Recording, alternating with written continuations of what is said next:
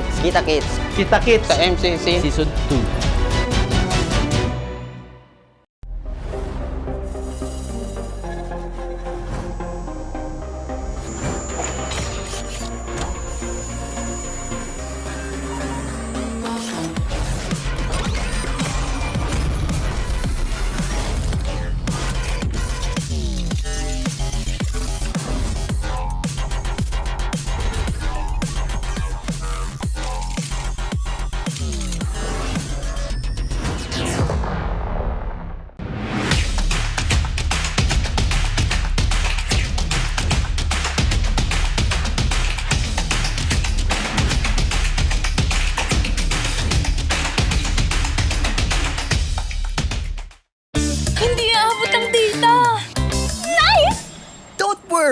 The Only with Smart Power All 99.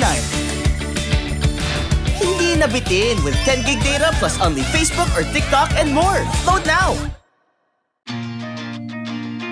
Who needs to go to a concert when you can own that stage with your friends? Enjoy a night of impromptu bowling tournament.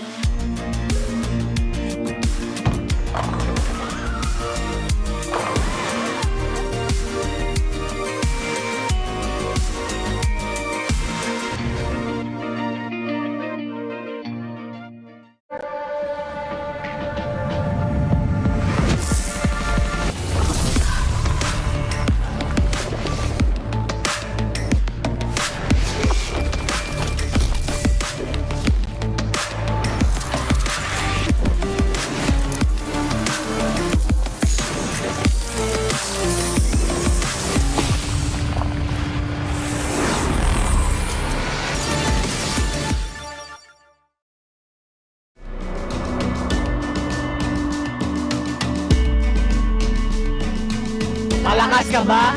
Sali na!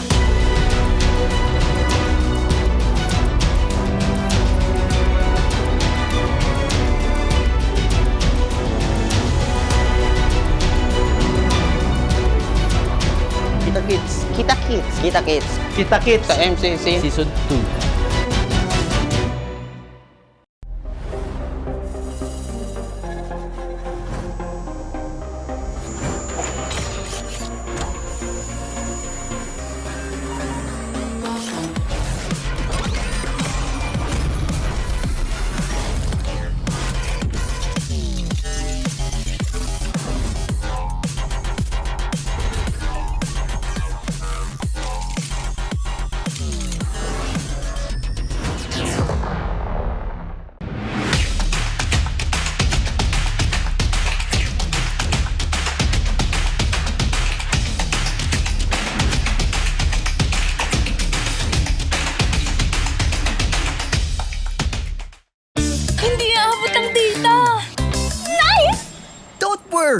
The Only with Smart Power All 99. Hindi nabitin with 10 gig data plus only Facebook or TikTok and more. Load now! Who needs to go to a concert when you can own that stage with your friends? Enjoy a night of impromptu bowling tournament.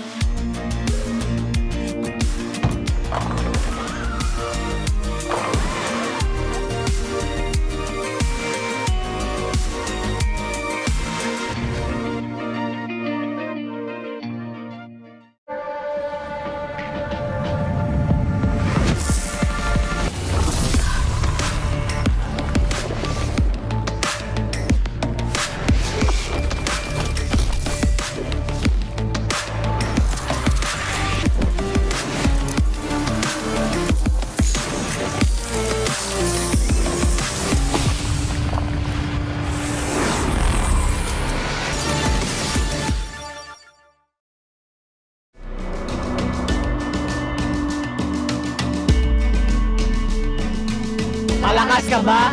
Sali na!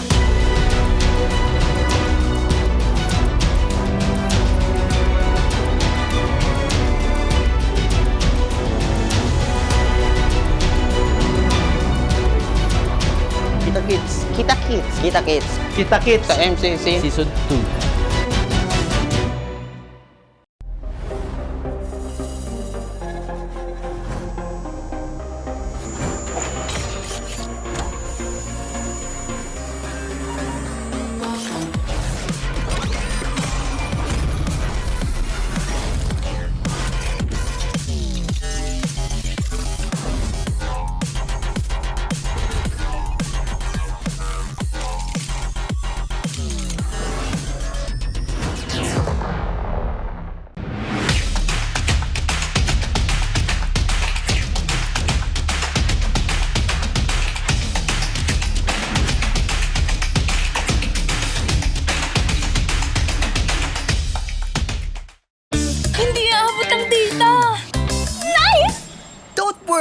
worry! Be only with Smart Power All 99.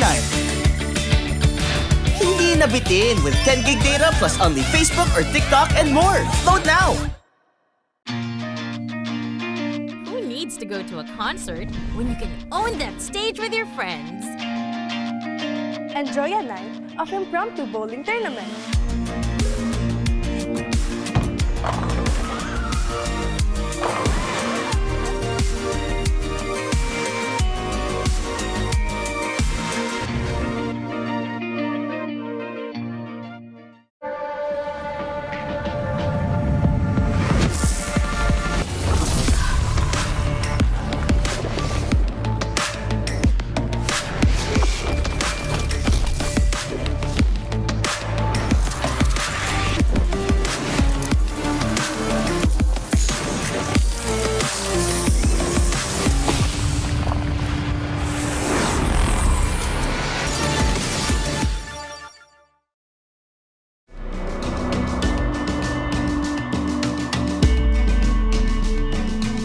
Malakas ka ba?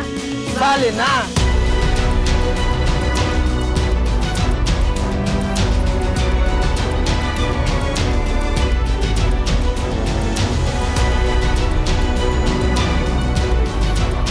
Kita Kids. Kita Kids. Kita Kids. Kita kits Sa MCC. Season 2.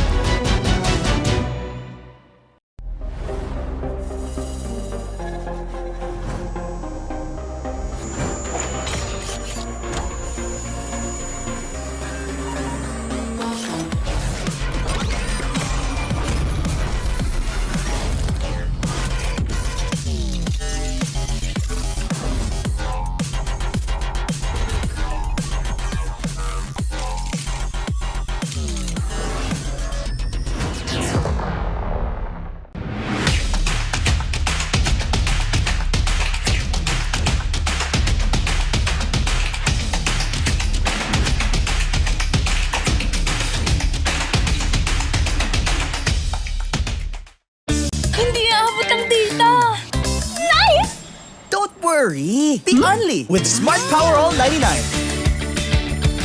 Hindi nabitin with 10 gig data plus only Facebook or TikTok and more. Load now! Who needs to go to a concert when you can own that stage with your friends? Enjoy a night of impromptu bowling tournament.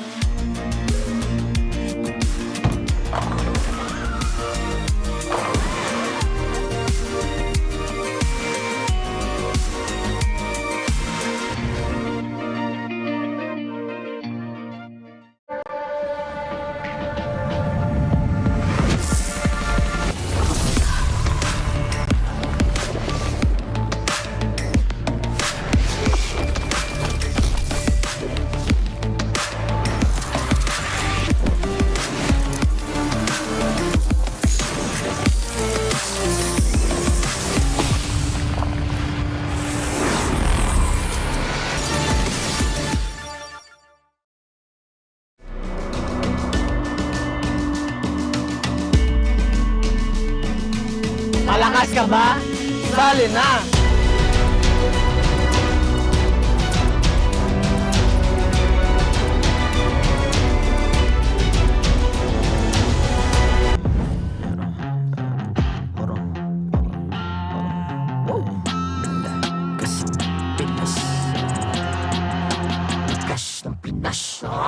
Malakas, Pilipinas, malakas kahit anong lane, we become the monsters. Malakas, Pilipinas, malakas face the golden sun and ribbon for the 3 stars. Look at us to the top, no ifs, no buts, winning any game para to sa PANAS. Di mo matitin ang aming boses on your level. Nasa kalye man o mobile, you know I become a legend. Open fire, we unite, we winners. Built with pressure, the diamonds are made of. Switch in a lane na parang gera, HP Racing may reset up. Built agad ang buhat ni Hilda, full load SS parang Lyra. Susundan ko ang iyong bakas, kasama patas, tagumpay natin doon ay tayo'y malakas. Para sa Pinas,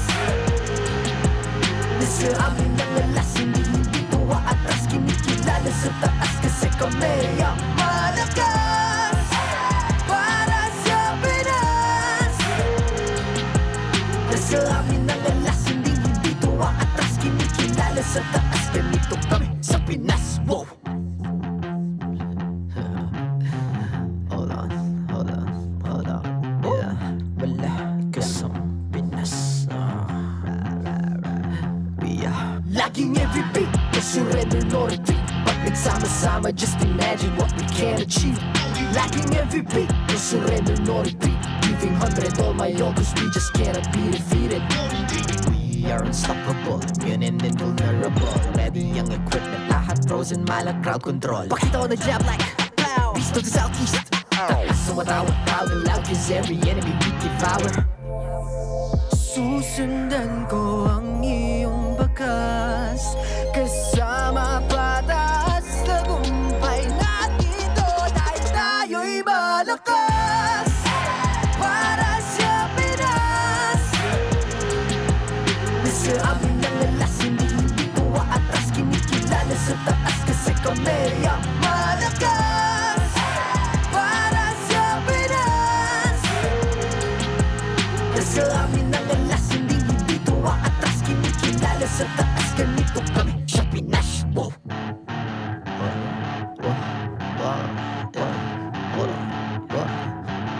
Malakas, Pilipinas, malakas. Kahit anong lane, we become the monsters. Malakas, Pilipinas, malakas. Face the golden sun and repping for the 3 stars.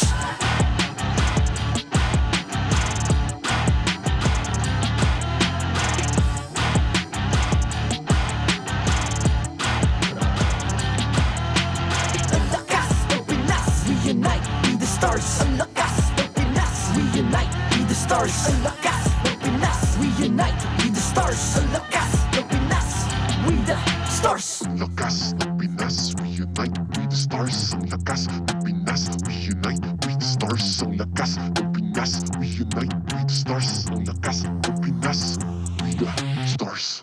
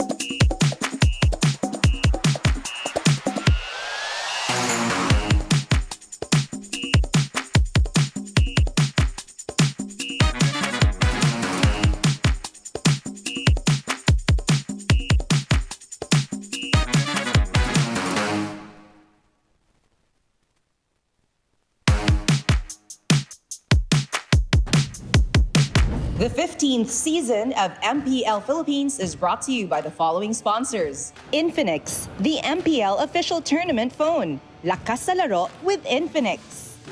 Smart, the official telco partner of MPL Philippines. Our partner in esports, Time Zone. Join the fun at Time Zone. TT Racing, for those who dream, work, and play. TT Racing has your back. Don't miss any MPL action by following our official Facebook and subscribing to our YouTube channel. Follow MPL PH on TikTok for more content. Experience the Lakas ng Pinas of MPL PH Season 15 action live at Green Sun Hotel. Grab your tickets now via official MPL PH website. All the regular season tickets are now available at 200 pesos. MPL Philippines is monitored and supervised by the Games and Amusement Board.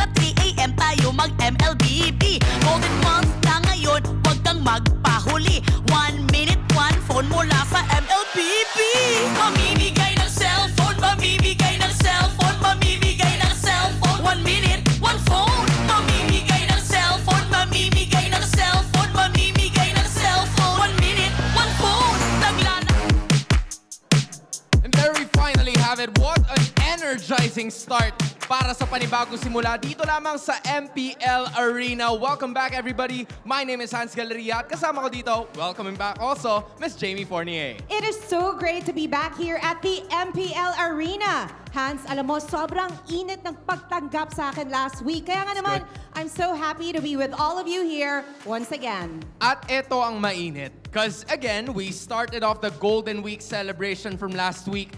At sisimulan natin uli yan ngayon. So I know you guys have already danced, right? But can we do it one more time? Can we do it one more time? Come on guys, tayo tayo, tayo tayo. I want to see everybody up on their feet. Okay? Kasi ginawa na to kanina ng ating mga maintenance, ginawa na to ng ating casters, all of the staff, all of the production. And now we're gonna do it. Okay? So we started off in 5, in 6, in 5, 6, 7, 8. Mamimigay ng cellphone, mamimigay ng cellphone, mamimigay ng cellphone. 1 minute, 1 phone. One more. Mamimigay ng cellphone, mamimigay ng cellphone, mamimigay ng cellphone. 1 minute, 1 phone. One more. Maglaro ka lang ng 10 p.m. kada gabi. Hanggang sa 3 a.m. tayo mag-MLBB. Okay, do it. Let's go. Let's go. Let's go. Let's go. Okay. Okay. Do it again. Okay. Energy. 1 minute, 1 phone. Mamimigay ng cellphone, mamimigay ng cellphone, mamimigay ng cellphone. 1 minute, 1 phone. Let's go. That is right, Hans. Sobrang energizing. Okay ka pa ba? Okay pa ako. Kayang-kaya Okay pa ba to. ang lahat? Okay pa ang lahat? Alright, you may now take your seat. Good job, Pero kami, everybody. mananatili tayong nandito because again, we're just getting started. Pwede kang makinuod, pwede kang makisali, pwede kang makisayaw, at pwede ka palalong manalo ng napakarami nating prizes. You said the magic word, pwede kang manalo. That is right, Hans, because we have the Golden Month celebration ulit today. May mga papremyo na naghihintay ulit sa atin for today, Hans. You know what? I guess that leaves us with one thing, right? It's about to start this all of the thing. Yes, yes, yes. Saksihan ulit natin ang lakas ng Pinas sa MPL Philippines Season 15!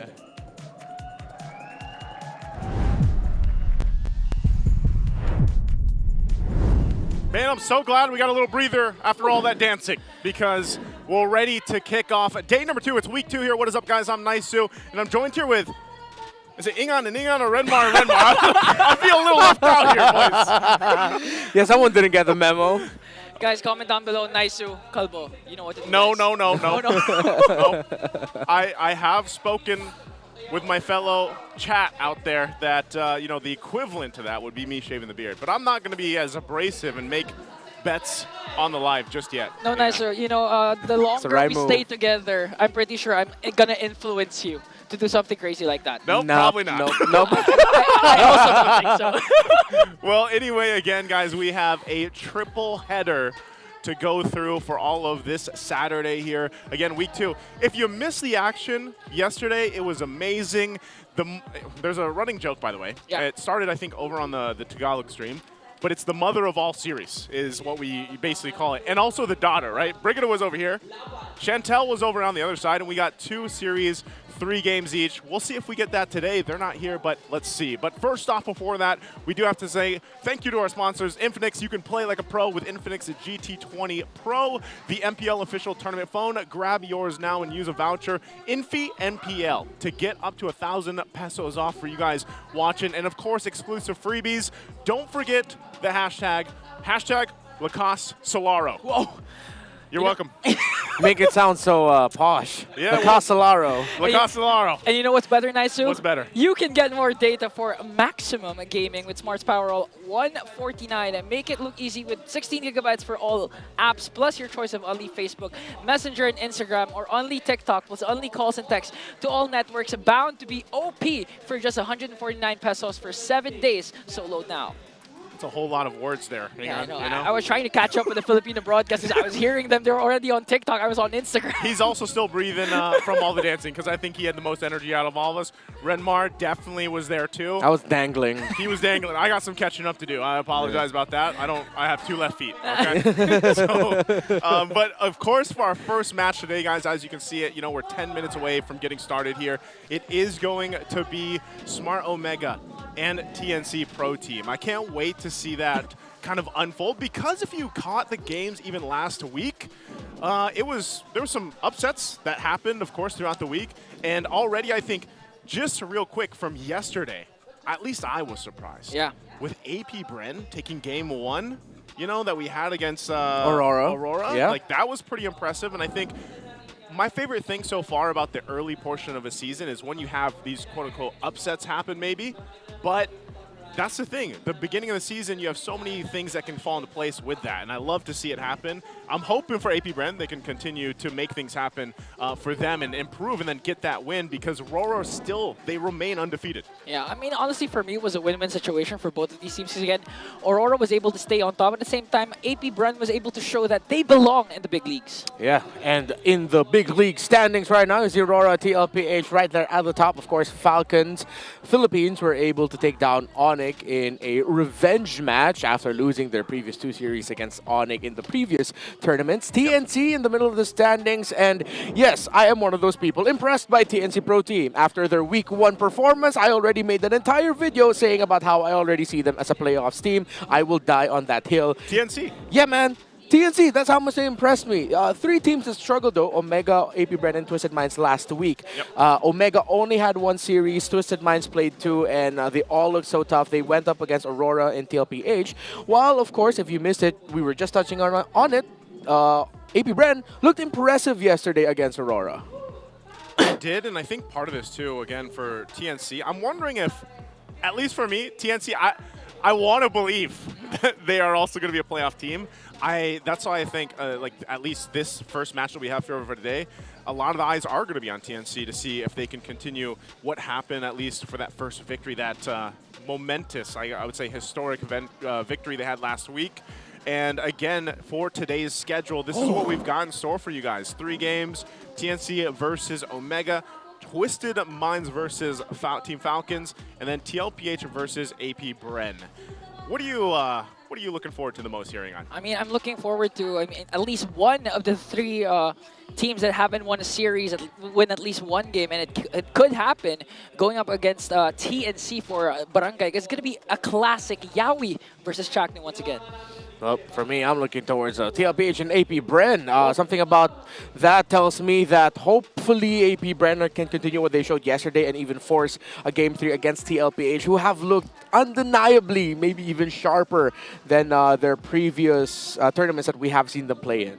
They have, and it makes me wonder if TLPH is going to be that team, that to beat this season, because there's been a lot of questions, honestly, all around online on what's kind of going on with Onyx Philippines, and what kind of adjustments they need to make coming off of everything they did last year and even to open up the year. But you can see here, finally, the rise of the Phoenix Army. I feel like, personally, it might be a little too early, but I do want to go ahead and throw my hope. Like, if I had, my hands up in the air, like the old anime over there, and I was raising up all the hope from around the world, I have that too. I am hoping that this is the rise of the Phoenix Army, because they need it. Because look at these numbers here, Renmar. Let's make sense of it.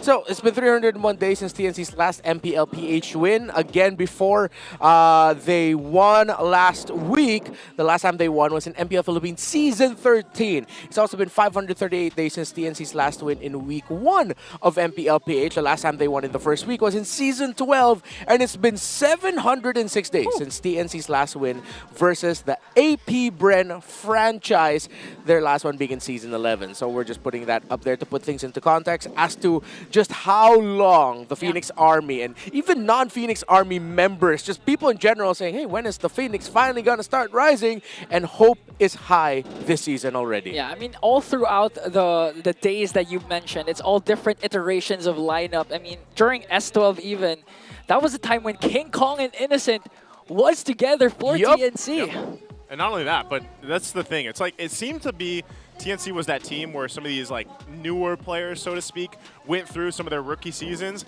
and then they went off to do amazing things, to see where they are now, and even in other countries and other regions. Now, part of that again is TNC. What is making them have this kind of rising potential again? Is it the fact that yes, the clear cut there, that like, is Yawi the biggest impact, or like, Is it just the team synergy here, Renmar?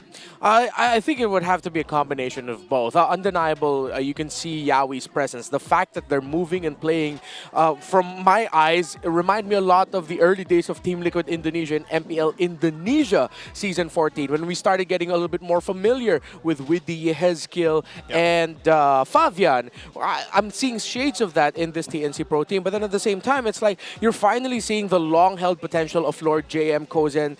Feels like they're finally just let loose. Zaida especially finally let loose after being, of course, within the same organization as the young GOAT Carl Teasy. He's like, you're going to be the main 5 guy now. Show us what you got. And in the win last week, he was able to show them what he got.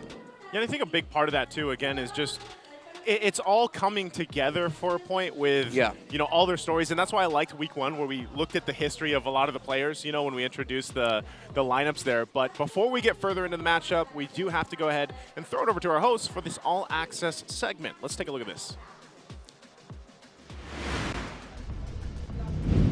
Maraming salamat muli sa ating mga casters. Nandito tayo ngayon sa isa sa mga player rooms represented by TNC Pro Team. At kasama natin ay walang iba kundi si Yawi. Yawi, congratulations ulit dahil after a very long while nakuha niyo yung panalo para sa Phoenix Army. What does this say last week? Gaano ba naging ka-importante yun for you guys as a team na nakuha niyo yung panalo? Your very first win against one of your opponents this season 15. Malaking bagay po sa amin yan kasi pang-start po ng momentum po namin yun eh. So, yun po. Alright, momentum-wise, it's pretty cool. Hindi ko alam kung bakit sila natatawa. Siguro pinifigure out nila ng konti. Uy, Benny, nandiyan ka pala. Kamusta? Alright, now to continue, right? To continue, I feel like you're gonna be going up against one of the contenders. Matagal mo na rin tong hindi nakita sa laban, si Chaknu. Nandiyan siya sa kabila, actually. Pwede ba nating makita? Para lang sigurado. Okay? Lalabas na yan. Malalaman mo. Ayun. Alright, kasama siya ni Jamie Forney. Parang kinilig si Chaknu. Hindi ko alam kung bakit. May mensahe ka ba kay Chaknu bago magsimula yung laban? Good luck sa atin. Pag talo, inom na lang. Magkamukha daw. Magkamukha daw sila Chaknu tsaka si Yawi, sabi ni Boss D. Pero alam mo, ano na naman yung sinabi mo? Pero okay lang. Hans, ano nga yung masasabi niya kay Chaknu? Pakiulit nga. Ano yung message niya kay Chaknu, Hans? Ano daw? Galingan na lang daw nila parehas. Narinig mo yun? Galingan mo daw. O sige, ikaw na dyan, Jamie. Kamusta kayo dyan? Yes, Chaknu, narinig mo yung sinabi ni Yawe, di ba? Galingan mo daw. Ano naman yung masasabi mo sa kanya? Ano yung message mo para sa kanya? Same lang din, galingan natin pareho. I love that. Galingan nilang pareho. We have yet to see what will happen in this matchup. Now, matagal na kayong naglalaban, no? So, ano yung masasabi mo na kailangan mong gawin para magkapuntos din kayo sa rankings, lalo na for Omega? Siguro yung mga pre-practice namin, kailangan lang namin i-execute ng tama. Okay, so execution ng mga practice nila. Okay, so thank you so much, Chaknu. Ano yung message mo sa mga ka-teammates mo, no? Kanina, we had a message for Yawe. Dito naman sa grupo natin ngayon, sabi mo kailangan lang yung execution dun sa mga pre-practice nyo. Ano yung kailangan nilang tandaan as we have the matchup today? Tandaan nyo lang, hanggat may buhay. Okay lang yan. I love that. Hanggat may buhay, okay lang yan. Okay, casters, ano yung masasabi nyo doon? Over to you. As long as there's life, as long as there's life, it's good. It's all Everything's okay. good. All good. All good. It's all good. From the Mamba himself. You know, sometimes I wish I had him to just like wake up. You know, when you wake up in the morning and you have, maybe some of you guys have those quotations to start your day. Yeah. I wish I had just a whole bunch of quotations from Chaknu. Chaknu, words to live by. Words to live by to start my day. I thought you meant like when you wake up in the morning, he's just there already by your bedside, ready to dish out some wisdom. Hey, Naisu, as long as you're alive, you're living. As long as you wake up, you're good. All right. So again, great to hear from both of them. Yawi there, of course, then Chaknu. They are, you know, familiar players for a lot of people now. Again, Yawi is back in the MPL Philippines after spending, was it 2 seasons? 2 years? It's No. 2 years, and how long was he in Indonesia? At least a year. At least a year. Yeah, It was two for a seasons, while, yeah. definitely. Been there for a but, while. You know, this has to be the question here. Will this be the season? The Phoenix Army finally rises. A, yes. B, no. C, hope so. And D, They have always been rising. How do you feel about this? I think, honestly, I would say A. Like, because, I mean, what's the criteria? I mean, if they rise, I mean, go inside the playoffs. You can only go up from here, is that what you're saying? You can only go up from here. I mean, I believe they're a strong team that could make it into the playoffs to the point that I could, stake something else aside from my hair. But soon, I'll come up with something new. No, Ingan, it's okay. You can just say you've seen my video now available on all my channels online. Check it out. I made a video about TNC Pro Team and about why I think they are a playoffs team. So yes, it is A for me. So you're an A. Yeah, I'm A. I think it's D. It's always been rising. It's always been D for nicer, yes, yeah. Because they've always been rising, yeah. It's always been rising, and we hope that they are able to rise and rise and rise and hopefully get flight. Yeah. And it starts here. Starts today if they can rise above the barangay. Yeah. Above the barangay. We'll see what happens because, again, Omega, on the other hand, is looking for their very first win.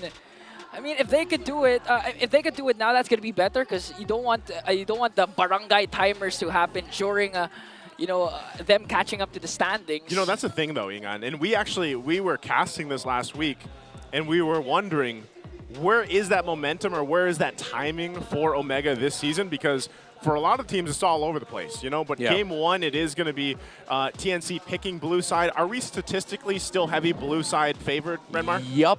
I mean, in terms of the drafting, blue side should really eke it out. I think there were some results yesterday wherein red side won a little bit more, but at the end of the day, teams should always want to choose blue side. It is the preferred side of drafting now because it takes you away from that red side priority of always having to ban Matilda, Juicin, and Fanny.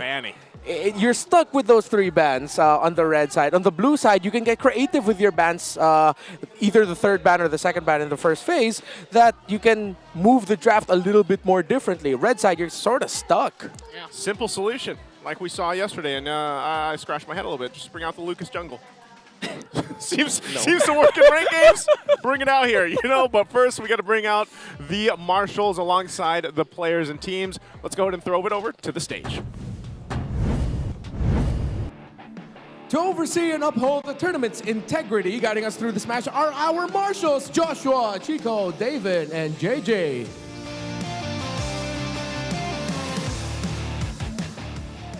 The Phoenix has risen, but will they continue to soar above the line of dawn? Opening the first match of the day, TNC Pro Team. The EXP laner, Lord JM. In the jungle, Saida! In the mid lane, Lancy!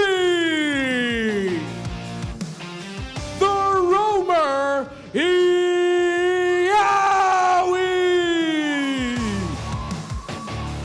And in the gold lane, Kozen!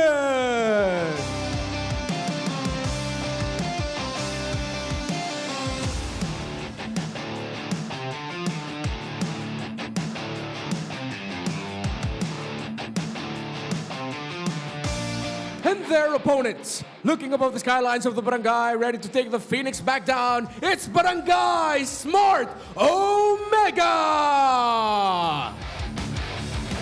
In the EXP lane, Luis! In the jungle, Andoryu! In the mid lane, Ukir! In the roam, the Mamba, Chaknu! And in the gold lane, Big J, Joom!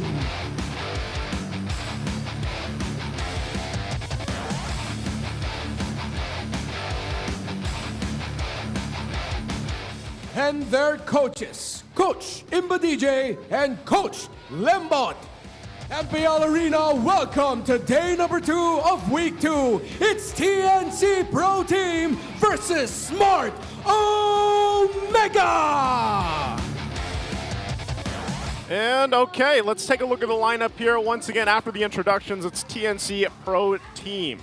Yeah, I mean, this 5-man lineup, if they get the ball rolling, especially the catalyst of their rotation, Yawi, they're going to have an easy time going up against Omega. And not to mention the combination of Lancy and Lord JM, you know, Titan-like rotation from these two teams.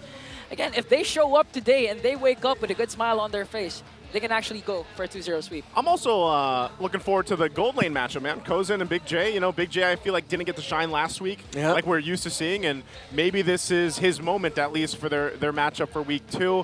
And Kozen as well, you know, he had some pretty risky plays and decisions back in week 1. I'm wondering how that carries over here, because against them, like I said, it's Smart Omega. Renmar, who is it? Yeah, well, we haven't really seen the Smart Omega of MPL Philippines Season 14. The Omega that a lot of people thought would make it into the top 4 of the playoffs before they got swept in the first round. It's the lineup that you know from that season, but again, it's Luis instead of Ryota playing. And Luis needs to step up against Lord JM, who has been the secret sauce for TNC Pro Team. There's been something about how Lord JM's been handling the EXP lane that Luis needs to solve. And I agree with you there, Naisu. Big J really needs to step up, and Omega needs to supplement Big J better. Yeah, I think in a way he just needs to be able to be protected, but also just allowed. It's not so much, I mean, protection is part of it, but also obviously positioning. And we've seen Big J do that, especially even last season, where he made some amazing plays, but it's also just not losing control of that early game so that the pressure isn't so much on Big J. And I think that's why you mentioned, you know, even in the XP lane or that mid-trio rotation is so important here. And even for the Mamba, he's got to bring back the Mamba mentality in a way, you know, for this matchup. So before that, let's take a look at how the players prepare for the game of the ping test. Nasa akin yung mic check, mga Erp. Setting muna tayo, guys, ha. Pwede isa pa check ping chicks, magkatry lang ako hero.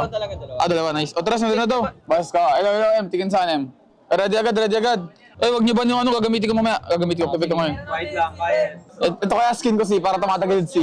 Diyan ako nagsasalita pa rin para wala silang marinig sa mic check. Tapos yung headset na naka-face mask. Hello guys, hello. Narinig ba ako? Invite, check din guys. Full ba natin yan? Parang pang billiard. Ano bang tawag din yan sa yung pantantas ng billiard? Pinapahid, tisa na lang kulang. And again, the ping test there, of course, for the tournament integrity and also just for us to get a glimpse at how the players prepare for the matchup again. Usually when you guys do see that, I understand it is in Filipino mostly or Tagalog unless you're King Kong and he's, you know, talking in pure English. But yeah, great to see them get situated. Now the Infinix keys to victory.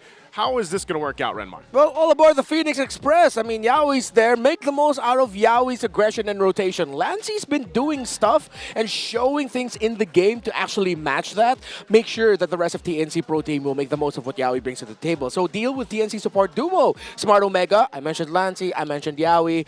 Chaknu, Ukir, you guys really have to step up compared to what you showed last week against Team Falcons Philippines. Lead your EXPs to faster pacing. This is what we touched on earlier. You can just play center of the map and then supplement your gold, but sometimes you can actually send your mid or your roamer, at least just one of them, maybe sometimes even the jungler, to go to the XP lane, make sure that they can win a substantial trade so that the EXP lane can rotate out of lane and have more of an impact in the map. And actually, that's the thing I want to touch upon, because looking back at Lewis's career, the Cebuano, back when even he was in MDL for Smart Omega Neos, he was actually dominating with those proactive XP laners like the Arlots, who are other, the Yuzongs, etc. And I think a Badang would be a really great pick for Lewis right now, compared to the Ediths and the Hylas that we've seen him used last week. Yeah, Badang has been such a hot pick lately, and it's such a good disruptor. I mean, that's really what it's for, and you know, you're able to go ahead and cause the momentum just to stop, really. Like, that's how it's played, and especially if you pick it against some of the hyper-focused or mobility-focused lineups. So we'll see what the plan is here. We're going to jump into the draft for game number 1 in our first best-of-3 for the day, the triple header between TNC and Smart Omega. Once again, TNC chose the blue side, so they're over here for the blue side, and we got Smart Omega on the red. The bans are coming out. Like we already mentioned, nothing probably too crazy from this. The Matilda Joy are taken out from TNC.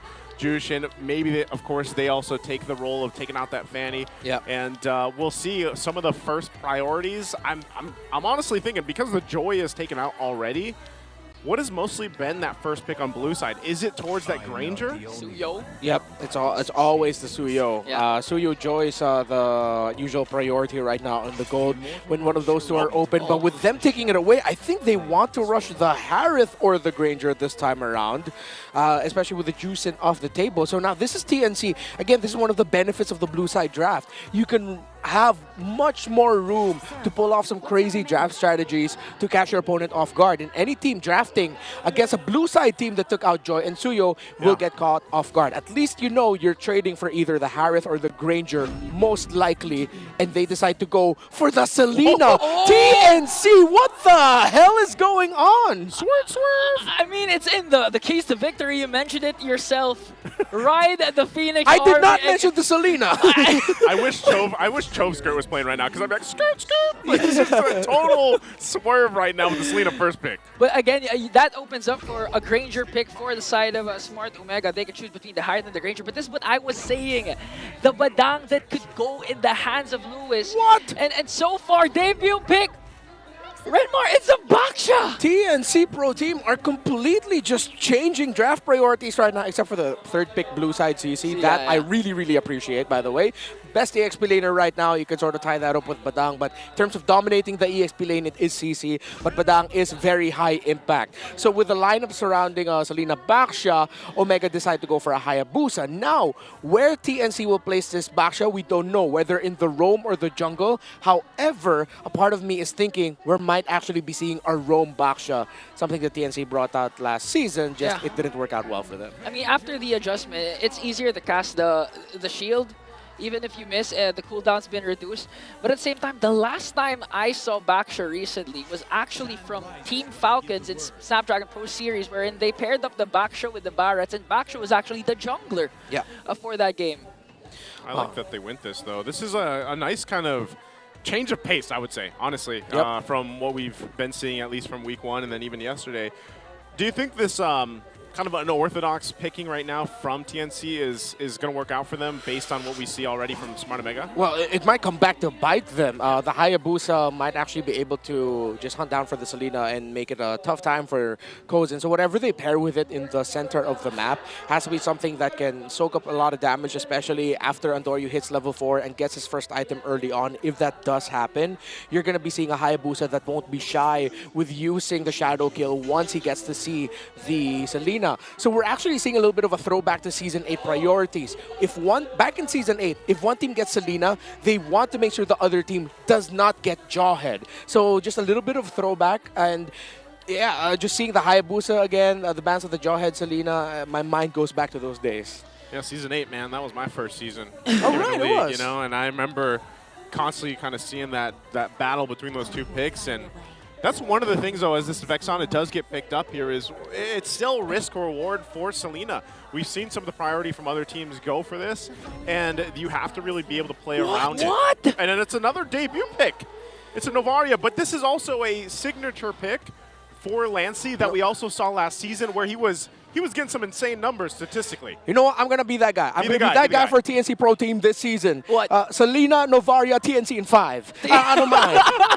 So, TNC and trust 5? Trust it. What's 5? Trust in them right now. They will make this work. It's risky, but they will make this work. So because our hands are aligned and we're saying TNC and 5. Is that what that means? No. So wait, assuming Renmar, this is the best of 7 series, you're actually giving one game to Omega. Yes. Is that what you're saying? All right. You know what? So that we don't have to explain it. TNC in 3.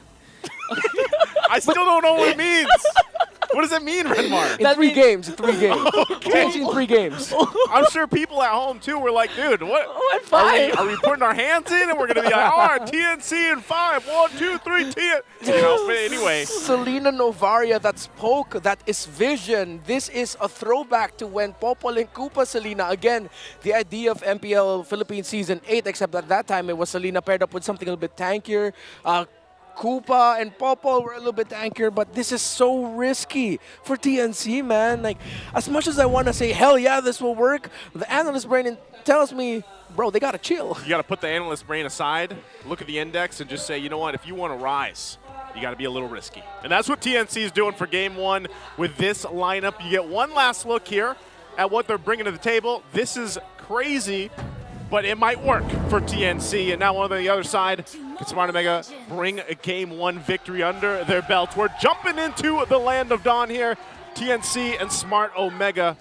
Taking a look at this, I mean, it's been a minute since we've seen a Boxer jungle. Yeah, and it's Yawi on the Selena. Wow, how they're going to be faring against a Badang and Vexana partnership in the roam mid. High burst, high crowd control might be tough to get vision traditionally, so you'll have to rely on the traps to get vision in the center of the map. While in the EXP lane, Lord JM will have to handle an Arlot.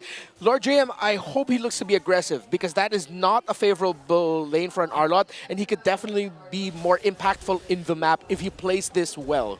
You know, I'm actually happy for Lewis because I mentioned this a while ago. I want to see the proactive XP laners coming in from the Cebuano himself. Arlot has now been in the picture, so we can expect a lot of game-changing plays from Lewis himself. And paired up with the rotation of the Badang and the Vexana, we've seen this a lot yesterday, and it works. The Badang Vexana. There's a lot of crowd control from this lineup for Smart Omega, and the only thing is, you know, how are you actually going to utilize those ultimates? You've got Chaknu with the Badang in his hands. You know, you got that great just utilizing of even the fist crack. It does good enough damage, but just using getting the walls off, and then you have a swooping effect, right, with the final slash for this Arlot. I'm wondering how they're going to layer those when it comes to the team fights, especially later on. But it does give them a lot of threat around the objectives. Lord JM? Okay.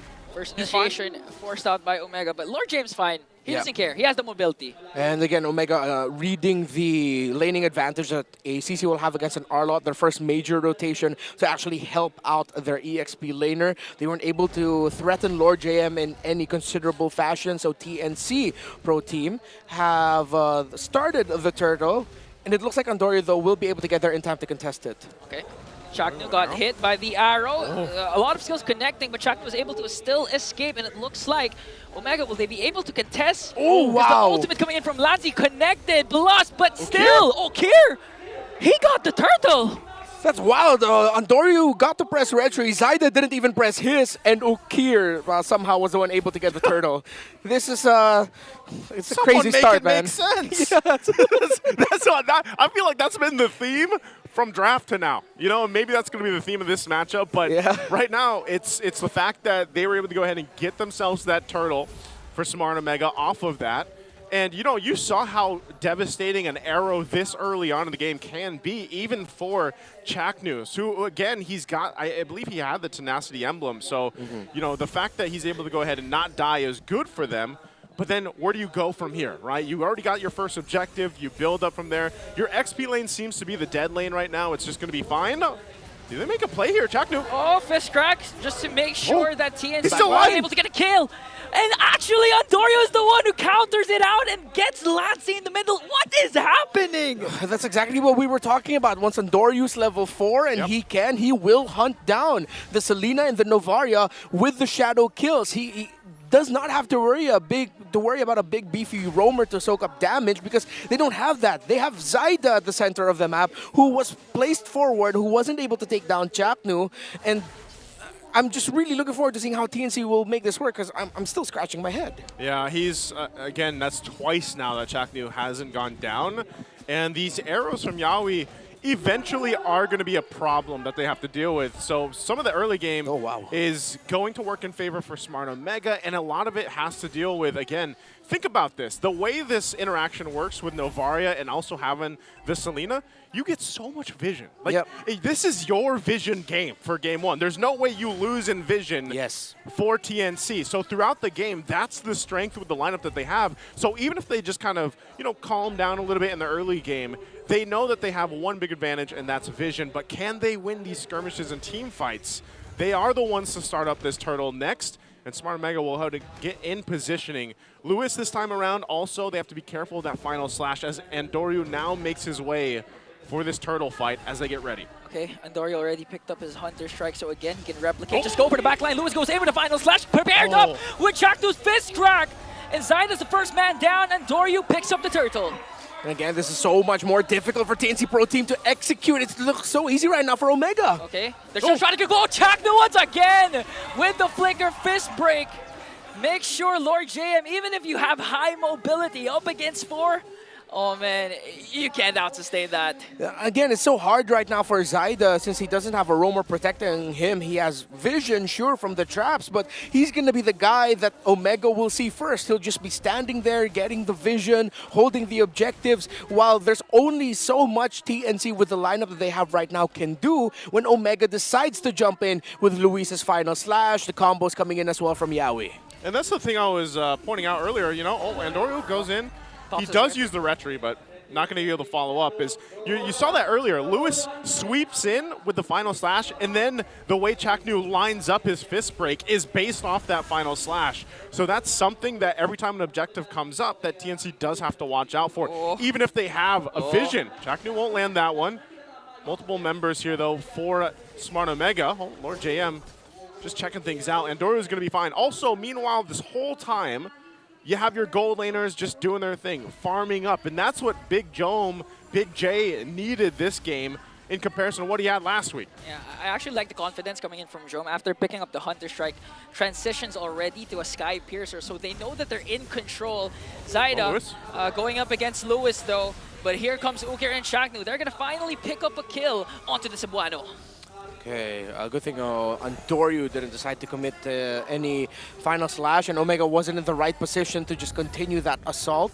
They were finally able to take down one. It is just Luis, though. But you see how expensive it is for TNC to just get one at this point.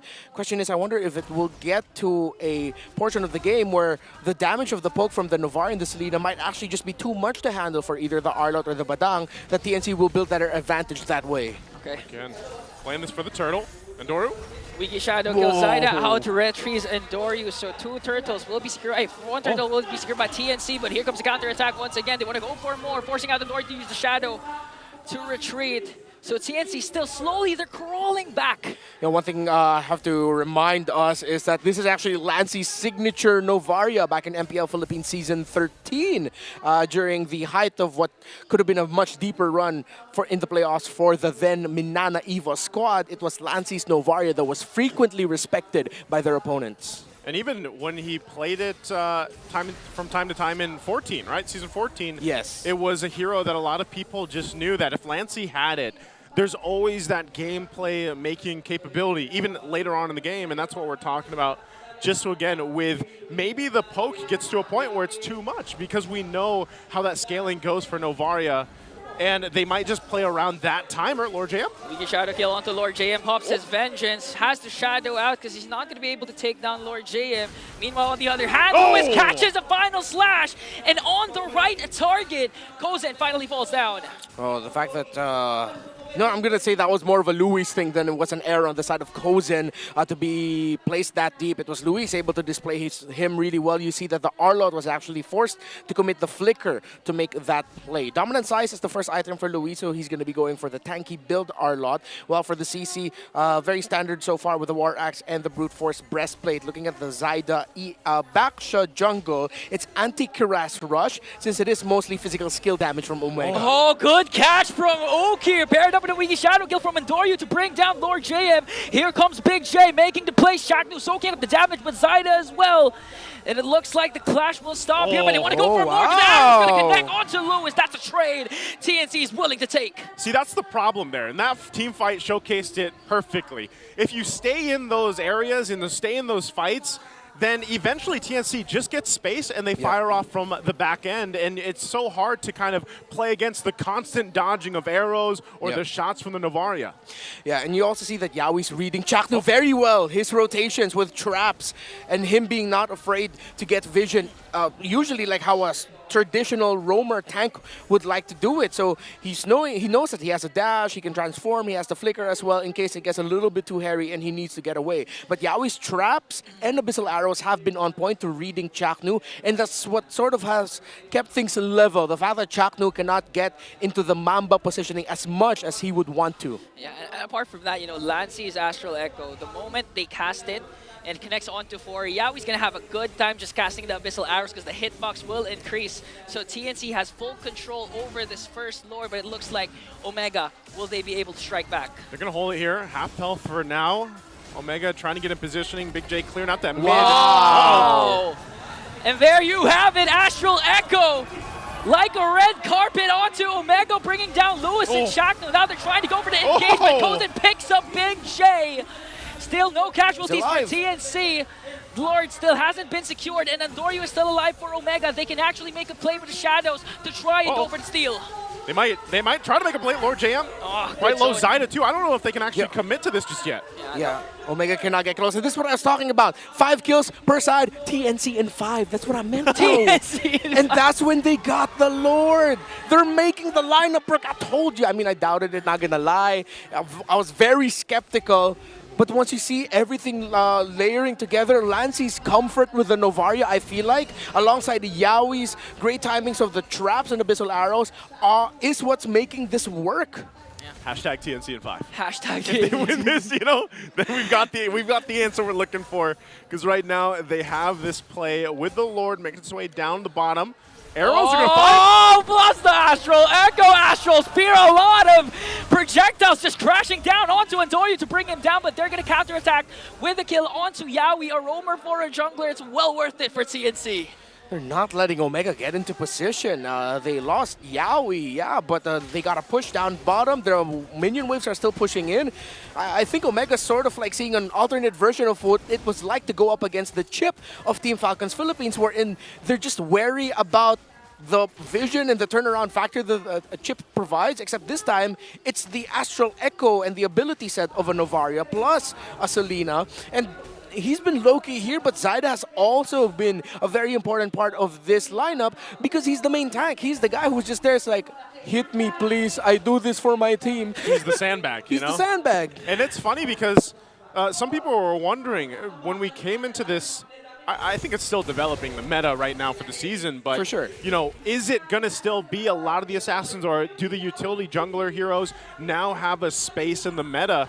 And this is one of the showcases that, yes, it does. Now, I know some people might have a little PTSD from yesterday, seeing the Barretts, maybe, you know, but hey, this Baksha has ended up working pretty well. Yeah, look at that. Double Enchanted Talisman for the Novaria Selena. No wonder they're just constantly tossing out all their abilities. I mean, even if Joma, he likes having a lot of stacks, but wait a minute, Andorio goes in there after Yaoi. Good flicker. Good flicker. What just happened? Now TNC still in full control. Now they're trying to contest for the purple. Lewis goes in with the final slash, gonna connect. Here comes a vengeance from Lord JM, plus the fist crack coming in from Chaknu, but he's still alive! And Kozen gets a kill. Going up against 4, he's that strong. Pops his Wind of Nature, and TNC finally strikes again. They are deceptively tanky. Lord JM, once he has his vengeance up, and Zyda as well, just standing there, they can actually soak up damage, and they're supplementing Kozen. That's what they needed to do. It's just a very unique way of thinking, how do we supplement our gold laner? It's bombard them with vision and damage. Andorio, again, gonna try with a Wiki Shadow kill. Luckily, 5 members of the Phoenix Army was there to share out the damage coming in from the Wiki Shadow kill. Now 3.7k gold lead for TNC. 7 seconds before the Lord spawns. I mean, you have to expect, I mean, you have to ask Lewis a lot. You know, just keep on doing those final slash. But again, if you catch the wrong target like Lord JM, even paired up with the ultimate coming in from Banana, it's going to be hard. But Zyda, okay. Chaknu gets stunned. Oh, Chaknu gonna get stunned. How will Omega respond? Because so far, Kozen. Oh my God. Look at the Astral Spear damage to Chaknu, forcing out the Mamba to go home. He's going to be fine, though. Again, he'll be able to reset. They should be able to at least... So, whoa, another one! Man, Yaoi, at this point, the Astral Echo wasn't even casted, but he's making sure that all the arrows are connecting to the right targets. There's so many things flying. Omega's just like, guys, how do we position ourselves? It's a mini game within a game at this point for Smart Omega. It is going to be a reset on that Lord. Andorio goes up top. They get this information that he goes up and clears. So this could be a window for TNC to go ahead and start putting the pressure here. He's going to make his way, though. They hold it at less than half health. Chaknu might look for it. Oh, and it looks like Zyda will secure the Lord for the Phoenix Army. Well-executed play from these 5 young men. Well, we posed the question earlier, will it get to the point where the long-range pokes of TNC will just be too much to handle? Apparently the answer was just a simple, hell yeah. Hey, yes. Hey, yes. Guardian's Helmet, Athena's Shield for the Baksha, so your tank is built. I like how Kozen actually built the Malefic Gun quite fast. He knows that there's so much space between him and the rest of Omega when he's not diving too close to Omega, that he can just safely hit from a distance. So TNC, this is an incredibly well thought out lineup and strategy that have just shocked Omega. Again, right now, they're getting to go ahead and assault the base of Smart Omega. That charge in from the Lord. They should be able to make work on at least one of these turrets right now. They are holding it together. Lord JM! Vengeance up against 4, just dancing around in the middle, and just like that, Lancy erases the living legend Shaknu with 1 Astral Spear. And why did Luis use the final slash before anything happened? I think he was anticipating the jump from Zaida. That wasn't anticipation, that was overthinking. Overthinking. As a fellow overthinker, I relate. Yep, sometimes you trip over yourself and it doesn't work out, you know? But it's... oh, there it is. Okay, we got one. He didn't overthink that, Nice and this combo. time gonna find Lancy for the combo and gonna survive. Omega still finding ways to come back from this game. They do, however, lose 1 inhibitor turret up top, but still, they're continuing to minimize the lead that TNC is making. Lewis just heard us, and he's like, yeah. I'm gonna make up for that one. I'm gonna Bowie that one. And he did. Bowie, guys. Bowie. Bowie. All right, gets the purple buff here for Andoru. So they have been fighting tooth and nail for a lot of just the space around the map. We take a look at this. Divine Glaive's now picked up by Ukir. We haven't talked too much about Ukir. Ukir has actually done really well despite everything that's happening, because you got to remember, they're at a disadvantage when it comes to the range. Yes. Because when Ukir, like literally all he can do is drop down the Eternal Guard from the range for the most part, or at least get a little bit of damage on. But they have to constantly watch out for those arrows, for the astral balls coming through. You know, it's just astral balls. Astral balls. You gotta watch out for those, man. You have 2 astral balls here, nice. Yeah. I looked at your guys' head. I'm sorry. That's the first thing that came to mind. We get it. We're bald, okay? But yeah, well, Ukir has been doing a good job of being the counter-engage for Lord JM and Yaoi's entry, even when Zaida needs to get close and hold down the front line. So that's when the Deathly Grasp, the Cursed Blast, and the Eternal Guard of the Vexana comes in big time, and I think that's where TNC is going to start feeling the pain now of how difficult it might be to siege with their lineup. Yes, they can still continue applying the pressure, but you saw with one combo from Luis, if TNC were a little bit more mispositioned, they would have lost just more than Lancy, and it would have been a devastating loss. So Omega needs to hold on to that fact if they want to turn this around, that they can turn this around, because it's only a 2.6, 2.7 difference in gold lead. Lewis is going to be that guy here. He's got Flicker in 2 seconds. He's got the ultimate. They take a couple shots again, but it's up to him. And Chaknu takes an arrow. Wow, again. They commit. Oh my goodness, Lancy! Blast down Chaknu out of the map, plus the kill onto Lewis. And goodbye indeed, but TNC will still go for the Lord. Yeah, wow, Lancy got Chaknu with that Star Shatter right in the Astral, bro. Right in, he did advantage. You can't, I mean, at that point, you can't get out of that one, you know? And part of this, too, as I was saying, is, you know, Lewis and Chaknu had to be those guys. There was no opportunity for them to be those guys because of all the arrows and the traps and everything else thrown at them. Yeah, and the thing is, Lewis and Chaknu are actually just doing their job. I mean, they have to try and zone out. They have to provide information for Omega. They just can't play passively, especially up against the lineup of TNC. And if they get the Lord, Omega's going to have a hard time trying to clear out the minions. So you pretty much can't blame them for how the Astral Spears, the Abyssal Arrows is connecting. The power of arrows and friendship. I like how TNC Pro Team doubled down on this thought that, you know what, it's week 2, day 2, it's our 3rd match. Let's go wild. Let's see what we can do to stretch out the limits of this meta. We've already been saying this meta is starting to get super predictable and boring, and here comes TNC. Oh, okay, Luis with a catch, plus paired up with the Eternal Guard coming in from Ukir. This time they're going to pick up again also Lord and JM, but the inhibitor turret down bottom has now been exposed. Lord up top for TNC. They do, however, still have 4 members, but it looks like they will take the discipline route and wait for the minion waves in the middle. This is what Renmar was basically saying, you know, the sieging potential with this lineup is going to be a little difficult. They do conceal. They want this purple buff. They're not going to get it. Does Chaknu want to make a play?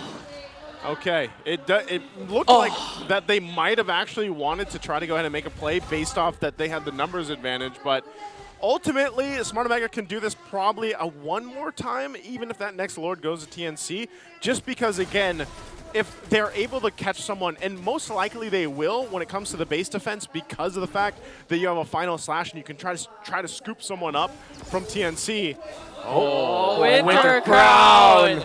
Go! He got away! Yeah, we got away. And now the chase is on for TNC. They're not going to contest for the orange buff anymore, but look at just the fast hands of Yawi. I mean, that was cool. You spent the entire game just making sure the Abyssal Arrows will connect on the dot, and now you have enough time to execute those kinds of outplays up against Adorium. Yawi, where have you been all my life, Yawi? All your life? All your life? Okay. Yeah. Okay. That's not that long. Yeah. You know, you're quite young, so... Still a young man. Still a young man, still who has young lost man. all his hair. I mean, I said that because, you know, as a roamer myself, I really look up to these kinds of roamers. Yawi. You relate, you relate. I relate. I've never seen you play Selena. I honestly can't relate because I also can't execute a Winter Crown play like that. You can. Just have a little bit more faith in yourself. You just got to prep it. That's it. That's all you got to do. Okay, fine, guys. You just prep the winner's crown. You've never done that before? You know, you guys, you make it sound so easy. It is, bro. It is. You've never done a 1 second quick item swap while also keeping track of everything else? While cooking rice? I don't know. Ian. Still a lot to learn. Still a lot to learn, young guy. Fully built are the Selena and Novaria. No wonder why Omega's just getting peppered with nukes from afar. The last time we saw an item check onto Lancey, he has fully built. Oh, this could be big. But Luis, by the way, he's been massive in the past few sequences. His flicker final slashes have been very big for Omega in terms of stopping TNC in what they want to do. But TNC's been watching their positioning. They still have to really watch out for it. If Luis is even more patient and he waits for the full commit dive from TNC before he uses the final slash, and then he lets it out at the perfect time, TNC's just going to feel the world of pain. This is the pain right here. The fact that Jome is so low on the damage. Again, Winter Crown? Again! Can Two they get that out? consecutive Winter Crown plays from Yawi. Now the Astral Echo is going to connect on to 4. The chase is on. Zyda leading the way for the Phoenix Army. Luis counters out with a final slash, but Lord James just pops his Benjen on the other hand. Kozen going right after the backline, and the Clash will disengage, but a lot of resources have been expended on the side of TNC. Every ultimate. Yeah, that's so much for Lord JM only. But TNC, to be fair, also used a lot of their ultimates. So these two teams are going into this without a lot of their key abilities. It's coming back quickly, though, for Omega and TNC. Ultimate should be back online, except for the Eternal Guard of the Vexana. This is tough. Again, what angle do you go from if you're smart Omega? Because right now they just might have to watch this get taken. Oh, Chakno will he attempt to go for the steal alongside Andori. Andori goes in with a shadow, but Lancey secures the Lord. Now Omega's desperate to try and go for a kill as Zyda just is tanking up the damage coming in from the Rhapsody of Jome. Zyda was drifting in front of the face of Jome, sidestepping all of the Rhapsodies as much as he could, pulling attention. That was pretty funny, not gonna lie. But that was cool. That was a cool funny. That's like one of those things you want to see animated, you know? Yeah. Basically at that point. But that's the thing, like Jome, he has his itemization. Like look at what he has, but he really has not been able to get in the range to fight on this Granger, and that's one of the disadvantages, and now they're gonna have to clear out this Lord here. Okay. Lord marching in. Another beautiful Astral Echo from Lancey. And TNC, let's see, how are they going to end this? Because so far, Omega's doing a good job trying to clear out the minions. On the other hand, they're going to be able to shut down Oak here. And now the clash is still going on. Zyda jumps into the middle as Kozen just free hitting up against 2. Lord JM is going to fall down. And another win for the Phoenix Army. They are rising even further. TNC in 5. Well, that was 23 minutes, but that was TNC in 5 taking game 1. Selena Novaria. It was only one. Well, let's say the first 3 turtles were kind of here and there in terms of some engagements. Omega was able to trade. But TNC took control of that quicker than I thought they would. Like, they just started peppering Omega, and Omega's ability in the early game to be able to snowball and just wreck TNC's lineup, again, with a very risky Selena Novaria combo, that window closed down really quickly. That's what shocked me the most. I was honestly expecting some sort of game like a Falcons versus Onyx yesterday, wherein Onyx was able to extend the game with the was it Barrett's? I mean, yeah, Barrett's jungler, right? For King Kong. Yeah, I was expecting a TNC some sort of pull off a route like that, but they did it in an unexpected, very fast fashion. Yeah, that was very unexpected for sure. It was Yeah, very unexpectable. unexpectable. Man, Yes. you guys can blame me. My mind was going crazy. I didn't even see the crystal go down. I was looking for the kills from Kozen. You know, sometimes, I don't know if you knew this, but it's a science space fact that when you buzz your head, Yeah. your hair actually keeps it cooler so that your IQ stays where it needs to be. But he's going down. Yeah, no, because you got rid of the hair. But I completely understand and feel what you're saying here, Ingan. You know, the main thing is the fact that we had, how many was it, 2 debut picks?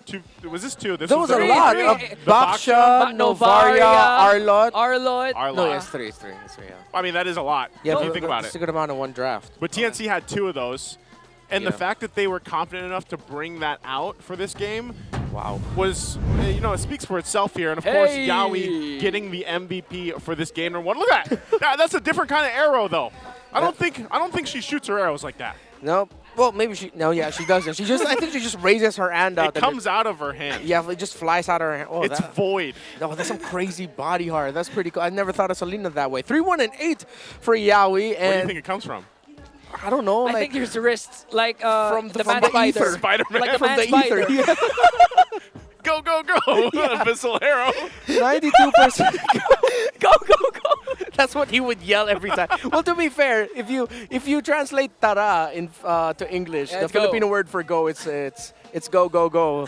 Yeah, I mean, it was clear the effect that Selena's Yawi brought to the table. And again, we mentioned the point of Yawi and Lancey being able to match Yawi's freak, and he was able to do that. The aggression that Yawi wants to do, the vision provided by Yawi, you cannot detach Lancey's name from Yawi's MVP performance here, because the Novaria and Selena together, they just played that so well. I love the range that they played with for this. I mean, even these moments where, you still have the tier 1s up and you're able to put pressure under the turrets like this, even for resources. And again, in that time, Chaknu's fist break there didn't work for them in their favor because it cut them off too. So, and the trying to get to this angle into these objectives is so difficult because of the fact that you are just losing range. And that's why I was saying, for Big J, the guy struggled. He had no really opportunity to get in range, and even when he did, it was because Zyda was literally moving in circles around him on the Baksha. So very tough game. I could imagine that if it was TNC that had the Granger, then that's a total range game that they could actually use in their favor. But taking a look at this, 23-35. Hey, there's still a 5 in there, Renmar. Yeah. See, TNC in 5. How many players do they have?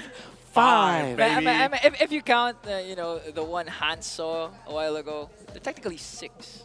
You can only play 5 in the game, Ingan. Okay, fine. That's why you can't do the Winter Crown trick. No, but I am excited for when we start talking about Benny Cutie for this one. But Benny Cutie's not here.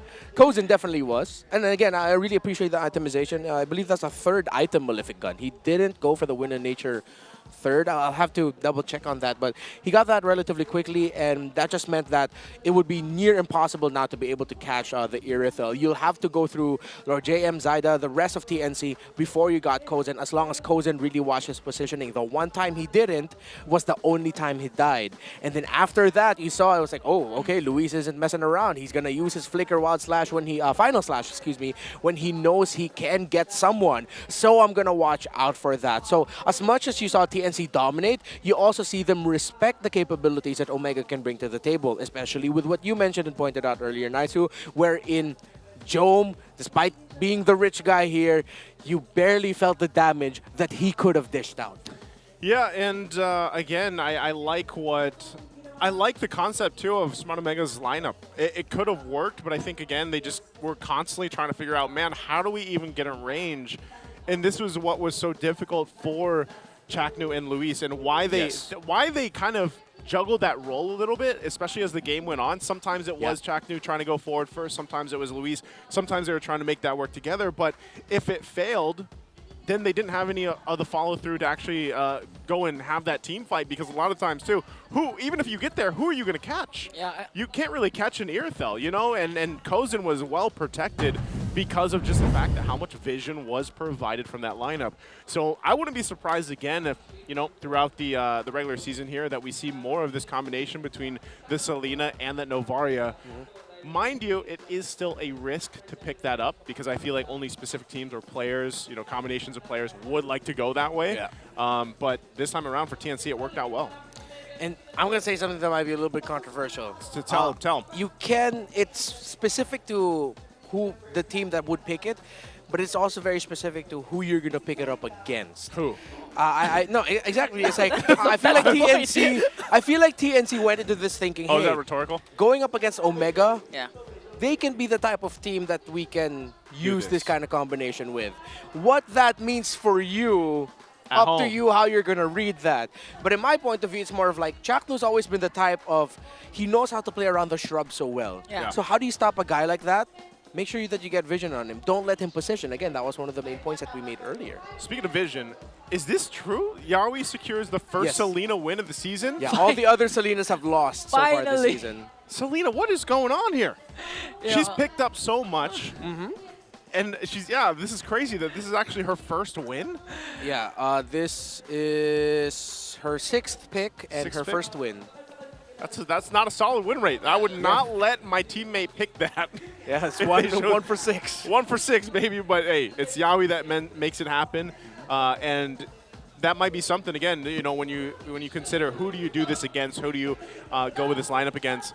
I think a lot of people wouldn't necessarily think of the combination between the Novaria and the Selena, but they serve a great purpose. So would love to see what kind of adjustments happen here for Smart Omega. I think it's still the same thing, too. I would love to see it if Jome can get activated, because now this is multiple games now in a row where we really haven't been able to see him shine.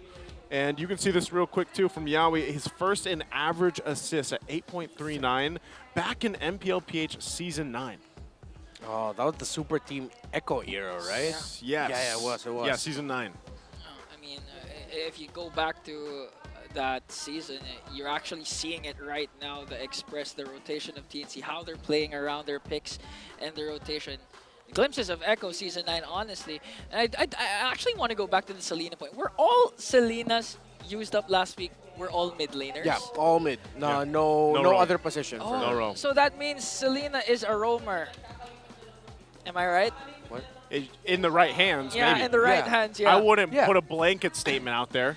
No, I'm just getting reassurance because I want to use Selena right Okay. after this day. Well, Chaknu, maybe we get to see him use it because he's also first in average assists, 8.05 last season.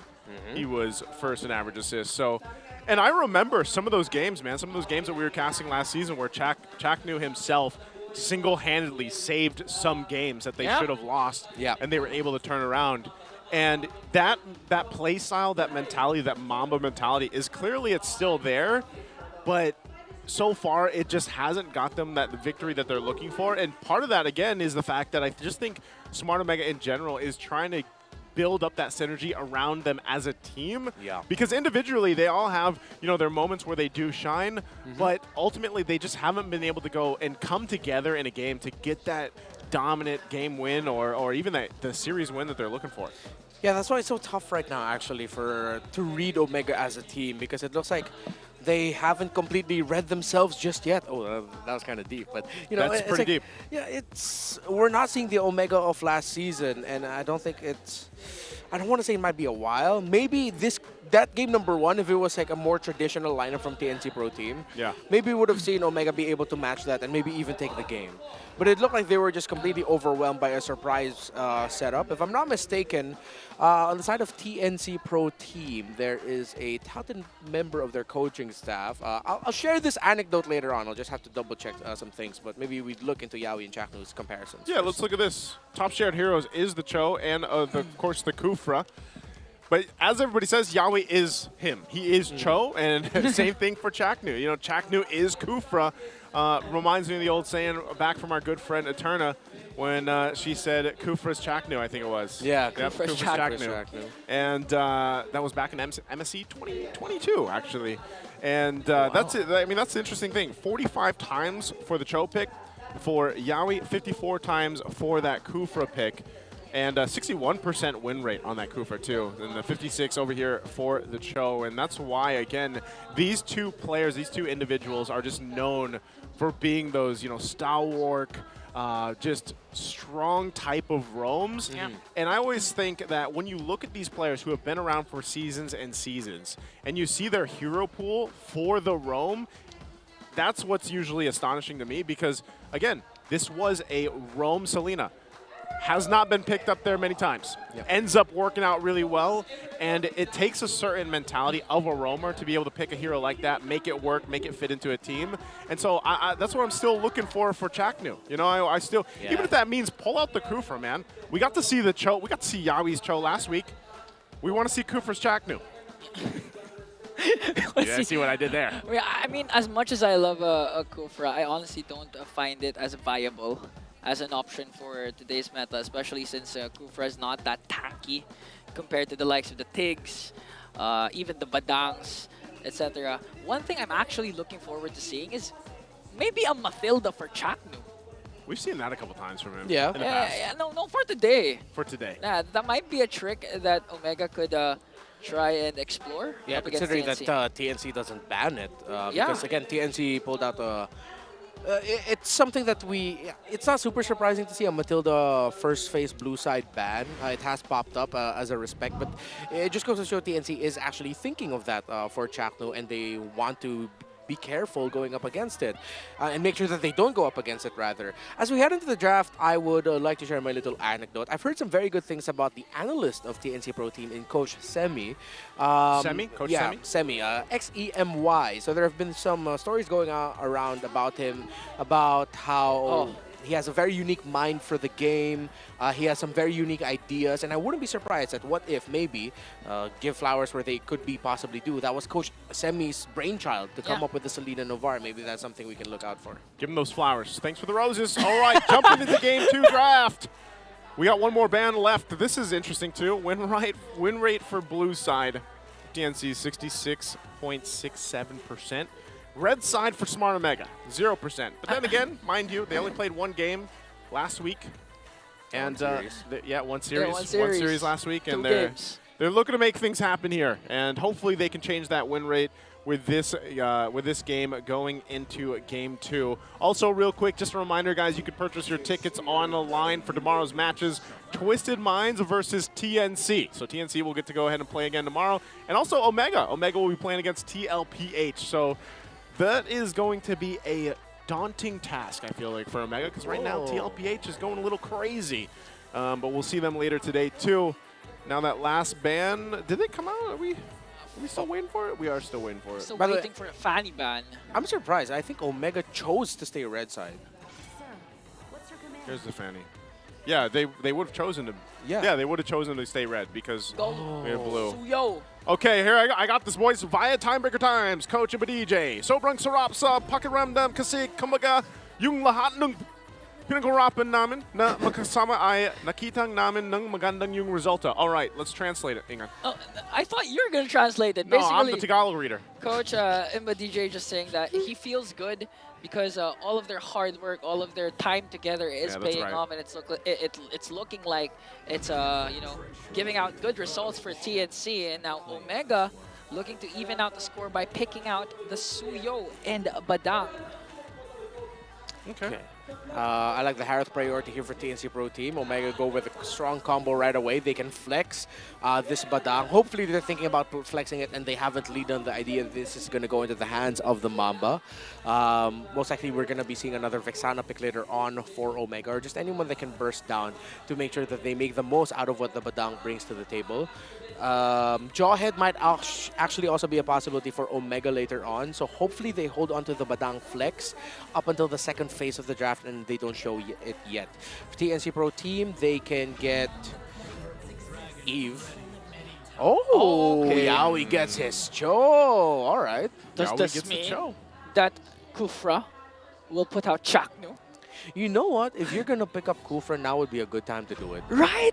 Not now, but in this draft. Later on, yeah, of course. Yeah. Hopefully we get that matchup. Okay. Okay, we like it. We like it. We like it. He gets. I just anytime, dude. You guys can't deny it. All the Yawi fans around the world, they see him get the Cho. It's the same reaction when, for example, Chaknu did get the Kufra before. So they want to see him make the moves, make the plays. And right now, based off this first phase of the draft, I would say that right now TNC, I like what they have. The combination too that we've seen before quite a bit is that E pick with that Harith. Two solid options that really work with a lot of utility, but also the ultimates work great together. You know, if you want to set up that box, the real world manipulation with that Zaman Force, there's a lot of zone potential, especially when you consider the fact that you have these heroes across from you that want to be in your face, right? The Mozkov coming in with the Spear of Destruction, the Suyo, of course, even the Badang. Like, this is what you want to go ahead and fight. And if you can actually lock someone down with a kick with that Way of the Dragon and take someone out right away, that's a huge advantage for TNC already. Yeah. And we've seen it a lot multiple times yesterday. I believe Cho was picked up as a roamer multiple times, and Omega takes out a lot of junglers, Joy and Alpha. The problem means Omega's actually thinking about a Farsa in their mid lane. That's usually one of the reasons why you would ban out the Joy. Because if you're the Vexana, you're okay with letting the Joy through. TNC Pro Team let go of the glue. There might be a Farsa 4th pick, and then we're just going to see finally the Roam EXP get shown in the 5th. Hopefully that's what they're thinking. Okay. Next pick, Farsa. That's what this is they common. were thinking. Yeah. Literally the common, the Farsa into the Eve. Now your last two picks for TNC. We still need a jungle. What do you think Zyda's going to go for? Hoping they pick Lucas, but not for Zyda. Yeah. Or for Lord JM. I would like the Lucas for Lord JM and maybe a Still Nolan or Hayabusa. But they might actually be thinking about the Nolan more, considering the rotational speed matches the Suyo better. Okay. So Because Nolan, of the effect, Lucas. yeah, Nolan. Nolan, Lucas. Lucas jungle. Why do you think it doesn't work out so? Why didn't it work out so well yesterday? What was the record yesterday for Lucas? No. Nolan. Lucas. I don't know. There's just something about Lucas right now. I think teams haven't completely learned how to make the most out of it. Yeah. So instead of going for the Lucas, they go for the Hilda. So this is the disruptive, fast-rotating Lord JM. TNC Pro Team might be thinking to just... They're not reading the EXP matchup so well. Okay. So they want the Hilda to be very active in the map, to go to the jungle a little bit more. So you're actually rotating more as 4 with the Hilda leaving the EXP lane. And I think they banked on that idea that they're going to be going up against a Badang on the EXP, then the Badang is not going roam. Yeah, not going roam. That was that Tig last pick there. So good responses. And I feel like that Tig was kind of warranted because you want to be able to go ahead and help with setting things up just in case. Because if you do happen to get caught in that fight with the rear world manipulation and you have a response with the implosion, we've seen this happen time and time again, you could use that in a couple different ways, whether that's to peel, whether that's just to be a counter response from TNC or to TNC's lineup, then that's fine. But also, again, you have good burst damage, and that's what I like for Smart Omega because I want to see them have a better early game, one where they take control, at least in the early game, because look at this. The potential here right now, the early to mid-game potential, that was a 4.4. I mean, it looked like it was more red than blue. Yeah. The numbers were swapped a little bit, but I want to see this early game potential with a Suyo and a Farsa in the hands of Smart Omega. We'll see if they pull it off. We're jumping in the game at 2. Once again, in the Land of Dawn, TNC, will they get a sweep against the Barangay Smart Omega? If Omega wants to get that early snowball that Naisu is looking for, they have to make sure that they don't have a repeat of their first engage against Team Falcons Philippines in game number 1 last week, wherein they overly committed because they knew they could get the snowball, and they just missed the execution. Early game folks, you could already feel it. And just like that, you already force out Ukir's flicker early on. That early on with the flicker is going to be tough because I was... You know, again, he could just wait till he's level 4, and if you're Farsa, you got wings by wings. That's kind of safety and net enough. But ultimately, with how this is going to go, like I said, for Jome, he's got his signature Mozkov. I want to say it's signature because that's where we saw some of his best performances last season. And I hope that he can pop off. But this is Kozin on the Harith, and the Harith has been phenomenal already, even back before we started MPL. I mean, even last week we saw quite of a good thing for the side of Omega, wherein there was a good outplay coming in from Jome, where he used up the Spear of Destruction up against 2 members of Team Falcons. If he continues to pull off outplays like that, I'm not going to wonder why this could go to a Game 3. Oh, Yawi goes in, just checks things out. And even with this, they do have Zyda at level 4. It's going to be spotted out. Little check with the Queller there. The turtle will be up here shortly. So once they kind of get things situated, again, you're playing around once you have level 4s available, once you have that timer available to you. If Omega, what we're looking for is snowball from them, they might find the start of it. Oh, good use of the Sacred Hammer plus the Evil Queller plus the Surge to make sure that Yawi has to use the Flicker. So no Flicker available for the roamer of TNC for this first turtle fight.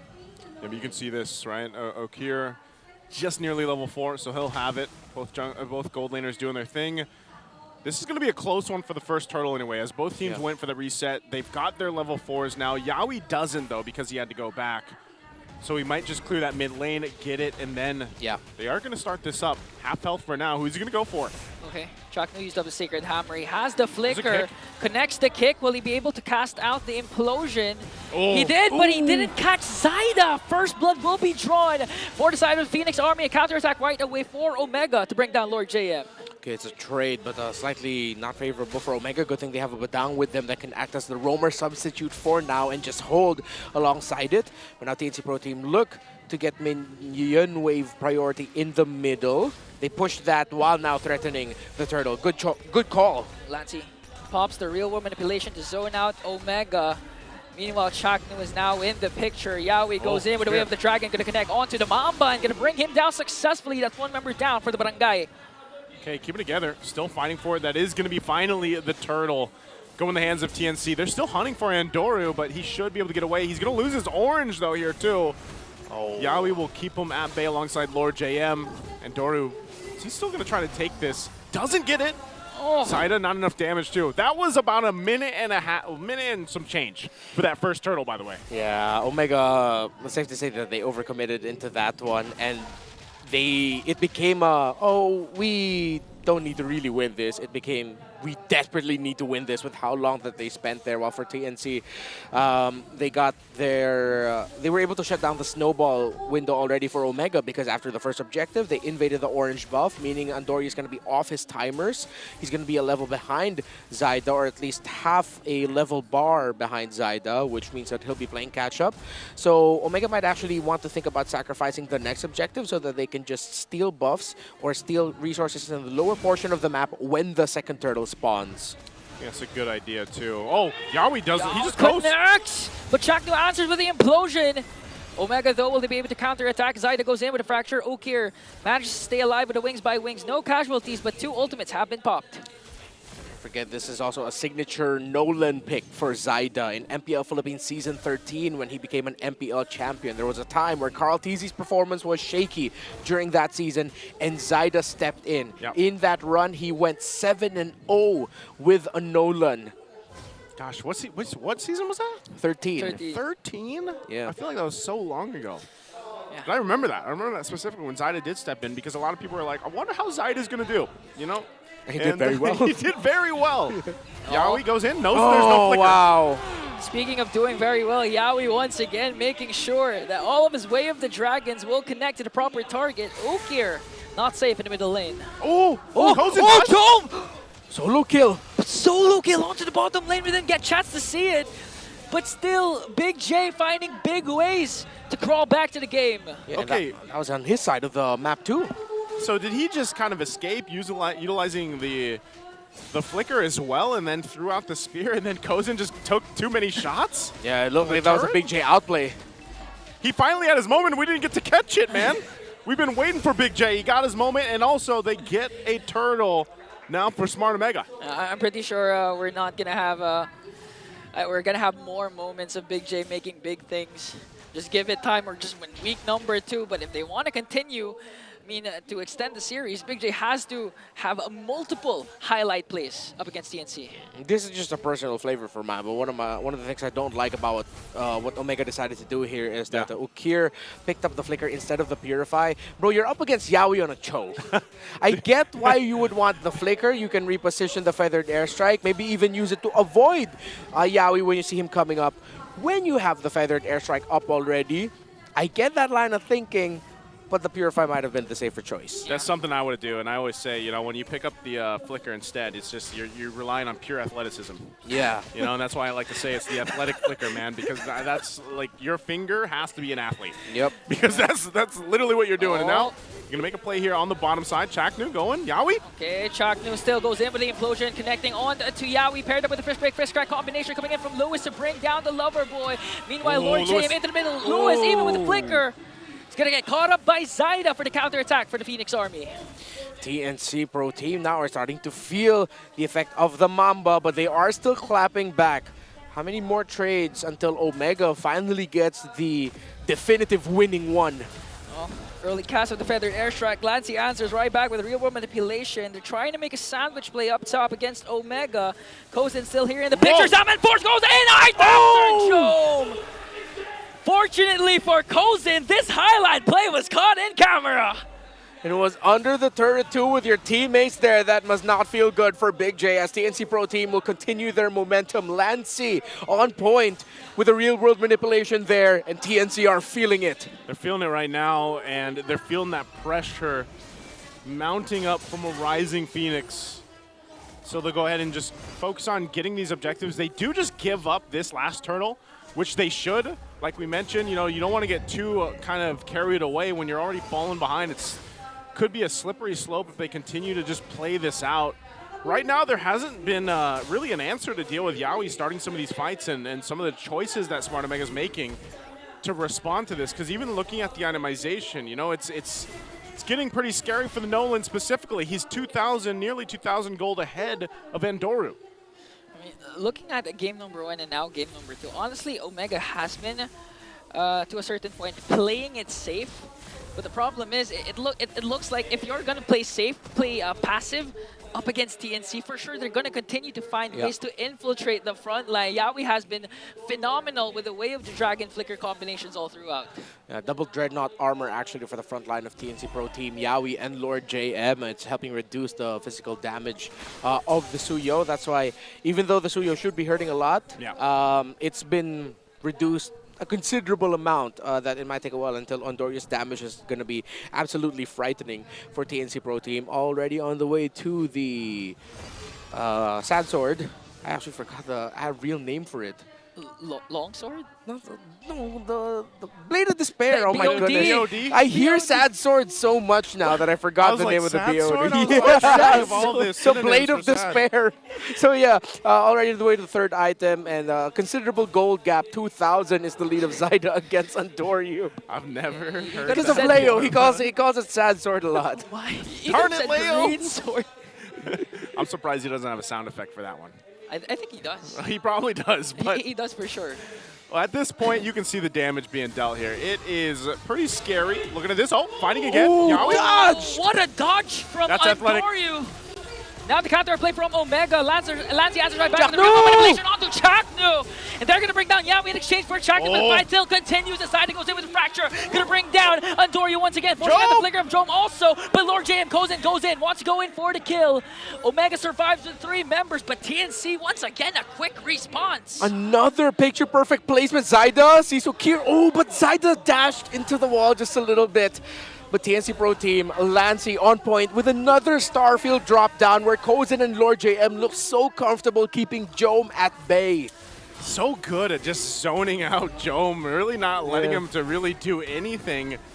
Whether he's playing the Granger, whether he's on the Moskov, it just seems like he's not really able to be activated other than that 1v1 fight he had earlier on with Kozen. So this is, again, a swing in favor of TNC even further now that they've gotten themselves the Lord. Chaknu, though. They're going to commit the implosion onto Lord JM, but the damage, will it be enough, though, as Yawi goes in, plus flicker in. Ukir cast his feathered airstrike to zone out the members of TNC. Now it's 1 attempt wasted for the side of Omega. Lord JM was just too tanky, and TNC's quick response, quick counterattack was just too much to handle for the Barangay. I guess you might as well just go for that. You know the shields are still up in the mid lane, so maybe you don't need the implosion. I don't think it's going to be a backup for this, so they just try to hold on to what they can. Lord's going to be cleared out, but look at Yawi. Does put the threat there, even using the conceal. The shields will go down on the top. They're still here on the mid, though, so it's actually held in. They keep it together. Oh. Luckily, TNC then try to go and force out an initiation because they still have to wait for the implosion. But as I was saying that, Yawi goes in, but Lewis catches him off guard with a first break, first crack combination. But Lancy will be able to take down Shaknu. No more implosion once again for Omega. It's going to be a 4-on-4. Both roamers are down. Jome also able to knock back Yawi in time. I believe it was the knockback from the Moskov that messed up his initial entry there. Yawi could have gotten a really good kick, but that was now fast reactions and fast fingers coming from the side of Omega. Now, one of the things that we have to watch out now for is the next timer of items for Ukir. He already is up to a Blood Wings. However, it might take up until either the Divine Glaive or the Holy Crystal, where TNC is going to start having to be more careful. When the Farsa has built up both, that's when the comeback scenario is online and active for Omega. But he's not going to be going for the Holy Crystal. I believe he wants to build the Genius Wand next, and then we'll see if he'll decide between the Crystal or the Divine Glaive. Either of those two items, once it's locked in, it's going to be go time for Omega to just completely turn it around. I mean, aside from the items that Ukir has, again, since he did go for the Athletic Flicker, yeah, he's going to have a hard time trying to execute those feathered airstrike because for sure Yawi and Lord JM sets their eyes every single time at Ukir whenever initiation is about to happen. I mean, regardless, too, when you really look at it and the fact that you're down 8,000 gold and, even in terms of damage, I mean, look how far away the gap is between your main damage dealers for both teams.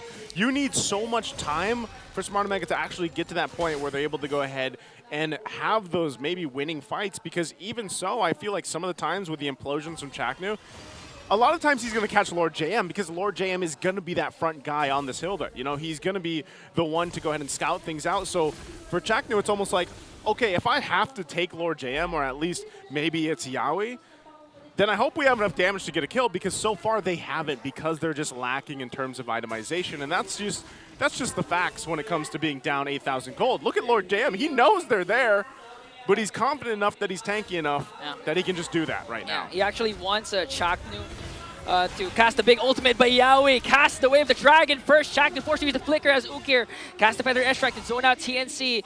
Andori just trying to provide vision for Omega. Will they be able to take away the Lord? Jome just working on the top lane, trying to create the split push action for the Barangay. One more fracture here, just used up by Zyda, but look at the zone by Lord JM! Oh, they might be able to burst down Andoryu right away as Andoryu has to walk away. Here comes Chaknu. He does, however, have the conceal plus the implosion. They can actually make and go for initiation as Jome just trying to continue the push up top. Okay, that's about as good as it could get for Smart Omega. Yeah. Get that turret down. Good push from Jome. Yeah, TNC Pro Team now will be able to march in with the Lord, and Ukir, I believe, does not have his fourth main item yet. He just built up the Genius Wand. They should still be able to defend this, but it's not going to be one of those scenarios where, Omega gets a massive turnaround and they're going to push out and potentially even win the game. If they want to get that, that means TNC Pro Team messed up their engagement and positioning and didn't respect the ultimate of Chaknu, that implosion. At this point, a big implosion paired up with a great timing from Luis and Ukir is what will turn this game around for Omega. And you saw that too, Lord JM just picking up the winner's crown. They want to go ahead and just fully get into the base, at least take all the turrets down if they can here. Yawi will go ahead and put threat up there. They manage the waves for that long push in. Oh, and Doryu's so low. Well, okay, they're going to be fine. They will lose some of these turrets. Early cast of the real manipulation to try and zone out Omega as TNC working on the mid lane and top lane. Hit with their turret. The Lord sieging. Yawi goes in! Yawi of the Dragon over the Barangay to clear out two. Yawi, however, will fall down, but Kozin says, I'll use the Zapman Force to slide over the Crystal. But Jome answers right back with a Spear of Destruction, but still the Lord is there, and the Phoenix Army will continue to rise. Rising on forward, now in a sweep against Smart Omega. TNC's looking fantastic. OMG, the BGs, APB, TNC in 2. They sweep Omega. TNC in 2. Are we going to change that every week? If I'm casting TNC, yes. Hey. TNC 5-5 to TNC in 3. Now TNC completes a sweep over Barangay, over the living legend, Chak Mamba. The Phoenix Army is gonna... The Phoenix Army is going to rise once again if they're not already rising. Because... So, can we safely say that the community question a while ago is now really the answer is A? It's yes? Yes. Yeah, it's yes. now. I think this is their first back-to-back win since MPL Philippines. Dude, we're gonna have like crazy statistics every single time TNC wins. Yeah, dude. It's It's just- really good. And you know what's cool? Everything that we discussed in the pregame, actually, it became the factor here. The row mid, the EXP, how you'd set up Cozen, but most importantly, again, I just really want to highlight my low-key favorite player of TNC Pro Team, and Lancey is so good. He pairs up and matches up with Yawi, but of course, Yawi, he is Cho. So. Yeah, he is Cho. That's what I said. When he gets the Cho, like you can expect him to take those plays and make it happen, and that's what he did from the start to the finish. Even though, like, in the early game before that first turtle, he was delayed a little bit. He survived defensively using the flicker, came back to join the fight, and then the whole snowball from there really started, you know? And again, I know you mentioned Lancey being your favorite player. He's been kind of what I feel like under the radar a little bit for people, just usually from season to season. But this is probably the season where you really got to start paying attention to Lancey, especially. Yes. Because again, a lot of people are going to be watching Yawi. Yawi does great things, but watch what Lancey does with Yawi. That's what we want to go ahead and highlight. But we're going to throw it over to the stage as well to have our winners interview. Off to a really hot start. Your winners of the first match, it's TNC Pro Team. Phoenix Army is really happy with this performance. Yawi, I just want to know, because this is the first victory ng Selena this season. Apak tayo boys ng konti dito, okay? Now, I just want to know, kasi ilang games yun na before this win, halos hindi nagkakaroon ng mga panalo yung Selena games, right? You know what, Hans, you're right. Stats say that it's 0-5. So, Yawi, ano nga ba yung reasoning kung bakit pinili mo si Selena for the first game? Yawi. 5, 4, Sabi niyang dalawang coach, pick ko daw eh. Okay, tanungin natin yung coach. okay. Tanungin natin yung coach. Coach Imba DJ. Coach, sige, Coach Semi. Coach. Yan. Coach Semi, kasi sabi niya, sagot daw, ikaw daw yung nagsabi na Selena yung piliin eh. Ba't ba kailangan piliin si Selena? Mataas kasi win rate namin nun eh. Hindi natatalo. Tatalo? Okay. Ay, huwag mo Okay. sabihin. Okay, that makes sense. Nasabi ko na eh. Oo, nasabi niya na. Sabi, wag daw sabihin. Nasabi niya na eh. Sige, Yawi, ibahin na lang natin. Ibahin na lang natin, Wi. Ano bang recommendation mo para sa lahat ng mga Selena users? Kasi ang dami ng mga naglalaro ng Selena pero minsan nahihirapan sila. I wanna know about it. Ano siguro, ano ba? Sige, kaya mo yan. Take 2. O, Coach, ikaw na lang ulit. Coach, ikaw ulit. Yan. Ayan, Coach. O, sige. Kasi ikaw yung Tama. nagsabing Dating piliin. boss 4. Okay. Si Selena. Coach Imba DJ, Selena. Okay, Selena recommendations. Bigyan mo kami. Sige, 5. Di ano lang, tingin lang sa mapa. Okay. Salamat. Tingin lang sa mapa. Salamat, Coach. Okay. You know what, Miss Jimmy, bato na natin kay Zaida. Okay? Kasi parang wala tayong patulong. Zaida. You know, again, ang humble talaga ni Zaida kanina, no, while we were doing the interview with Yawi. Sabi niya, chamba lang, pero hindi eh. Great game. So, ano yung masasabi mong strategy ng team this time, Zaida? Ano yung finalo niya as your strategy to win? Ano po, nag-aggressive lang po kami talaga sa game na to kasi alam namin lamang kami. Lamang talaga.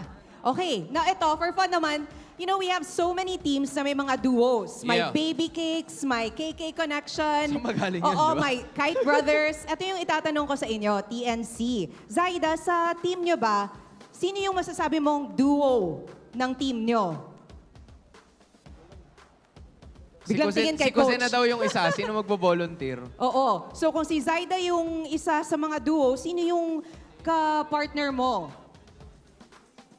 May sinasabi si Yawi. Silang dalawa ni... Sino, Yawi? Si Zaida tsaka Salvic daw po. Okay. Okay. Si Zaida tsaka si Salvic. Sige, ibalik na lang natin sa'yo. Bakit si Zaida tsaka si Kusen yung isa sa mga nasabi mong duos ng team na to? Every after scrim, nagyayakapan yung dalawa lagi. Oy! Nagyayakapan after Ibang the game. duo pala. Okay.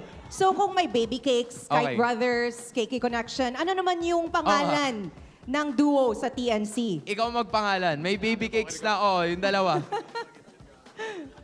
Zaisen. That sounds cool. That sounds cool. Okay. I love it. Since nasa iyo na rin naman, Yawi, ang dami ng Phoenix Army na nanood para sa inyo today. Alright? You see them? You see them very alive and well. Pasalamatan mo naman lahat na sumusuporta sa TNC. Thank you so much sa mga pumunta at sumuporta sa amin ngayon. Sana patuloy niyo kami supportahan. Gagalingan pa namin. There we finally have it. Once again, everybody, your winners, TNC Pro Team. Boys, you may now take your walk of victory. Congrats.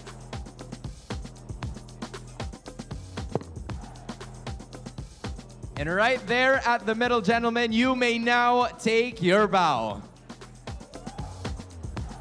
Jamie, I'm telling you, this TNC Pro Team is totally different. Pangalawang beses na nilang nanalo dito mismo sa ating season. I know, and it's only week 2. I look forward to more of their wins. Feeling ko gagalingan talaga nila, as they said during our interview, Hans. At ang pakiramdam ko rin ay maraming masasabi ang ating mga casters with this win of the TNC Pro Team. Kaya let's get to throw it actually back to our casters.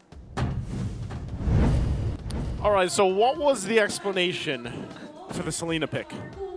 What are you showing? What are you showing us, Ingan? TNC in 5. The 5. TNC in 5. What? Okay. Usually we call the roam with the 5, right? So TNC in 5. TNC To answer 5. your question, I believe Coach Semi said something that he didn't want to say, but he said it already, and we all heard it. They have a high win rate with that hero. It works out very well for them. So I think they played around that idea and said, you know what, we can make this work in the MPL, and they did. If it works, it works. Oh. Zyda with the MVP, though. This ended up working really well for them. And, you know, I like that you mentioned, you took a little flashback there for people to go ahead and know that Zyda stepped in. He stepped into some big shoes in the previous seasons, and now he's here in TNC, and this is a performance that he's going to be set up for on this Nolan pick. And a lot of this, too, again, is just the way that Zyda plays, the way that he maneuvers himself around the map, the way that he responds to what Yawi and Lancey are doing is usually the reason why he's so highlighted a lot of the times as we get ready to look at the MVP highlights for this game. Yeah, he's just so surgical, and the timing of Zyda with the Nolan, he really wanted to make the most out of every fracture entry that he would do. If it's not to land a kill, it's really just to bring someone down really low so that Omega wouldn't be able to do anything. Yeah, you have to consider that game number 1, Zyda was actually a utility jungler in backside. Now displaying his versatility, using up the Nolan up against Omega, it really gave a harder time for Omega to try and come up with a outplays, because you have to think about Yawi's kick, then you have to think about the burst that could come from any angle from Zyda. Not to mention, Kozin has been performing very well also. He has a lot of outplays on his own.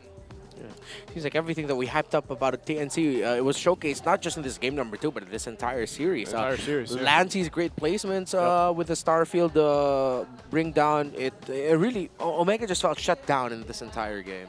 Yeah, I get mixed up on all the Star Shatters, Astral Recalls, Astral Ball. Astral Balls, you know, Astral Spheres, all that stuff too. But I love to see the Novaria, man. I'm glad because it did pop up a lot constantly. Was this last season that, or was it season 13 that she was picked all the time? And the fact 13. That it still fits well into our current meta that's still shaping clearly.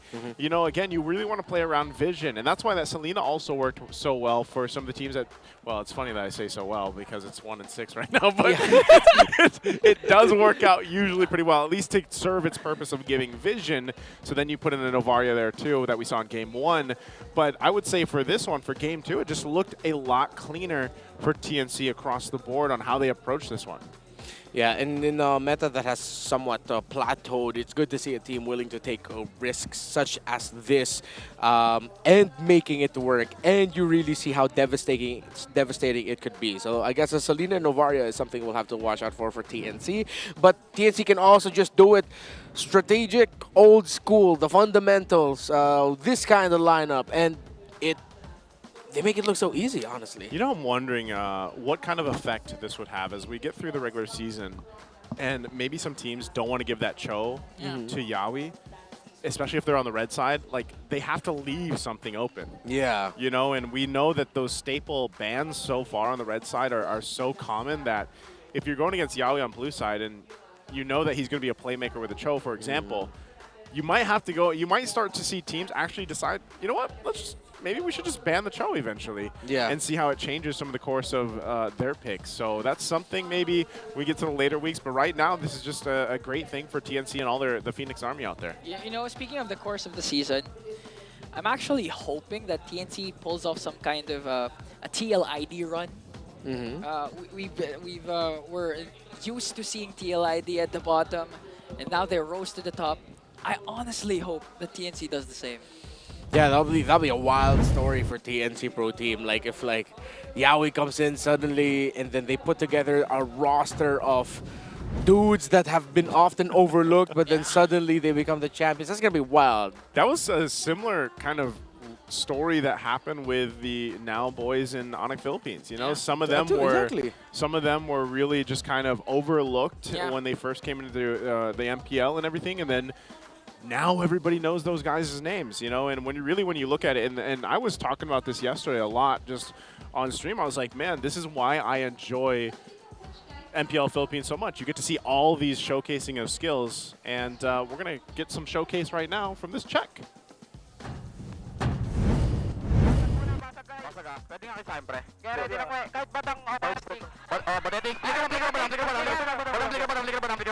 Nice, Vicky. Power na, malinis na laro. Malinis na laro lang. Nice boys, love you all. You know, I just have to say, as someone who loves audio, I don't love that audio that much. You know, like, and our viewers, our international viewers too, they're probably like, man, all we hear is yeah, and it's also in a different language. Yeah. It is like aviation grade headset. Man, that's a great mic check. Yeah. No? I'm going to just say, for my fellow Filipinos out there who say they prefer the mic checks in Indonesia, as much as we love our Indonesian brothers, Filipinos, they speak in Bahasa. Here we speak Tagalog. Yeah. How come y'all are saying that you prefer the mic checks and everything? I don't know anymore, man. I don't know. But yeah, it's great. From there, I could get that things get chaotic when you're about to end a game. I mean, even for, I'm sure, you know, if you guys have played with your friends or, you know, even for us, like casters, when we get to play together, usually in that end, we're all yelling. Yeah. You know, I honestly know that at that point in the game, when you're breaking the crystal, you literally don't understand anyone. It's just common sense or pure instinct that that's what you're going to do as a team. And TNC is just doing that successfully up against Omega. Hold up, what is this? Community shout out from Zinner. Masaya ko, manalo TNC kahit di ako fans ng TNC pag patuloy niyo na lang. So he's not a fan. Yeah. I'm going to translate it. He's not a fan of TNC, but he's happy because TNC is winning. So hopefully they can continue on. Thank you for the translation. Certified Filipino, Naisu. You're welcome. You know, I had a special Filipino for 4 years in college. Really? Yep. And they taught me they taught me birthdays and they taught me years and months. Oh. Everything else was totally for 4 years. That's what all years. For 4 years they taught you. Get your tuition back, nice. We focus on a quarter a year, a quarter of the year a year. You know, 4 months a year. And I would like to say that I passed with flying colors, and I'm pretty proud of it. Yeah, we're proud of you. Education's important, y'all. Stay in school, kids. You know. School. And hopefully everybody that wants you're welcome. It happened to you too. Right here, buddy. All right. I still can't look you guys in the eyes. Oh, it's okay. Look me in the head. Nice. Just like Brigida yesterday. You know, with the red. Yeah, no, Brigida just did me dirty, man. She was pointing and laughing at me. She just needed to say, haha, bald. I think it looks good. Yeah, I know. Like, I know I pull it off. Are you talking to me or him? Both. Okay, good. Thank you. Both of you guys. Maybe you should try it. Nice. Nope, I don't think so. I don't think so. I don't think I'm ever going to go there, boys. But where we are going to go is we're going to take a look at the next matchup for today. The second match of the day, it's going to be Twisted Minds versus Team Falcons. And that's going to be a spicy one because I think a lot of us are still waiting to see, like a lot of people were from the Phoenix Army, a lot of, what do we call them? The brains out there? Or the minds. The minds. The minds. The brains, the twisters, the twisters. The hive mind. They want to see, too, what Twisted Minds has in store. So we're going to be taking a short break with you guys. Hope you guys get your snacks. We'll be back after this. Nice to Ingon Redmar. We'll see you after this.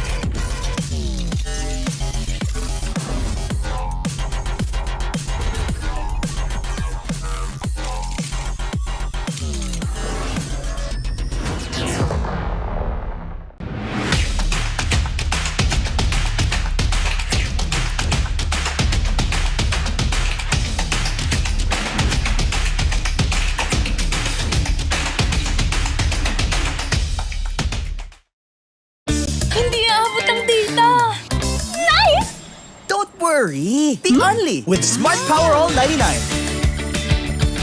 Hindi nabitin with 10 gig data plus only Facebook or TikTok and more. Load now! Who needs to go to a concert when you can own that stage with your friends? Enjoy a night of impromptu bowling tournament.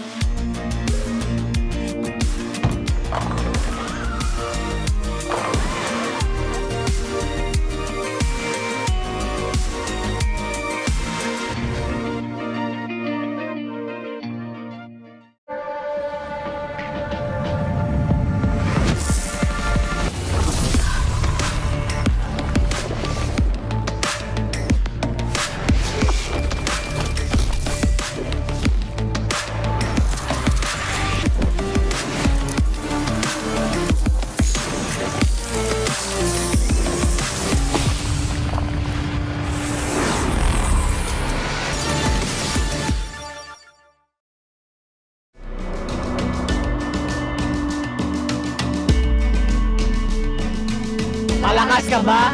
Sali na!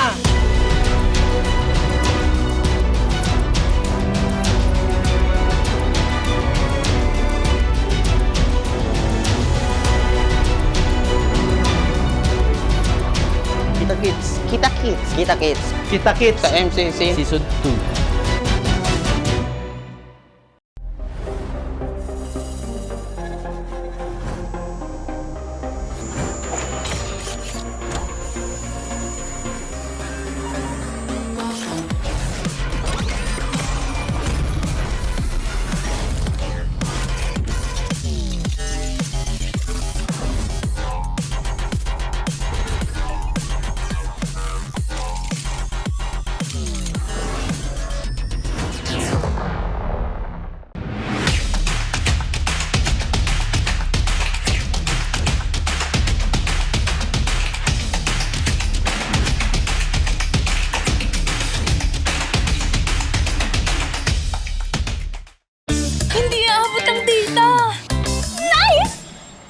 worry! Be only with Smart Power All 99.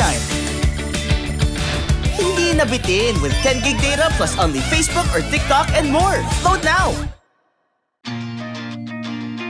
Who needs to go to a concert when you can own that stage with your friends? Enjoy a night of impromptu bowling tournament.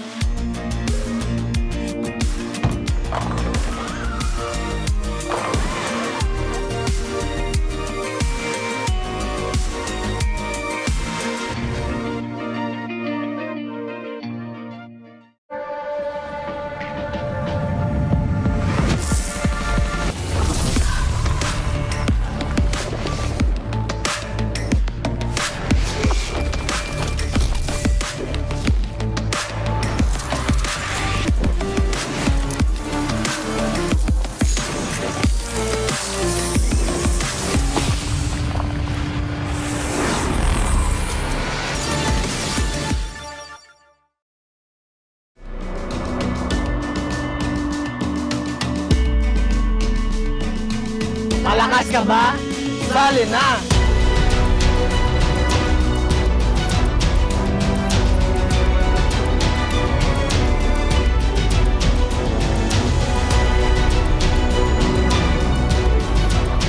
Kita Kids. Kita Kids. Kita Kids. Kita Kids. Sa MCC. Season 2.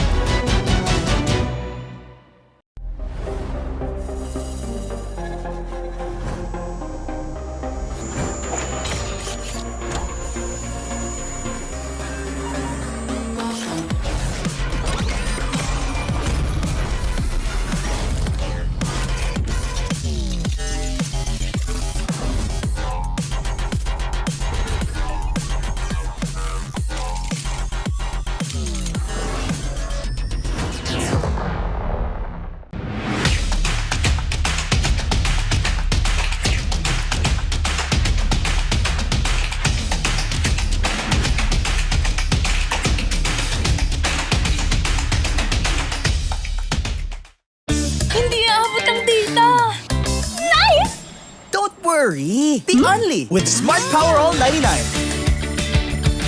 Hindi nabitin with 10 gig data plus only Facebook or TikTok and more. Load now! needs to go to a concert when you can own that stage with your friends? Enjoy a night of impromptu bowling tournament.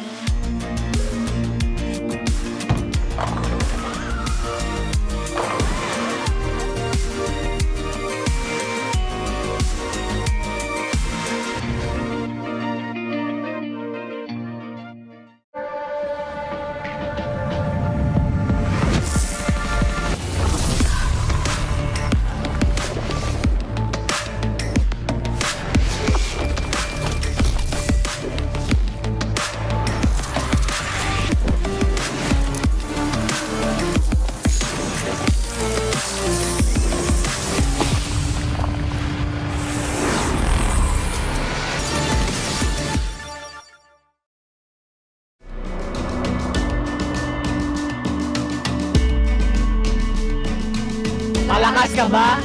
Sali na!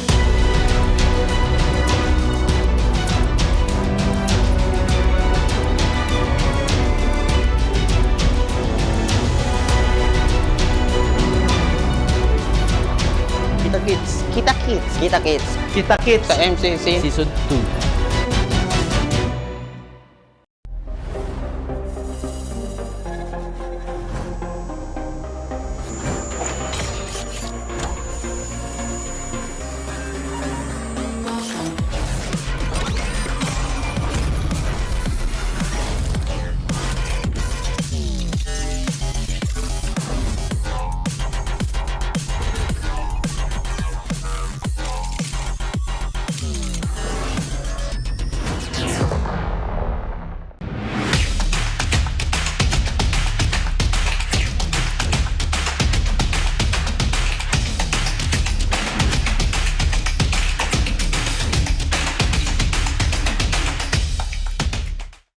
Hindi aabot ang data! Nice! Don't worry! Be only with Smart Power All 99. Hindi nabitin with 10 gig data plus only Facebook or TikTok and more. Load now! Who needs to go to a concert when you can own that stage with your friends? Enjoy a night of impromptu bowling tournament.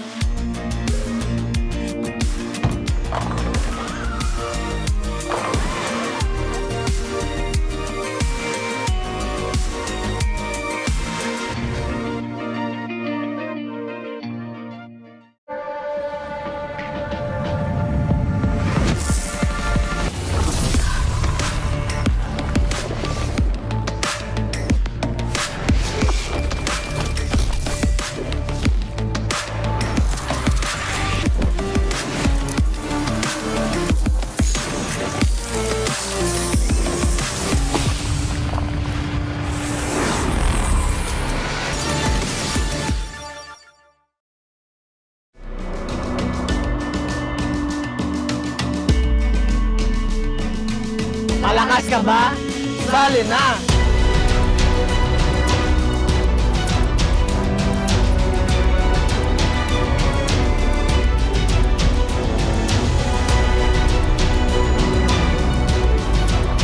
Kita Kids. Kita Kids. Kita Kids. Kita Kids. Sa MCC. Season 2.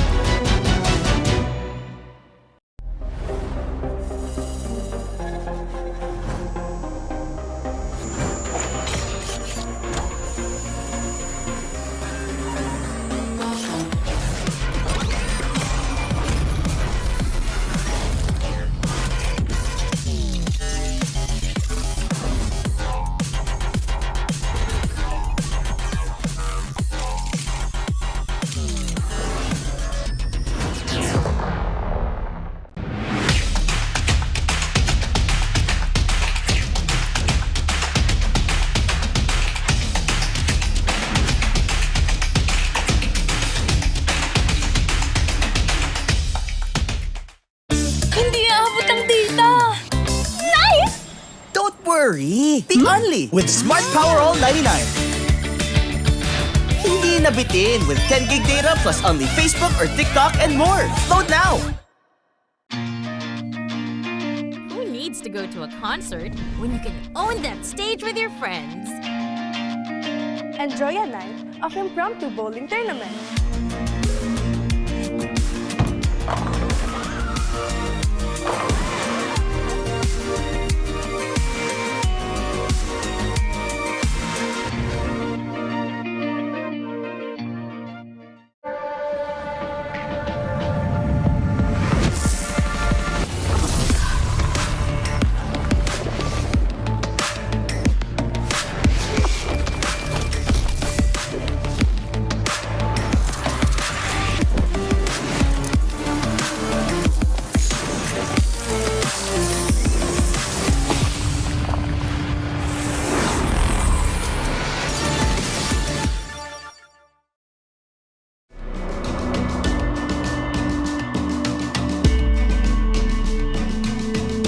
Malakas ka ba? Sali na!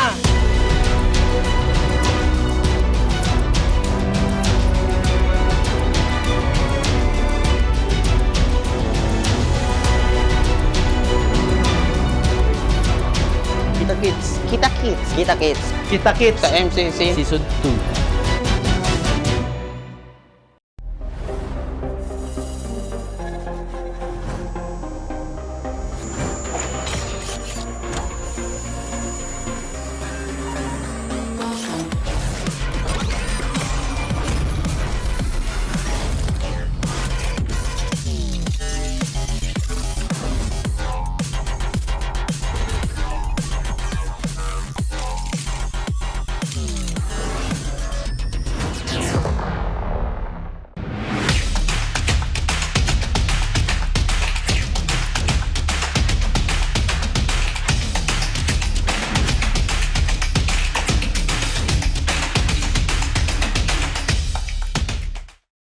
Hindi aabot ang data.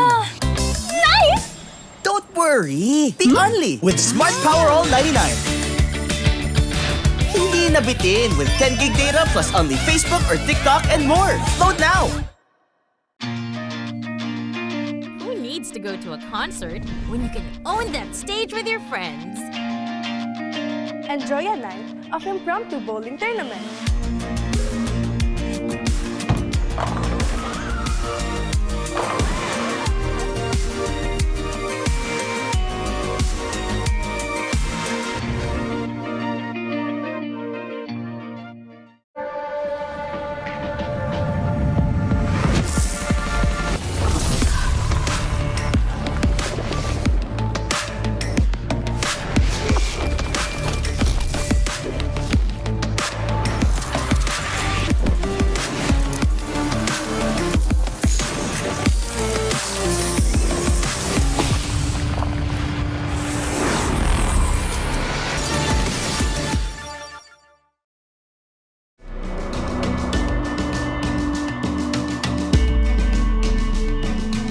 Malakas ka ba? Sali na!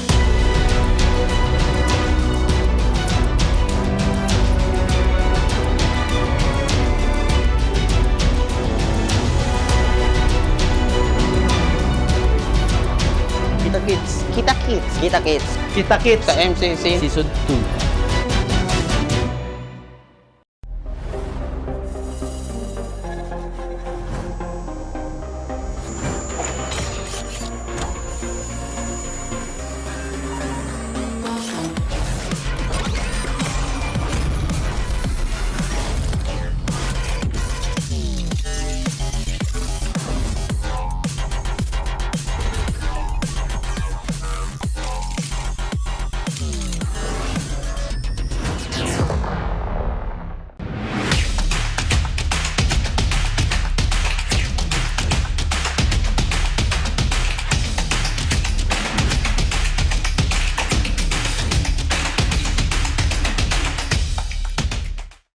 Hindi aabot ang data. Nice! Don't worry! Be only with Smart Power All 99. Hindi nabitin with 10 gig data plus only Facebook or TikTok and more. Load now! Who needs to go to a concert when you can own that stage with your friends? Enjoy a night of impromptu bowling tournament.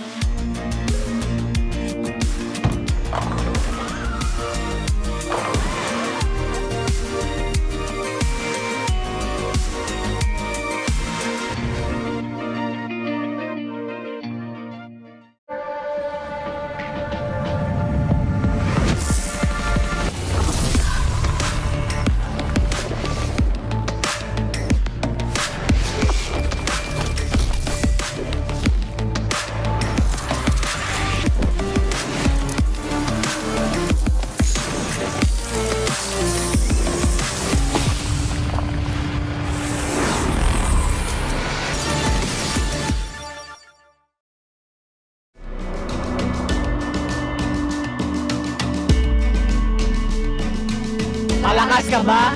Sali na!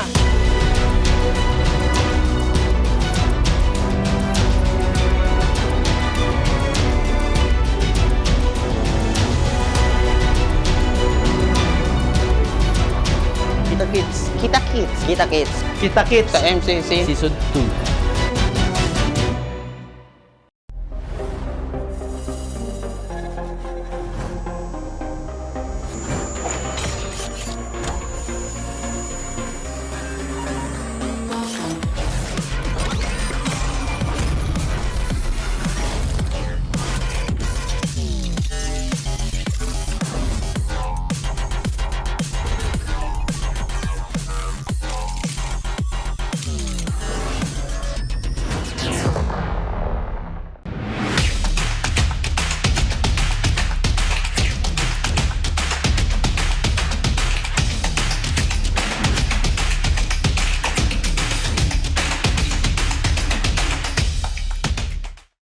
Hindi aabot ang data! Nice! Don't worry! Be only with Smart Power All 99. Hindi nabitin with 10 gig data plus only Facebook or TikTok and more. Load now! Who needs to go to a concert when you can own that stage with your friends? Enjoy a night of impromptu bowling tournament.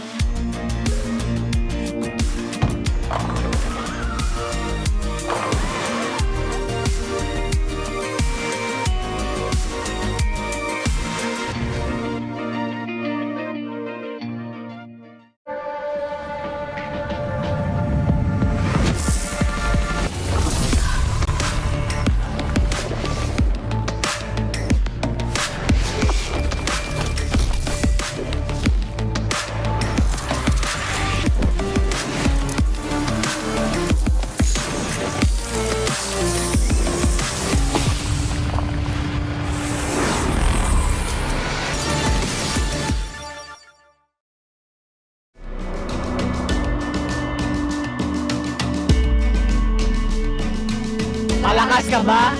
Sali na!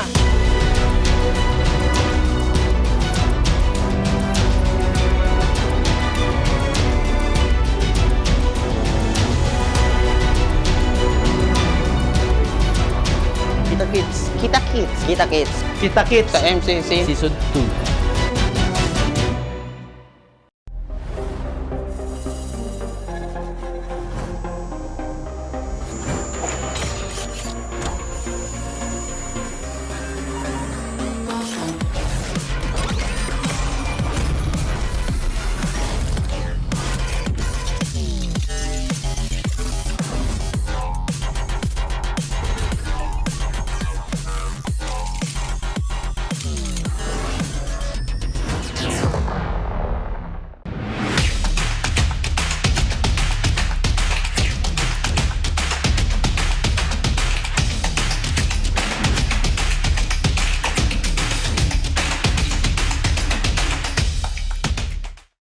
Hindi aabot ang data! Nice! Don't worry! Be only with Smart Power All 99. Hindi nabitin with 10 gig data plus only Facebook or TikTok and more. Load now! Who needs to go to a concert when you can own that stage with your friends? Enjoy a night of impromptu bowling tournament.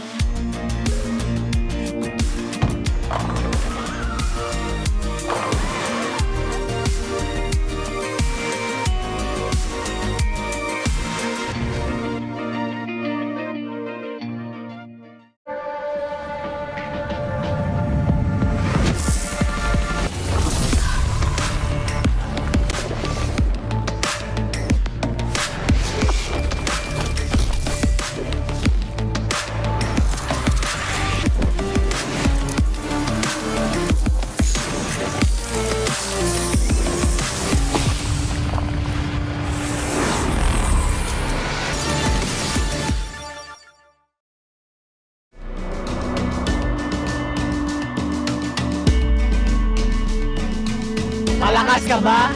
Sali na!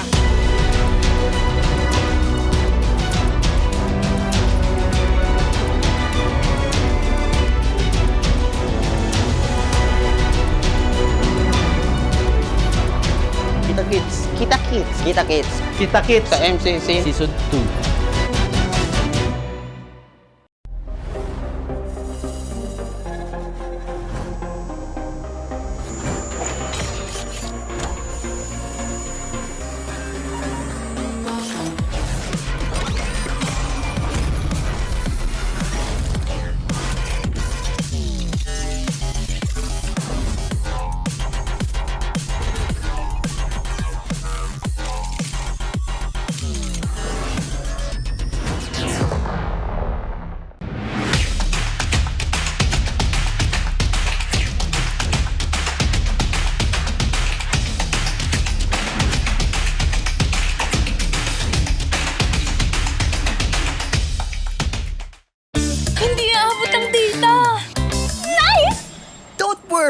worry! Be only with Smart Power All 99.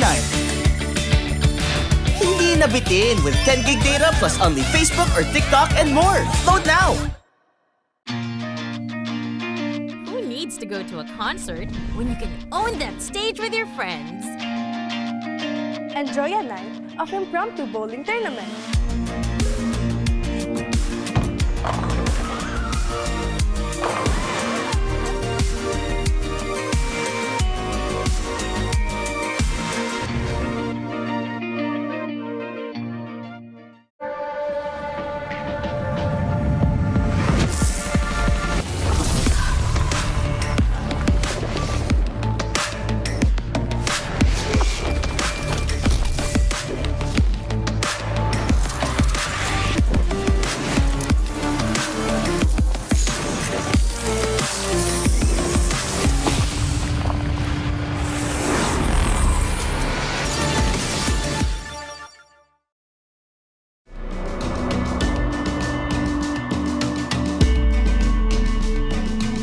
Malakas ka ba?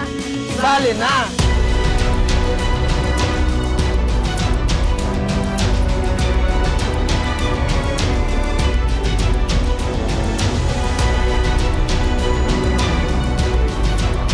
Kita Kids. Kita Kids. Kita Kids. Kita Kids. Sa MCC. Season 2.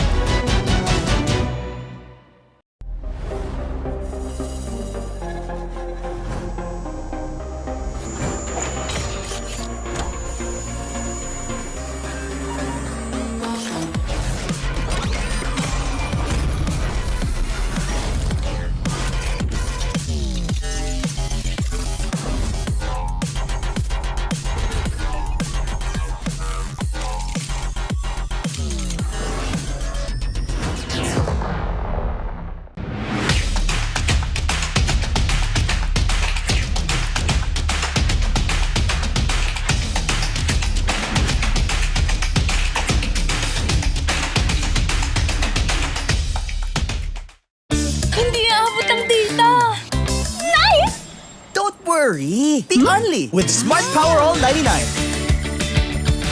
Hindi nabitin with 10 gig data plus only Facebook or TikTok and more. Load now! Who needs to go to a concert when you can own that stage with your friends? Enjoy a night of impromptu bowling tournament.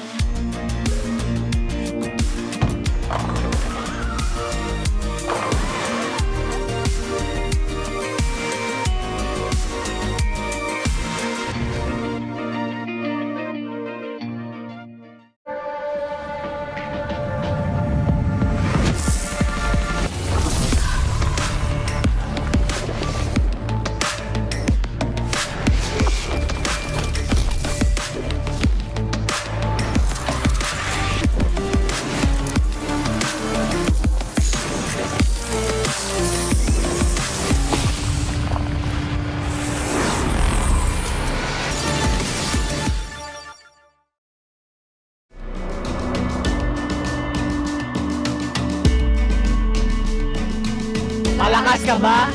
Sali na!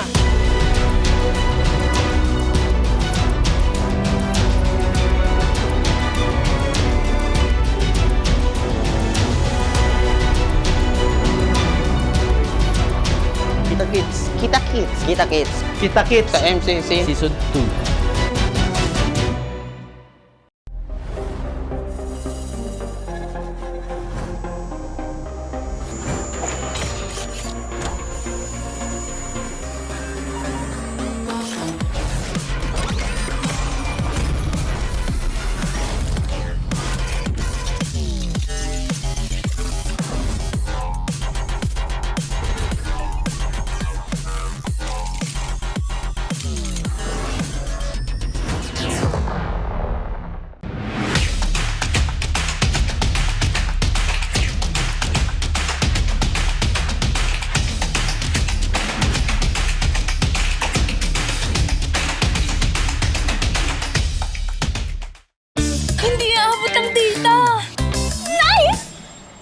worry! Be only with Smart Power All 99.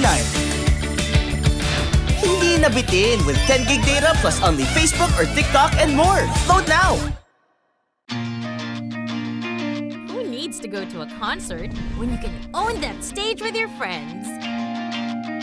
Enjoy a night of impromptu bowling tournament.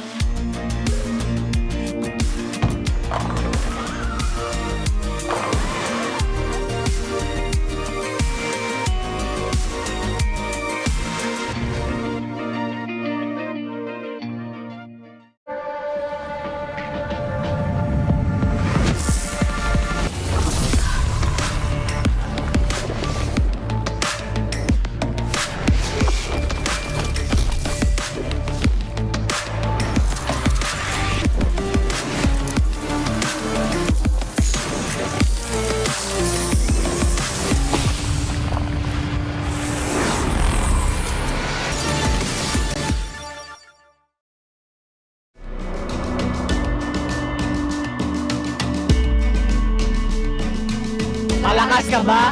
Sali na!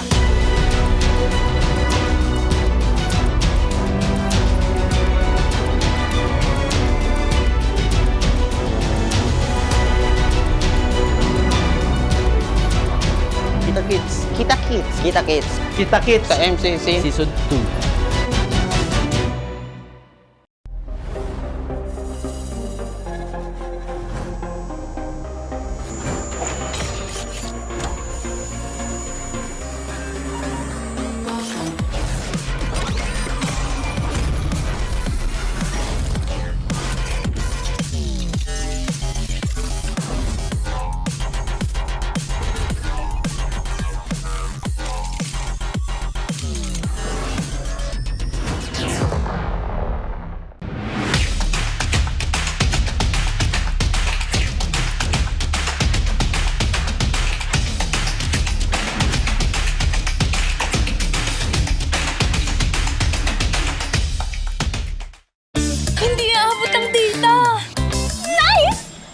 Worry! The only with Smart Power All 99.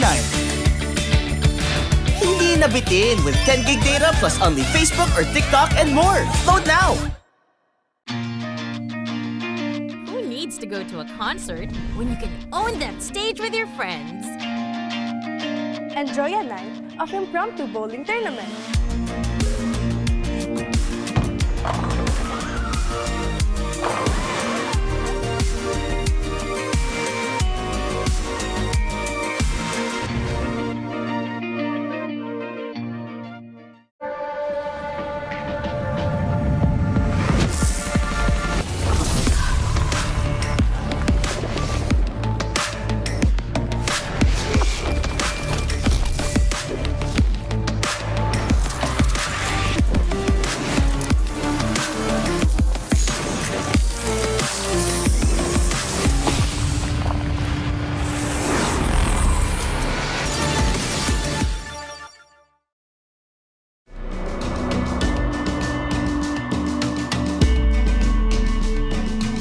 Malakas ka ba?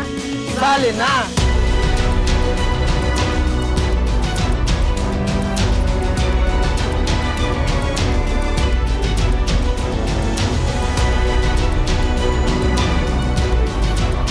Kita Kids. Kita Kids. Kita Kids. Kita Kids. Sa MCC. Season 2.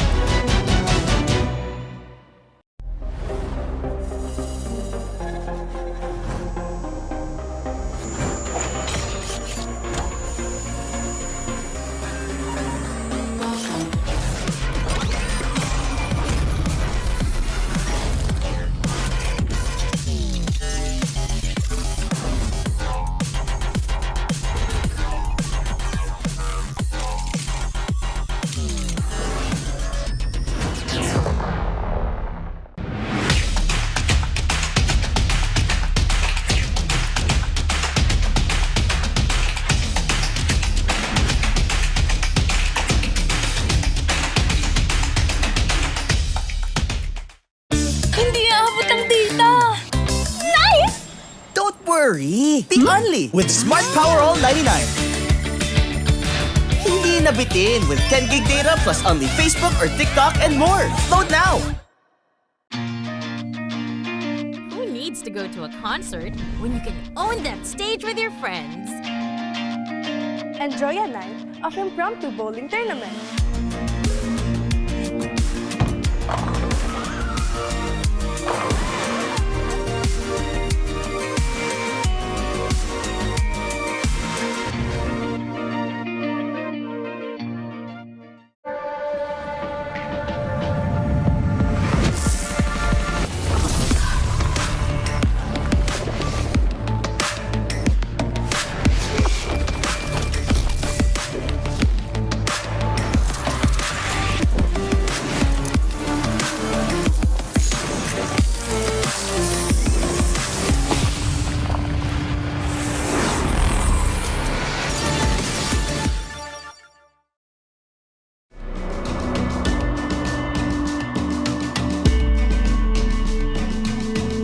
Malakas ka ba?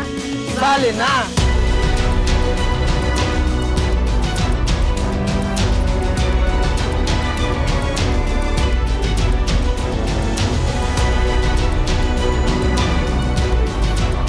Kita Kids. Kita Kids. Kita Kids. Kita Kids. Sa MCC. Season 2.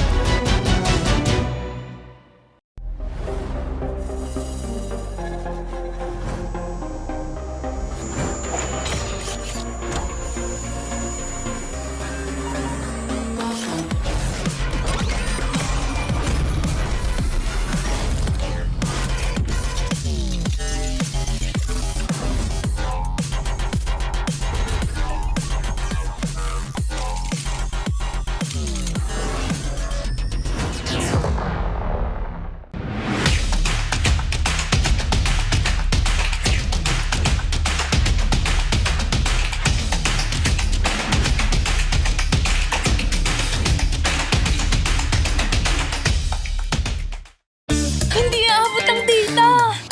Nice! Don't worry! Be only with Smart Power All 99.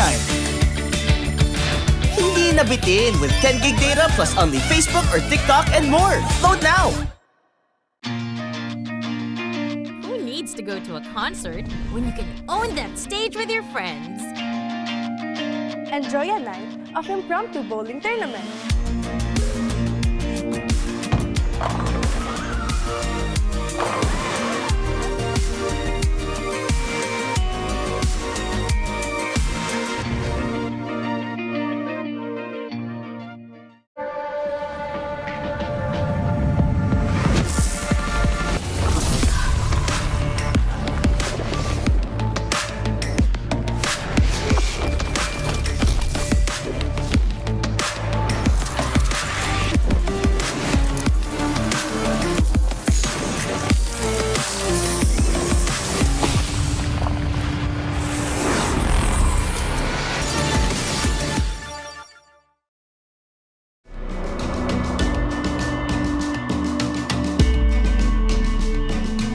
Malakas ka ba? Sali na!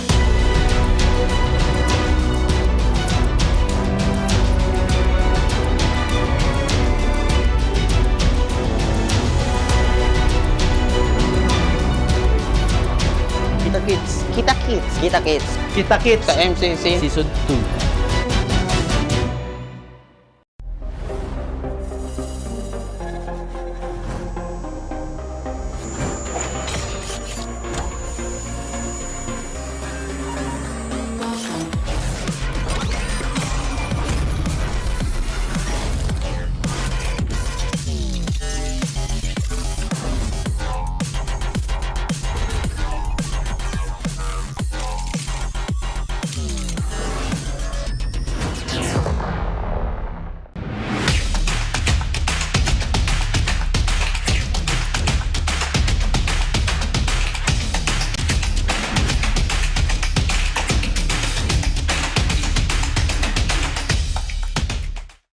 Hindi aabot ang data! Nice! Don't worry! Be only with Smart Power All 99. Hindi nabitin with 10 gig data plus only Facebook or TikTok and more. Load now! Who needs to go to a concert when you can own that stage with your friends? Enjoy a night of impromptu bowling tournament.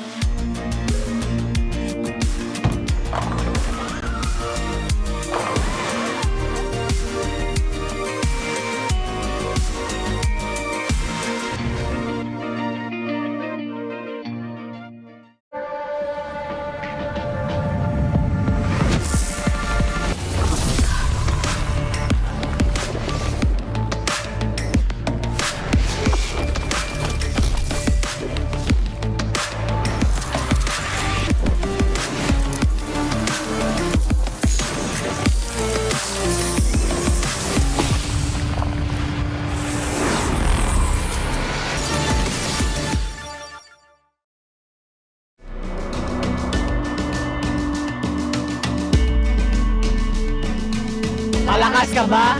Sali na!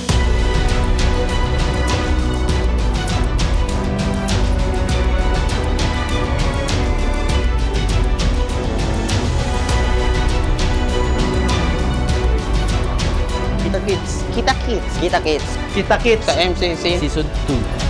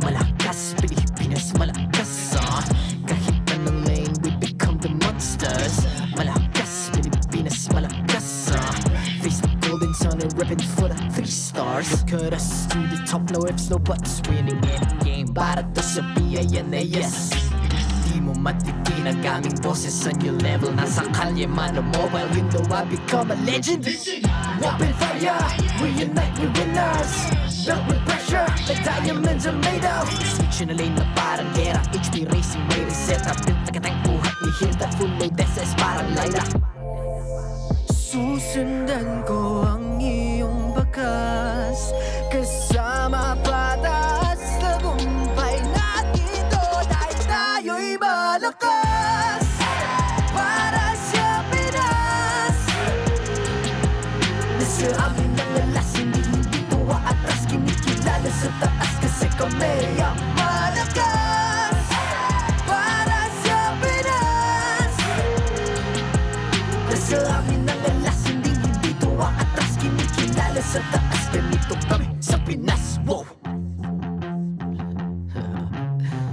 Hold on Yeah, malakas ang Pinas We are laging every beat No surrender, no retreat Pag nagsama-sama, just imagine what we can achieve Laging every beat No surrender, no retreat Giving 100 all my all Cause we just cannot be defeated We are unstoppable, immune and invulnerable Ready ang equipment, lahat frozen, malang crowd control Pakita ko na jab like pow Beast of the southeast Taas sa watawat, proud and loud Cause every enemy we devour Susundan ko ang iyong bakas Kasama patas Tagumpay natin ito Dahil tayo'y malakas Para sa Pinas Nasa amin ang alas Hindi tuwa atras Kinikilala sa taas Kasi kami ang malakas Para sa Pinas Nasa amin ang alas Hindi tuwa atras Kinikilala sa taas Ganito kami sa Pinas Wow!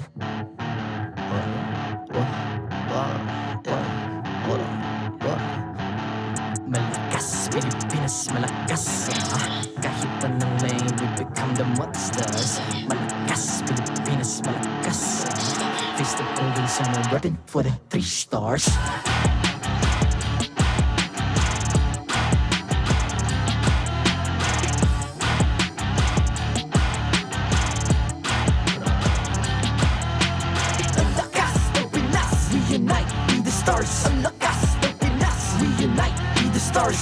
lakas ng Pinas. We unite with the stars. Ang lakas ng Pinas with the stars. Ang lakas ng Pinas, we unite with the stars. Ang lakas ng Pinas, we unite with the stars. Ang lakas ng Pinas, we unite with the stars. Ang lakas ng Pinas, with the stars.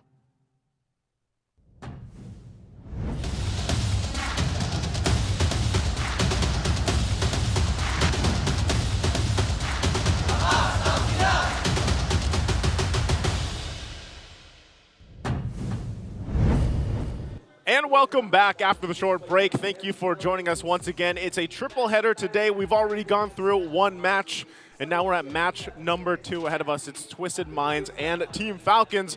What is up, guys? I'm Nice2, and the desk has changed a little bit. It's Rockhart and Renmar. Now Renmar's the one left out. Yeah, there's a little bit more hair on the desk now. Ingan will be back later. Yeah, right, Yeah. right. Rockhart, how we doing? I'm doing great.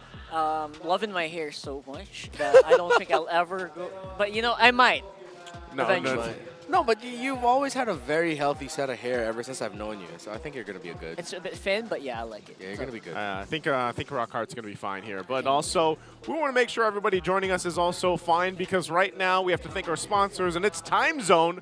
They've got an exclusive promo just for you guys. Get 400 pesos power load for only 200 pesos. All you have to do is register on Time Zone Fun app, insert the promo code TZXMPL, and redeem the voucher at any of your favorite Time Zone venues. Don't miss out on this amazing deal. And also, if you guys get to watch us here live, we've also got some Time Zone goodies outside. I think most of the people have been using the claw machine, man. I don't know what they've been getting. I haven't won it yet. Maybe one of these seasons, one of these days in the regular season. Pretty good. Yeah, this is pretty good. You know what else is pretty good? What is? TT Racing. Get 2,000 pesos on your discounts for your next TT Racing purchase by using TT Racing X MPL Philippines exclusive voucher MPL 2000 over at ttracing.ph. So get yours now. I love this chair. You love the chair? I wish we all had one. Plus, don't miss out on the exciting TT Racing gaming chair giveaways that are happening during the MPL Philippines. Stay tuned for more info. And just remember, for those of you who dream, work, and play TT Racing, it has your back. They are very comfortable. I love them. They're plush. They are plush. They're plush. Actually, the little back support pillow. Whoa. The back support pillow is so good. This guy. Ooh. I like it. Dude, I'm ready. Like, I could have used this yesterday in my restream. Oh. I didn't have one of these. Yeah, like a 5-hour restream yesterday. Oh, yeah. Oh, they were for back support? I thought they were for smaller people like me. Why did you look at me when you said smaller person? No, actually. I was looking if you were using it. It's not just Renmar. Brigida used it. Oh, really? Brigida actually sat on it. So she did? Okay. She did. The little fun fact, she had to sit on it for a booster seat. Real quick, our headline too, Yawi and Zaida, they continue the rise of the Phoenix Army. As we were just saying when we were in that match just a little bit ago before the break, they are always rising, and it's a definite A. Yes, they are rising right now. I think this is a... What did you say that this is actually the first time in a long time that they've had back-to-back wins, right? Yeah, this is their first since MPL Philippines season 12, if I'm not mistaken, for their first back-to-back wins. Back-to-back So those day counters that we have, they're starting to all reset, right? Yeah. For GNC, and that's a good thing. Yeah. That's good for them. You know, good for the Phoenix Army because they definitely needed it because you can take a look now. Whoa, what a rise. What a rise that was. That's a rise to third place now. TNC, the Phoenix is now behind TLPH and Rora. Every time I look at Rora, by the way, like I have such a hard time seeing their logo on this like white background for some reason. But yeah, Rora there at top, still 3-0 right now. TLPH 2-0. TNC though 2-1 now, and this is great to see the shakeup here. But this is what we've got to look at because we've got Twisted Minds. We got a 7-7. That threw me off a little bit there, but yeah, 7-8. Omega and Twisted Minds. Well, they're both tied, I guess. So they're both technically 7-7. Yeah, and now that we've seen all the teams have at least 2 matches, I think it's really clear that not just in the results, but I think when you really get to watch those games, it gets magnified more to see where they are in the standings, because you can see that the disconnect, the still really having a lot of time discovering what their own meta actually is. So hopefully we get to see Twisted Minds pick up the pace here. Oh, look at this. Breaking news from MPL ID. which also just started yesterday. Albert leads EVOS to sweep Beloyski's Geek. All right. It's been a great weekend for EVOS. They beat TLID yesterday 2-1. So now they go perfect for the first week of MPL Indonesia. And again, these are things that you don't... If you were in Season 14, these are things that you would probably foresee. Yeah. For them, exactly that happening right there. And for us, it's TNC, right? Which, fun times. It's in the good middle because I don't know. I can speak for MPL PH, you know, where it's like I like this difference in how the early season is going so far, like the first couple of weeks where things are being shaken up a little bit.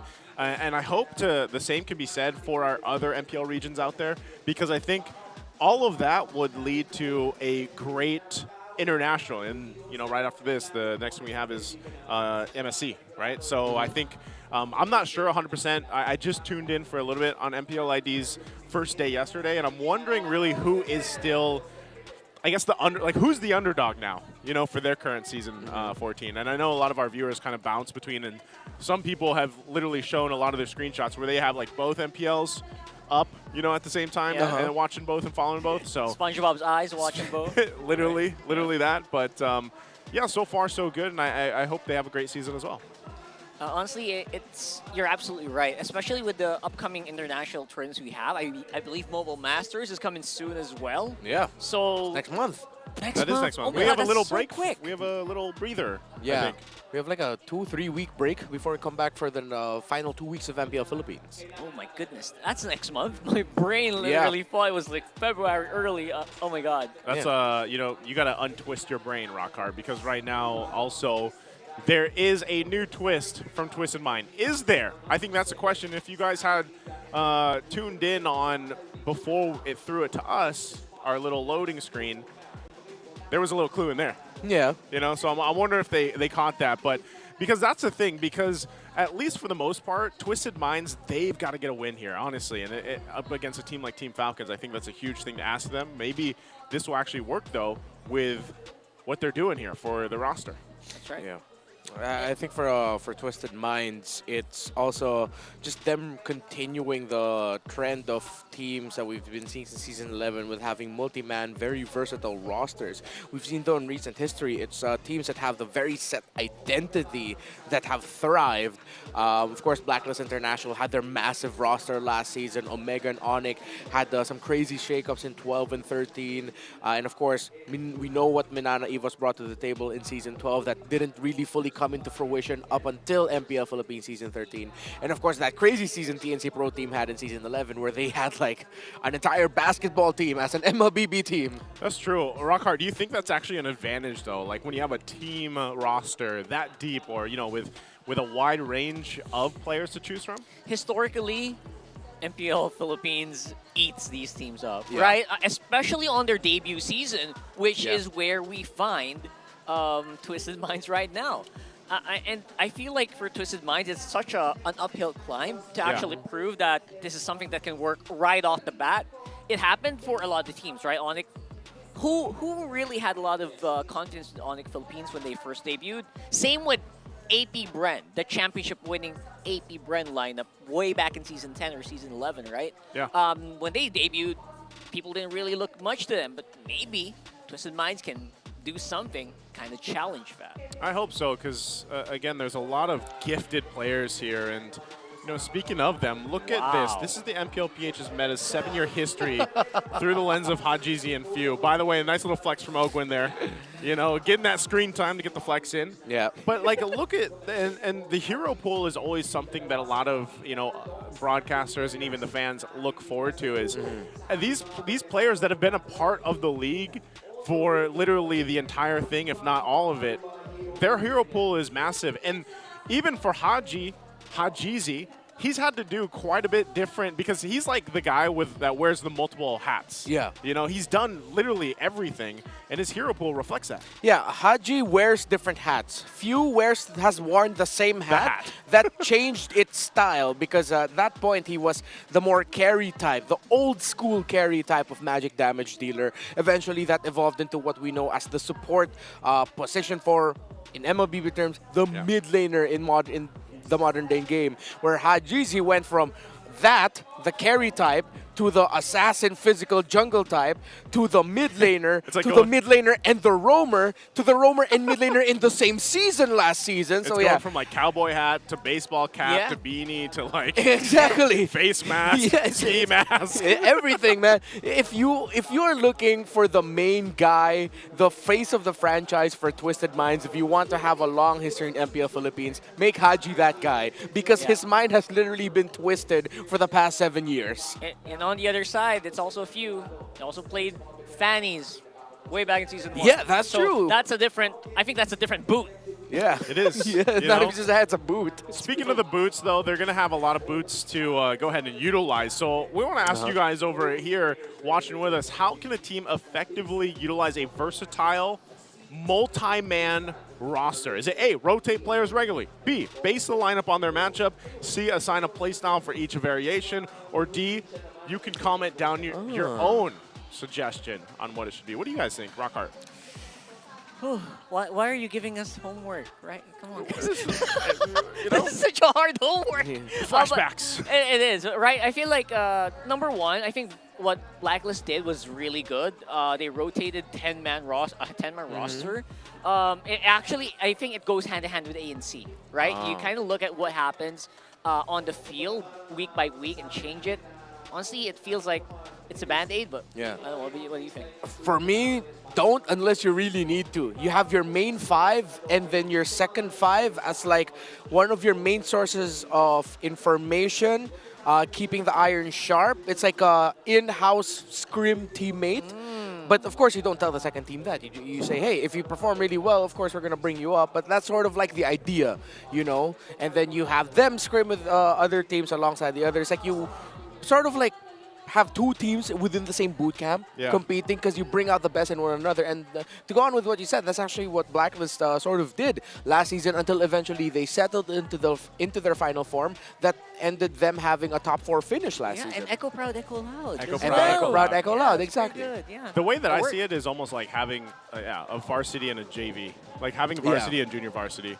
You know, I think a lot of the times, even in traditional sports, it's like, well, even if you're a junior varsity, you have an opportunity. Like, there is a chance that you could bump up into that main roster, but mainly the focus is on that main roster because we all know how important, like, building this synergy for these teams have been. And like Rockhart mentioned, a lot of the teams that have that 5-man synergy that is, you know, as solid as can be, they eat those teams up.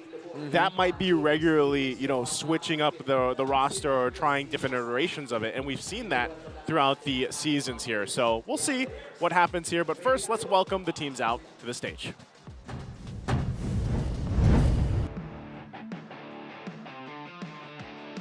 Through this match, make some noise for our marshals, Joshua, Chico, Pat, and JJ. A squad that's still looking for ways that they can twist the game with a new twist to this lineup. It's Twisted Minds. In the EXP lane, it's James. In the jungle, MP the King. In the mid lane, the KDA machine, Hajizi. In the roam, it's Escalera. And in the gold lane, Outplayed.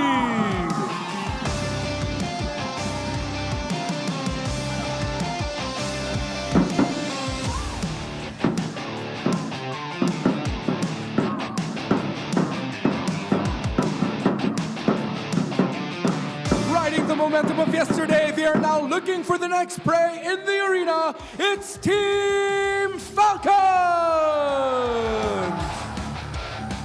In the EXP lane, the Filipino cannon, Flap TZ! In the jungle, Kyletzy! In the mid lane, Few! In the roam, Master Ogwen! And in the gold lane, Bulletproof Super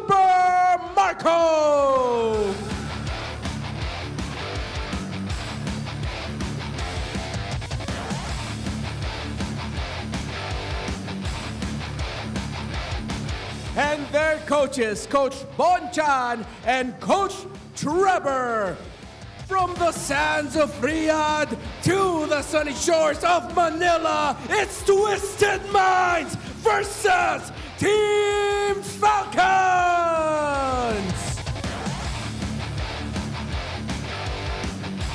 Great matchup ahead of us. Can't wait. I gotta say, before we introduce Twisted Minds PH, I love the thumbs up that Super Marco still does. It hasn't changed. Don't change it. Rock hard. Take us through Twisted Minds. Yeah, Twisted Minds, definitely, I feel like you have to just look at their faces.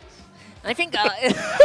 just don't look at their brains or minds. Don't look at their faces. minds, man. Look at their faces. I feel like these are the faces of people that are just so hungry for redemption, so hungry to rebuild their image in the minds of the people. And I think this is, adding Escalera in honestly feels like a good first step. Yeah, I totally agree with you there. The Sensui experiment was rough in the first week. Escalera should bring some stability to Twisted Minds trying to find their identity this season. Team Falcons, I want to highlight Master Ogwin. With Flap, Kyle, Super Marco, Few usually getting a lot of the praise. Ogwin's for some reason, sometimes actually he tends to fall under the radar. He was fantastic last week with the Cho and the Chip. And I'm looking to see if Team Falcons were willing to bring that back because they showed that the Cho is actually flexed for them. Flap Teasy also played the Cho and it worked out very well. The Chip for Ogwin, though, that's like the secret sauce pick that Twisted Mind needs to watch out. I like it. I mean, even when we look at this kind of breakdown of the stats here, one thing that really is apparent for a lot of the people that have watched the games from week one and then now for Falcons, even their game yesterday, is the play styles between the two teams. This is a very, chaos versus order type of play style that we're going to see from both of these teams. Now, for Team Falcons, and for all the people that have watched these five guys just, at one point dominate the world and everything else and just shocked everybody else, that's one thing that really hasn't changed, is that versatility within those five men themselves as a team, but also the fact that their ability to go ahead and just dominate objectively and stay disciplined is what made them such a strong team. And they still are a strong team, right? Now, on the other side, the flip side, Twisted Minds, they're kind of more chaotic. They, I guess they live up to their name a little bit, kind of twist out the minds of themselves, but also the team. And that's something that they have to work on. We'll see if that changes with Escalera, but also let's take a listen to the ping test first. Pag nakuha natin first search, pre, tapos walang nangyari, wala na yun, pre, akin na yung laro na yun. Sino kaya interview mamaya? Mas kinakabahan pa ako sa mga interview eh. Pwede mo maglaro agad to? Paklamig sa... Asan ba yung aircon? Diyan, pre. Pag nakapokus na naman, di mo nakaramdaman yung lamig.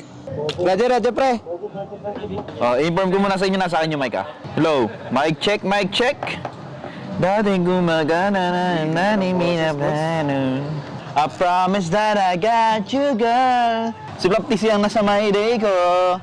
Saturday to Sunday, Monday. My Sigma King. Sigma, Sigma boy, Sigma boy, Sigma boy. TT Racing. Lagi ko TT Racing eh. Let's go! I like that ping test. I like that ping test. Good. I wonder if he realized. Ogwin knows, by the way. Yeah. He knows. And he even gave a shout out to the sponsor, so props to him. So very good little ping test there. Again, integrity of the matchup. Let's take a look at the Infinix keys to victory here, Redmar. All right, Escalera, you really have to drive Twisted Minds through victory. They need some stability. It's been a shaky, bumpy ride so far. Escalera, bring the magic that you brought in MPL Philippines Season 13 for majority of the season under Onyx Philippines that eventually became Fnatic Onyx Philippines. Keep it up, Master. Again, Ogwin's just been really good. Dude, you don't need to change anything. Just keep up what you've been doing really well. Take it to the basics and the fundamentals and pop off against Twisted Minds. And of course, be the middleman. Escalera, Ogwin, don't forget about your mid laners, Hajizi and Few. Make sure you're supplementing them well. I know it's already tough for a roamer to handle so many things in the map, but when you communicate very well with your mid laner, the map feels smaller for you to handle because your mid laner is also helping you so much. Actually, yes. And you know what they say? The anchor is the mid lane, and I think they just have so much more to do as well with the roam as well. Because they are the ones who actually keep a lot of these bushes in check, make sure that people don't really bleed out, make sure the boat isn't sinking. Yeah, with that, again, we're taking a look here. Blue side win rate for Twisted Minds, 0%. Again, really just kind of looking for any chance that they can go ahead and get some of their first wins here under their belt. And I think that's for a lot of people is really wondering, for Escalera, is this going to change a lot of the course? And the draft will tell us as we jump into game number 1. A little flashback for those that might have missed last week's games. Like Renmar mentioned earlier, since Sui was in that roam role, and it just seemed like there was an overall disconnect between the games that we saw from Twisted Minds. So maybe this change by bringing Escalera in is what's going to help them get closer to a victory. But that's the thing, too. This is against a team as strong and dominant as Team Falcons and just that synergy. So this is a great test to see if this changeup helps them. Interesting, too, you have the bans there coming through in that first phase, the Fanny, the Bedang, the Matilda, Joy, Harith, Jushin over on the other side. First picked. What we expect when it's open is the Suyo. And I think teams are starting to show that they're willing to give up the Joy Suyo trade, and with the rise of Nolan, other assassins showing that you can make it work, even other fighter utilities working in the jungle again, we might be starting to see a slight shift. I'd call it a little adjustment in the meta. So, a little bit of a bump. Yeah, a little bit of a bump that we needed. Twisted Minds, interesting first phase bans. They actually ban out the Fanny to force out a different ban from Falcons. They ban out the Badang, unique pick, but the Badang has been rising as a first 2 picks on the red side, and Flap TZ plays that well. And of course, respecting the Matilda that they could have brought out. Honestly, in that regard, I feel like you also have to just really just not too focus too much on the Suyo Joy balance, like what we're seeing here. Again, love that they are already like adjusting something like that where you don't need to pick up the Joy right away, the jungle right away there. We saw a few teams kind of flumber that out on week 1. That might have been Twisted Minds actually. Yeah. Yeah, so we see teams not making that mistake anymore. Yeah. Love the adjustment here. And by the way, speaking of adjustment, to add more to that, the Hilda first 2 picks on the red side, not that frequent, but it's actually a block pick onto James, who he's actually been one of my top players in Twisted Minds, despite all the difficulties that they've shown. And his Hilda play is actually quite fantastic. Yeah, it is, and they're going to pick up right now the Hylos to go ahead, and they might flex that, or there's the Moscow. Okay, so they got the gold lane under toe. So Hylos in general, I think, is going to help them because it works really well with the Suyo. And the response over on the other side is the Nolan. Like we mentioned, this is the hero that is popping up a little bit more now. Pretty good win rate, too. I mean, that's pretty healthy. 75% win rate now for this Nolan. Pretty good, pretty good. And, you know, as a Hylos main, I don't really mind the Nolan too much. I can kind of deal with the Hilda, just keep your distance while doing damage at the same time with the Ring of Punishment. As the Hylos main, As by the the way. Hylos main, yes, sir. Rock hard, the Hylos main. But overall, I feel like there is still a lot of threats to be addressed here, especially if they kind of just start focusing on or trying to pick up these crowd control mids. Because I think with this lineup, you don't have a choice. You need the crowd control. It will come from mid, right? Speaking of crowd control, Falcon takes away the Cho potential Escalera pickup.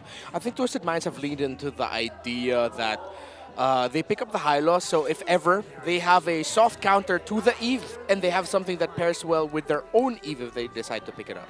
And with what Twisted Minds have shown is that it's sort of like saying, are you sure you want to pick up the Eve Falcons? Because that would be a great combo with the Granger. They have the Moskov and Hylos potentially to deal with it. Now, the kicker is, with Falcons picking up the Nolan, even though they have 2 picks to counter the Eve, you have 1 pick that can mess up the backline if they're not careful, trying to go break the formation where the Eve is in. So it's sort of like a pick your poison type of scenario around the Eve now. Could both of these also be flex, the Hylos and the Hilda? Is that what the play is for both teams right now? Like seeing, do they want to park them in the XP lane, or do they want to go with roam for both those picks? I think more the Hylos is flexible than the Hilda. Although Hylos EXP is also quite abysmal in terms of the win rate. So yeah.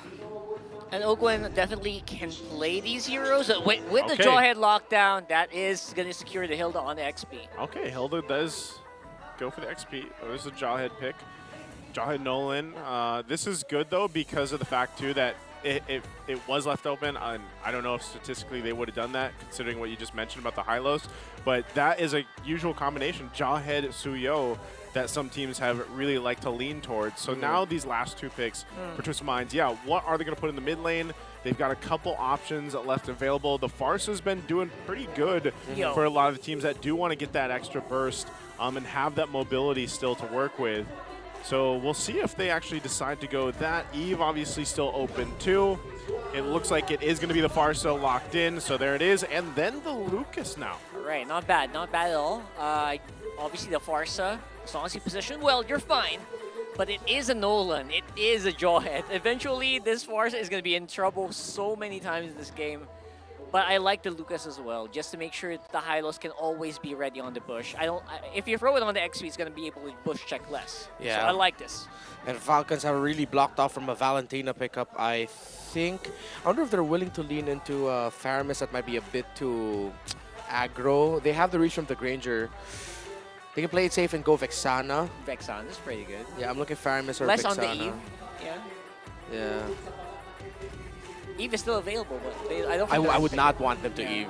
It's gonna be bad. Oh, Low Yi. Low Yi, oh my goodness. All right, of course. All yeah. right. Again, we're so used to seeing her banned out that Banned out, I'm yeah. surprised that she's picked up again. She wasn't banned out last series at all, right? Like this is, I mean, it's a 91% contention rate that she has right now. Yeah, so you're right. Yeah, she was left open. Only she was banned out for one game only. For one game? Okay. Yeah.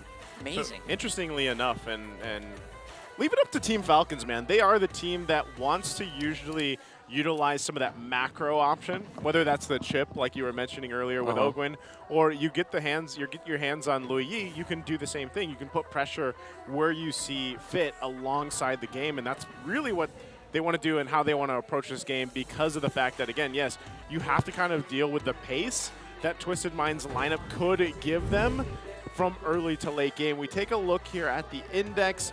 You're seeing it broken down. There's a lot of higher numbers here for Team Falcons right now throughout this game. We'll see if it actually plays a part. You get one last look here at the lineup.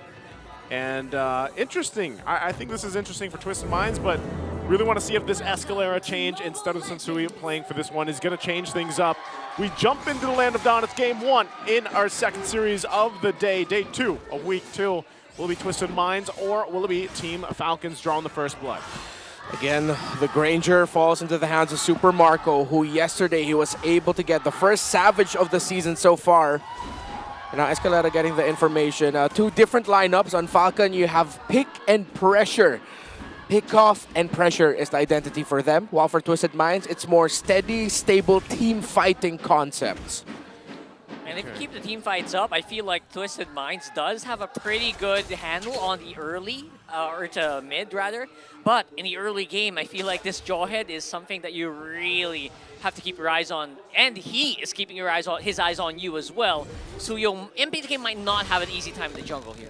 I want to see how they kind of respond to that early pressure that can be set up. Now, Team Falcons, their play style for the most part is going to be waiting even for Ogwin to have that level 4 available. Yeah. Right now, he's just literally got in the ejector. So that's pretty much all he can do. Now, you have to also respect the early game damage on both sides because that's the thing about the Lui Yi too. For Few, he knows that he can actually, when they clump up and they want to, for Twisted Minds, they got to watch out for the Lui Yi. Now, Flap is going to go check out the bush.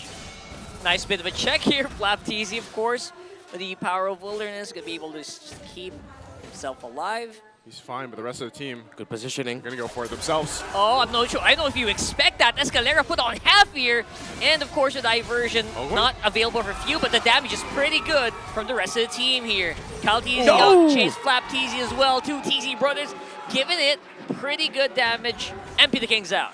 Yeah, quick scaling here for Falcons, and they will have damage right away. And instantly you see Flap TZ applying pressure into the purple buff.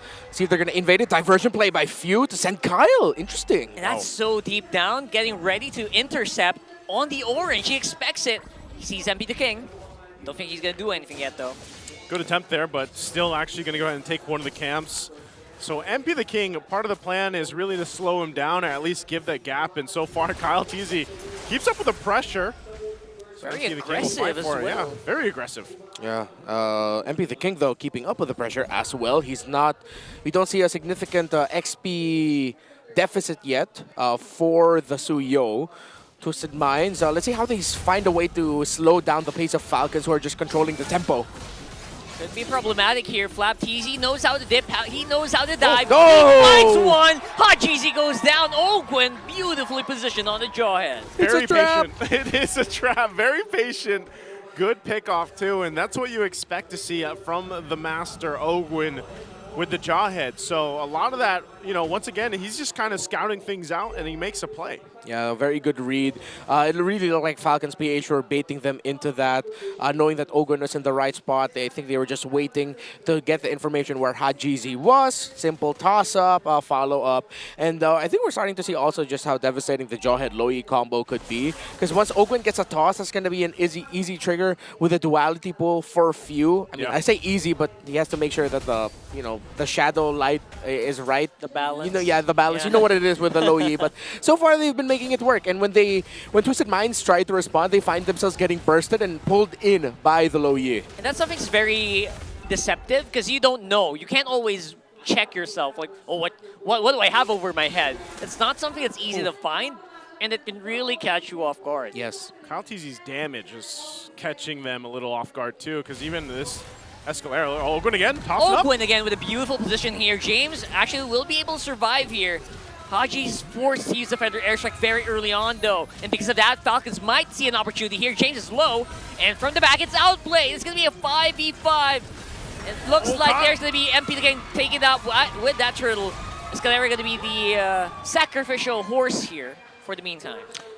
Team Falcons PH, good patience with that, and diversion. Whoa! To quickly rotate. Very aggressive, Kyletzy. Wasting no time to get into the purple buff here, knowing he can take it very easily from MP. And even without the retro, he's like, yeah, send me. Send me forward and I'll go get something because we lost that turtle. So they go get that. Super Marco gets some extra gold too, knocking on the plates here, of course. Even taking a look at it, look at the lead that Super Marco has right now against Outplayed. They've just been 1v1ing for the most part. Yeah, they've just been in the lane. Super Marco has been on God mode since yesterday, and he breaks the tower on his own. Not much rotations downside that would really disrupt the laning phase between the two. That's just pure dominance in lane by Super Marco. Again, on a Granger that he got the first Savage of the season with yesterday. It's a thumbs up, man. I don't know. Like he's such a silent killer, and he's so good in the lane 1v1, and that's just him taking care of it. Look at this, because he's going to stay there, continue to farm up, and Outplayed's got to go get gold elsewhere. So, and rely on the team too. So that is a problem for right now the gold lane for Outplayed. Yeah, get those 750 stacks. Saw that yesterday. It was like pretty 750? crazy. Yeah, we reached that number, right? I can't believe I saw that actually. You're gonna have unlimited Rhapsodies here.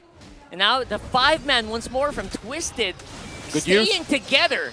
Dodging it out, though, is going to be Falcons. They don't want to absorb any of that damage coming in for that Feather Airstrike. I guess what Twisted Mind is doing is just staying together as much as they can to avoid that diversion pickoff. Yeah, and considering that they are against a pick and pressure lineup, you have to turtle it out as a team and see what you can do together to maximize the combination that you will have with the Farsa getting the stun, and of course a follow-up from MP the King and James. Escalera can only do so much. He will be, as you mentioned, Rockard, the sacrificial horse of this lineup. Stand up, get tossed, revitalize, try to survive. That's his personal game plan and the only thing that he can do. See if he can make the game plan work here. They got HotGZ before he could actually pull off anything. Flicker is off cooldown.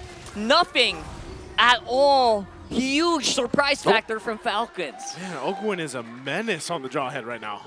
Yeah, he's reading the positioning of HotGZ very well. The two deaths HotGZ suffered were because of the hands of Ogwin. And look at James even having a hard time trying to deal with FlapTZ alone. James says, leave me alone, bro. Such a big boy. Can't really do anything about it, and FlapTZ knows it. 5-man Twisted once more, staying together around the mid. Kyletzy already has the Malefic Roar as well. He went, he went Hunter Strike, Fury Hammer, not gonna fully build that yet. Then goes into the Malefic Roar just to double down on the idea of, we're gonna really burst it down. Because the two Dreadnought armors on the side of Twisted Minds with the Lucas on the high loss, the Malefic Roar rush by Kyletzy cancels it out. Yeah, not only that, I mean, we already saw how much damage he was doing without the Malefic Roar against Escalera. Yeah. And now, he might even be able to go ahead and get a combination of a burst down on Escalera. And if you take out their front line for the most part, that's devastating. They've already done it when you get tossed up by Ogwin, and it looks like they want to keep going for that. You know, this is just putting pressure on the resources alone. Twisted Minds might not really have a move here right now. That's right. I feel like the devastation is literally starving out MP the King. Can't really level out, can't get any gold so far in this game, man. That's devastating for Suyo. Yeah, and it really just looks like Twisted Minds because of what the Jawhead and the Lowy can do together in the map. The simple things of their combination together meant that Twisted Minds could not find any control at all. Outplay just built up the Golden Staff. Oh. Trying to make some moves here once more. Finally, Few is going to be the first target here for Twisted Minds in the next few minutes. FlapTZ's on the run. Kyletzy coming in for backup. Can't really do much. Only forces back the Twisted Mind members.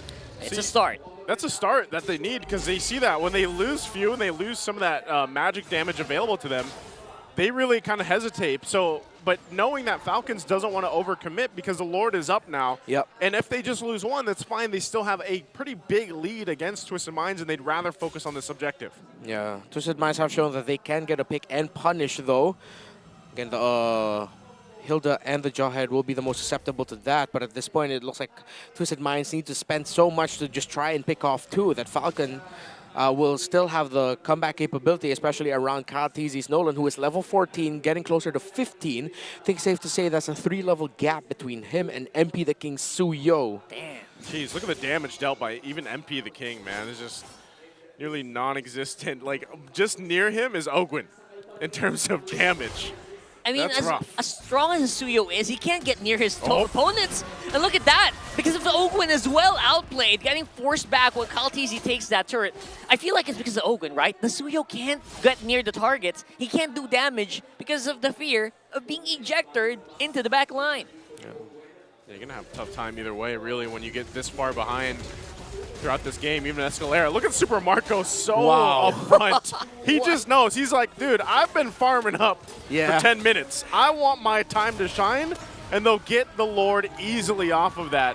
You know when you're playing with that kind of confidence and you're that up front, and you're relying on the fact that you just have a flicker, basically, defensively, that you're locked in, basically. Yeah, Falcons PH. Yeah, they can just continue this. Twisted Minds have a strong counter capability, especially on the anti-siege. They have the Farsa and the Moskov together.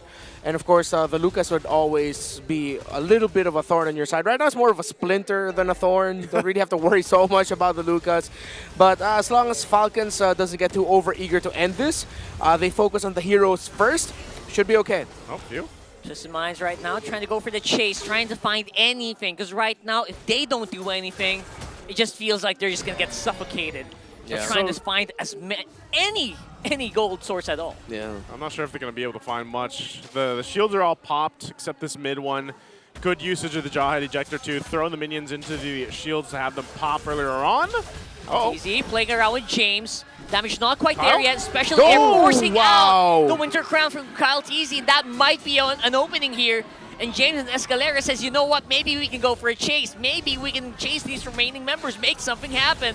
They're trying it as much as they can. Go into the glorious pathway. They find Few. There's just no stopping these two people. Oh, well, that's exactly what we were talking about with how good the Farsa is in the defense. But him, Hajizi, and James linking up together to get the first pick off onto Kyletzy. And good call by Twisted Minds. Even I was surprised that they decided to go after the chase and still was able to walk away with a kill onto Few. I'm actually surprised because that was clearly a mistake from Falcons. The way that they approached that, I feel like a little overconfidence in, you know, hey, we have this lead, we want to go ahead and fight out. But then they end up getting caught before the Lord even approached. So they kind of fumbled that. And it gives now Twisted Minds an opportunity to go ahead and slowly get back into the game. They've already started that. They are getting some of the items that they need. That damage is respectable. But again, when it comes down to it, we have to look forward in the next less than a minute, about 45 seconds. The Lord, are they prepared for a Lord fight against Team Falcons? Oh, or do they give it up? Nah, they can lightly contest, but as long as they build up an advantage, that's when they can go for the heavy contention. I don't think they should really just go all in right away. Try to get crafty, see if you can bait out Ogwin's entry first and get info where FlapTZ is, see if you can find Kyle. There's a long checklist that you have to do, so Twisted Minds, just take it slowly first, don't go all in just yet. Weirdly enough, I do like that I feel like Twisted Minds, they have a bit of an advantage if they go 5-man dive, because single target single target ejector, you can do it. They're gonna lose if they play slow. If they play fast, that might not be able to keep up. The Rhapsody will not be enough to slow them down. Feathered Airstrike used up here, securing and that buff. Both Retributions still held on to, but the Lord is up now. Super Marco also picking up the Wind of Nature. Has got that available now. And they're going to go ahead and start this up. Twisted Minds, though, like we said, do we see them lean into this? They could Glorious Pathway in. A good Divine Glaive comes up, and that's a reset on the Lord. And Hajizi will have the Feathered Airstrike now that the time this fight breaks out. They do have to clear some of the waves. That's being managed down bottom by Outplayed. So we'll see if they actually go ahead and commit to this one while Team Falcons kind of approaches the fight, trying to get the favor. So they're going to stop to let them get their times to get the buffs they need. Okay, that's one info. They see where Flap is. They also have to be careful where Few is at, because if they decide to commit the all-in and go fast, Few is the biggest counter to that. So as long as they can tick the box of where Few is, get that information, I'm sure they can readjust if they decide to go for a full dive. Bottom lane Minion is getting managed somewhat right now. It got balanced. What was a slow push has stopped Dead Center in the lane, so Falcons doesn't need to worry about that, nor does Twisted Minds. Oh, the Twisted Minds are getting pushed out. Yeah, they're getting pushed out really hard here. Flapteasy is trying his very best. Oh, they just rush it. And they're bump rushing straight to the Lord here. Oh, wow. And I don't know if they want to take that Spear of Destruction. Oh, they might just want to go out for it. But Outplayed says, you know what, let's go. Let's play. And they take out one because of that. It's going to be two going down as well. Escalera following suit. 3v5 right now here for Falcons. And it is a very, very bad bloodbath here for Twisted Minds. They're rushing out for the map. That won't save you. And there goes the Maniac once more. And a wipeout for Team Falcons. He does it again. It's a Maniac for Marco on the Granger and a missed call by Twisted Minds to decide and fight. Escalera and Outplayed might be kicking themselves. Take a look at that player cam on Super Marco. Just locked in as always. Maniac, Savage, whatever it may be. He is the player right now. Just popping off in the gold lane. Great game one for Team Falcons. That was as good as it can get. I think for, if you were Twisted Minds, you really have to question that last call. I personally will do that. No sugarcoating whatsoever. That SOD should not have landed. Yeah, the SOD hit. I believe Outplayed decided to commit the entry. Or I think he got the call from Escalera, though. Yeah, Escalera moved forward and stayed. Yeah. Exactly. It was the conceal. He showed up. He was like, all right. It feels like I could feel Escalera going, go, go, go. Outplayed decided to go in, but the rest of Twisted Minds were far out. Yeah, you can see the disconnect, but then again, this is Escalera's first show on stage this season with Twisted Minds. That'll take time to readjust. Yeah, I think this was, because almost in that, and I know we'll probably take a look at it briefly in the highlights later, but I'm almost wondering what would have been different if they didn't commit to that fight, because Kyletzy also planned for it really well. He went around and had that placement to go ahead and catch Outplayed. This is our MVP for game number one. Of course, it's going to be Bulletproof Super Marco. Bulletproof Marco here on the Granger once again. Mind you, he had 0 kills for the majority of the game, and then he just popped off with the Maniac at the end. Last 4. He was itching for it, though, man. All throughout the game, he was like, let me get him, let me get him. He was playing so up front, too, that when he finally did lock in, and even at one point, he had the Wind of Nature, actually. You know, so he swapped it out, but just a very strong game, strong showing for him to shine in the gold lane, like we've seen many times. Yeah, Super Marco dominated, Outplayed in lane. Pretty sure he even dished out a 2 thumbs up somehow in the middle of the game, say, hey, I beat you in lane, bro. Not much you can do against me.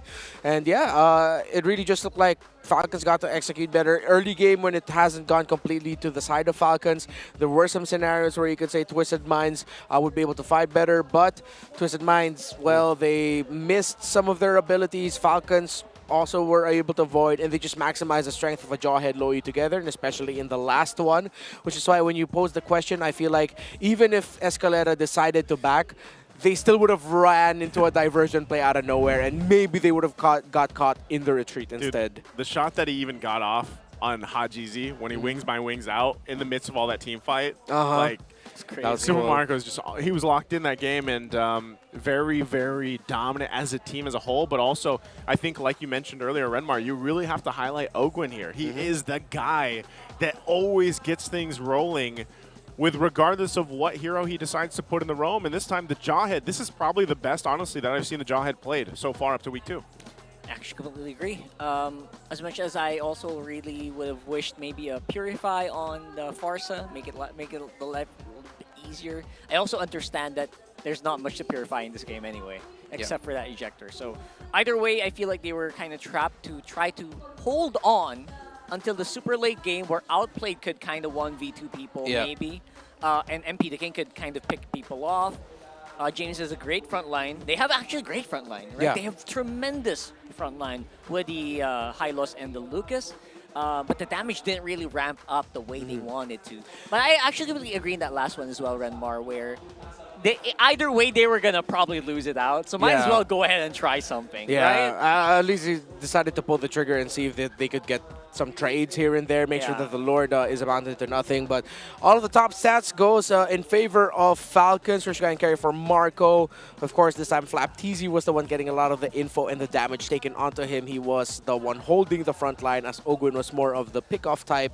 Just see who he can toss to pair up with Few, who has the most assists. And Few's effect here was in the early game. Twisted Minds' counter engages that they wanted to do against Team Falcons were countered by the duality combo of the Low Yi. It was similar to what we saw yesterday in Aurora versus AP Bren, where it looked like AP Bren would get a pick off with the Jawhead.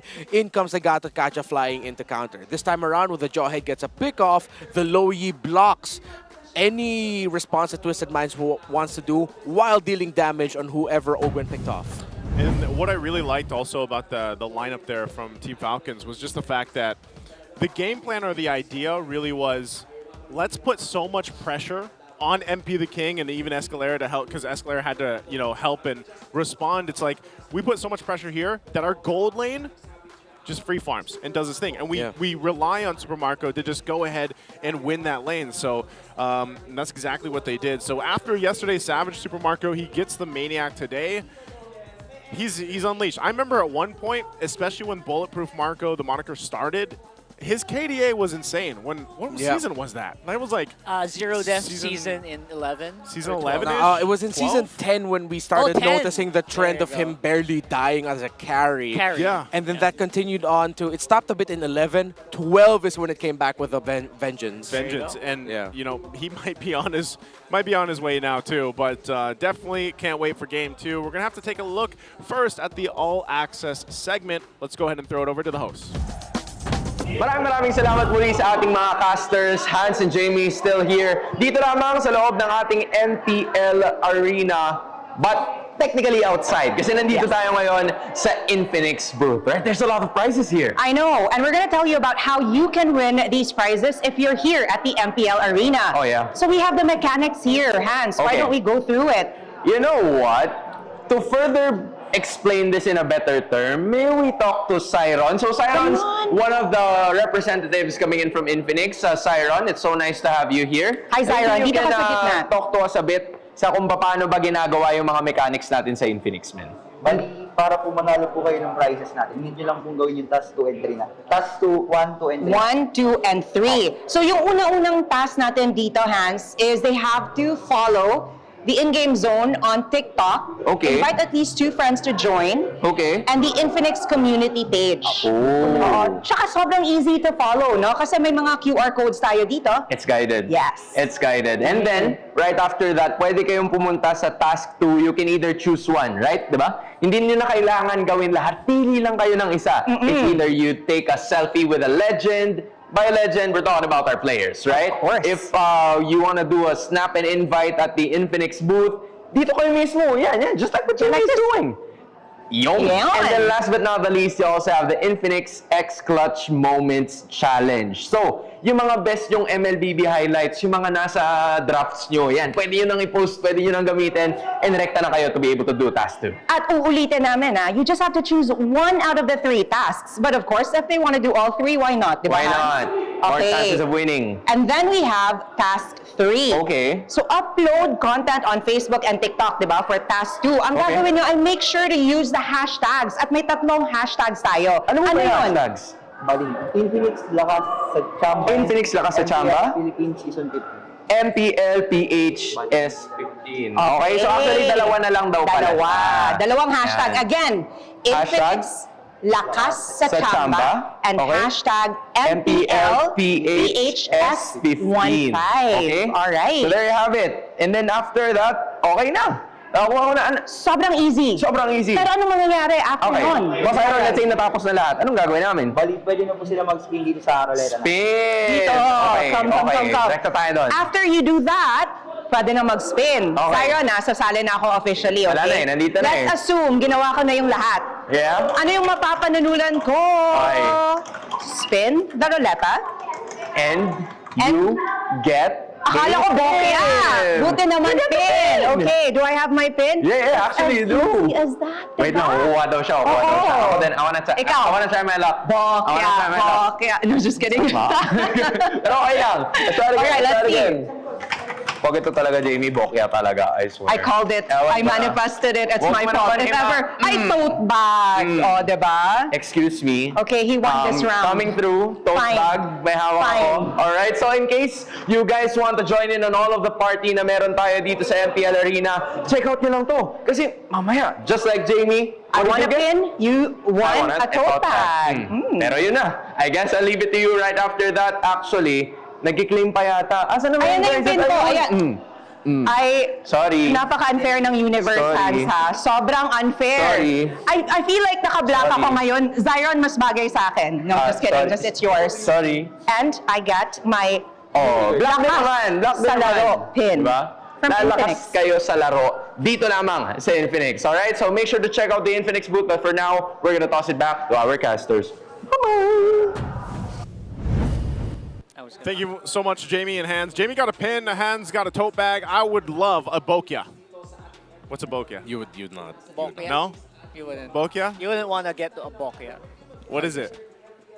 We'll tell you. We'll tell you later. All right, well, first off, we want to go ahead and invite everyone to get together at the MPL Arena and watch your favorite MPL pros live. The tickets are selling fast. So what are you waiting for? There are still available tickets for Sunday and, of course, next week. And did you know that if you buy 5 tickets, you get an opportunity to win exclusive prizes?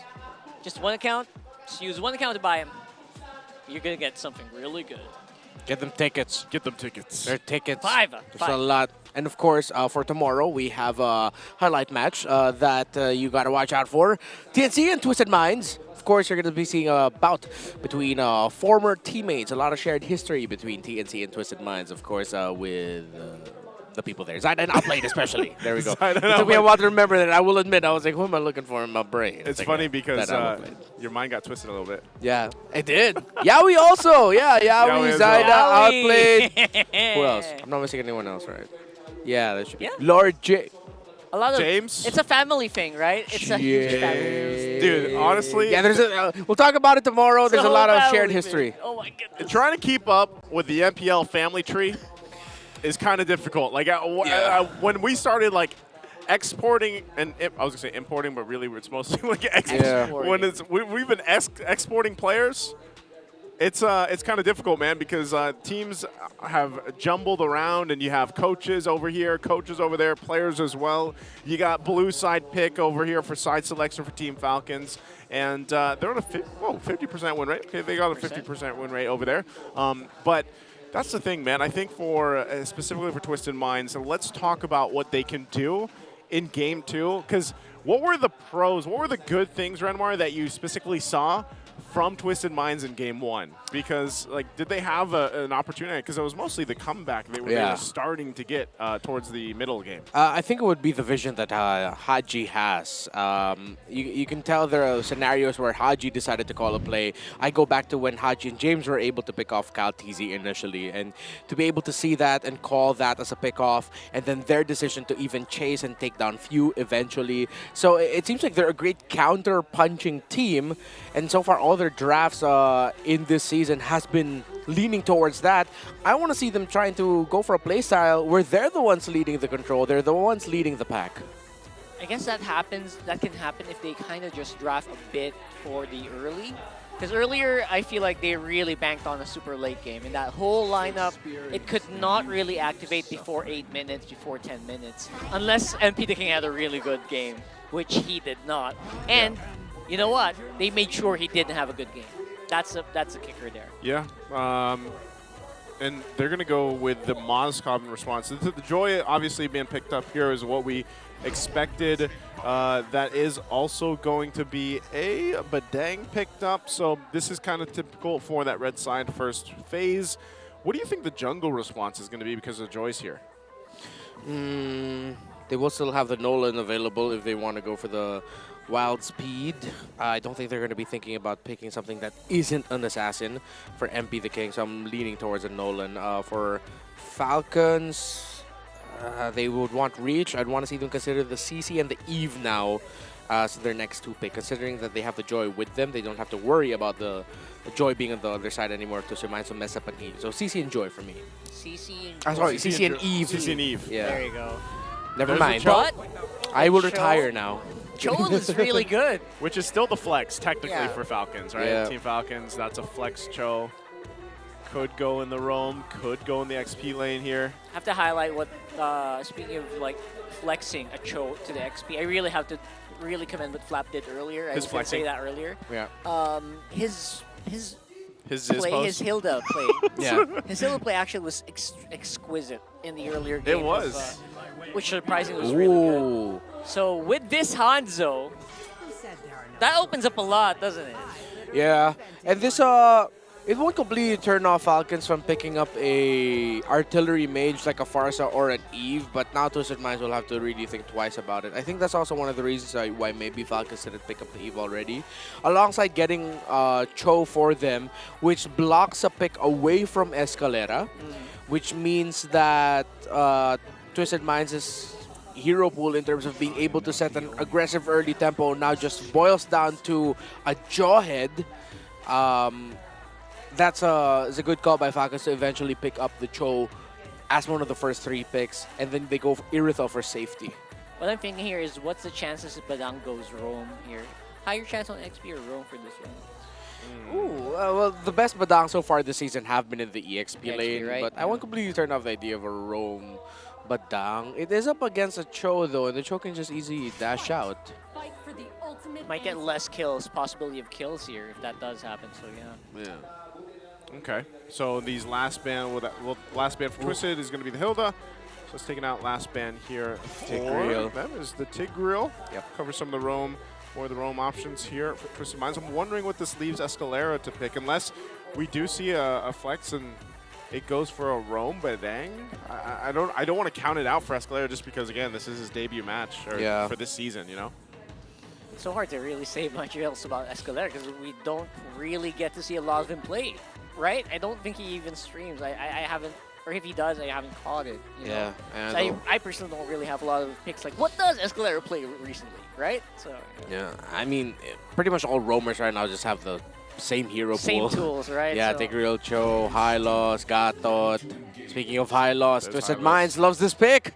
They do, and it just not, it love it. has not worked for them, man. I mean, even when Sensui played it in their debut game of the season last week, didn't work. This previous one again, maybe it's more so like I want to make Bowie, I want to do better on this one. Yeah. They go with the Hylos again, so these last 2 picks for Team Falcons, they still need their mid laner. Like you mentioned, Farsa is still available. They could just go with a Farsa. I don't think they take a Louis again. It is open. It's open. What if, though, just to mention them, but maybe Vexana. Oh, they flex the Cho again into the EXP lane for Flap TZ. They can go Vexana, yeah. So Jawhead, Vexana, oh, that's a snowball comp here by deadly. Falcons. Yeah, Yeah. they could run away with this in under 13 minutes. I'm making the pose that the little Jawhead's making. What's the girl's name? Ailey Henry. Ailey? No Ailey. way. It's Ailey Henry. I'm making the pose that Ailey Henry's making in Jawhead right now. Yeah. No. Oh no. Yeah. Where do you find that out? How do Is you that know the this? lore? Is this a lore? That was a running joke in Season 8 that we had. Because remember, Leo went through his phase where he really was dropping a lot of lore bombs. Because of what was the other Mobile Legends game? The lore season. Adventure, yeah. Last pick, Valentina. Oof. Huh. This is like this lineup from Twisted Minds. Like it looks great to see the Hanzo come through, but this looks like a Spicy. lineup that could just try to do too many things. Yes, and it's also a lineup that's very hungry for gold. So yep. Keep that in mind. Basically, it's Valentina and the Hylos who will be working for the whole early game. Other than that, everyone's just trying to farm it up. I mean, I know the Hanzo changed a little bit, but it does still rely on a lot of gold to really function well. Yeah, this puts so much pressure onto, well, number one, outplayed, don't lose lane so quickly, like game number one. Yes, I'm not going to comment much about James because I feel like James is just very solid. He's just the victim of circumstance right now in some of the gameplays. But Escalera, Haji, and MP the King, yeah, they somehow have to work together so well with a interesting, unique, and interesting combination of heroes in the center of the map to stop a Jawhead, Vexana, and Joy from snowballing. That's a tough task. There you go. It's going to be a tough task here. We're going to jump into the Land of Dawn. Once again, it's game 2 in this best of 3. On to a sweep. Will it be for Team Falcons, or can we get a game 3 with this interesting lineup from Twisted Minds? And I think that's definitely the case, you know, even in the sense of Hajizi, what ultimates will he be focused on taking? I mean, this is going to be the same thing if they don't control Ogwin on the Jawhead. I'm kind of worried about Twisted Minds and even the space for MP the King again. You know what? Since we mentioned it, I think Falcon also are very aware of their win condition here. They're starting to try to group up together, just in case someone gets a little bit more feisty. Try to capitalize on their early game, which is very scary right now. Of course, level 2 on Ogwin means Ejector is available, but they're still not sure where the Hanzo is. Okay, nothing too crazy. For the emblem setups, a lot of cooldown reduction on the Badang as usual. Warcry for this Hanzo. So similar to the last time we saw it. James able to get the EXP scroll on the Crab there in the bottom lane against Flap. Maybe part of the difference here, difference factor for Twisted Minds this time around too is, and there's some added reason for it. You know, they've got 2 Purifies. Yep. At least between Outplayed and Hajizi to help not only now with Ogwin's Jawhead, but also the Cho here for Flap, which is definitely something they're going to want to deal with. As long as they can kind of avoid from being picked off, whether that's from the Cho, whether that's from the Jawhead, I think they should have a fighting chance when it comes to some of the team fights early on, especially with usually when we have seen Hanzos, not just here, because we've only seen them once, but oh, hold on. Look how fast they take the turtle. Look at that 4-man stack right on the turtle spawn here. Trying to see if they can get someone on the way out, but Twisted Minds fine now. Yeah, that was few being able to stop what could have been a post-objective team fight engaged by Twisted Minds using the Terrifying Eternal Guard right on the Pinnacle Ninja of MP the King. And one thing that Twisted Minds also has to consider is that maybe a dive onto Super Marco isn't going to be so rewarding right away. What a kick! What? Whoa, very early on, Flap TZ commits on the flicker, forces Purify on Hajizi. Yep. I feel like that was let me just go ahead and try to get this. If I can, I'll just make my way back down. It's like one of those, it's like a side quest for him going down to the main quest in his lane. So he's like, it doesn't happen, it's fine. So resetting at that point, it's still Twisted Minds. Oh, hold on. And another one. Ejector committed once more. James is a bit better here with the fist crack, but he's going to go down either way. Kyletzy ready to use electrifying beats, and SOD, no commit for the top. Yeah, tough there for Twisted Minds to actually fight into that.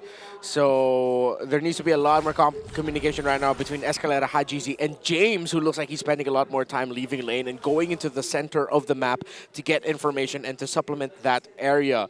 But if you know some areas might be risky, James has to acknowledge and just not continue that side quest into the center. Where is this power spike right now? There. For the Hanzo. I mean, already level 7.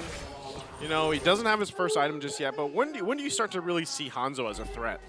Takes a really long while. The last time we saw MP the King on this Hanzo, though, he was able to pull off a crazy pick-off where literally 4v1, he was like, I'm going to get your mid laner. I'm out of here and safe. So still, I think we have to explore Hanzo more in the pro scene to really feel his power spike.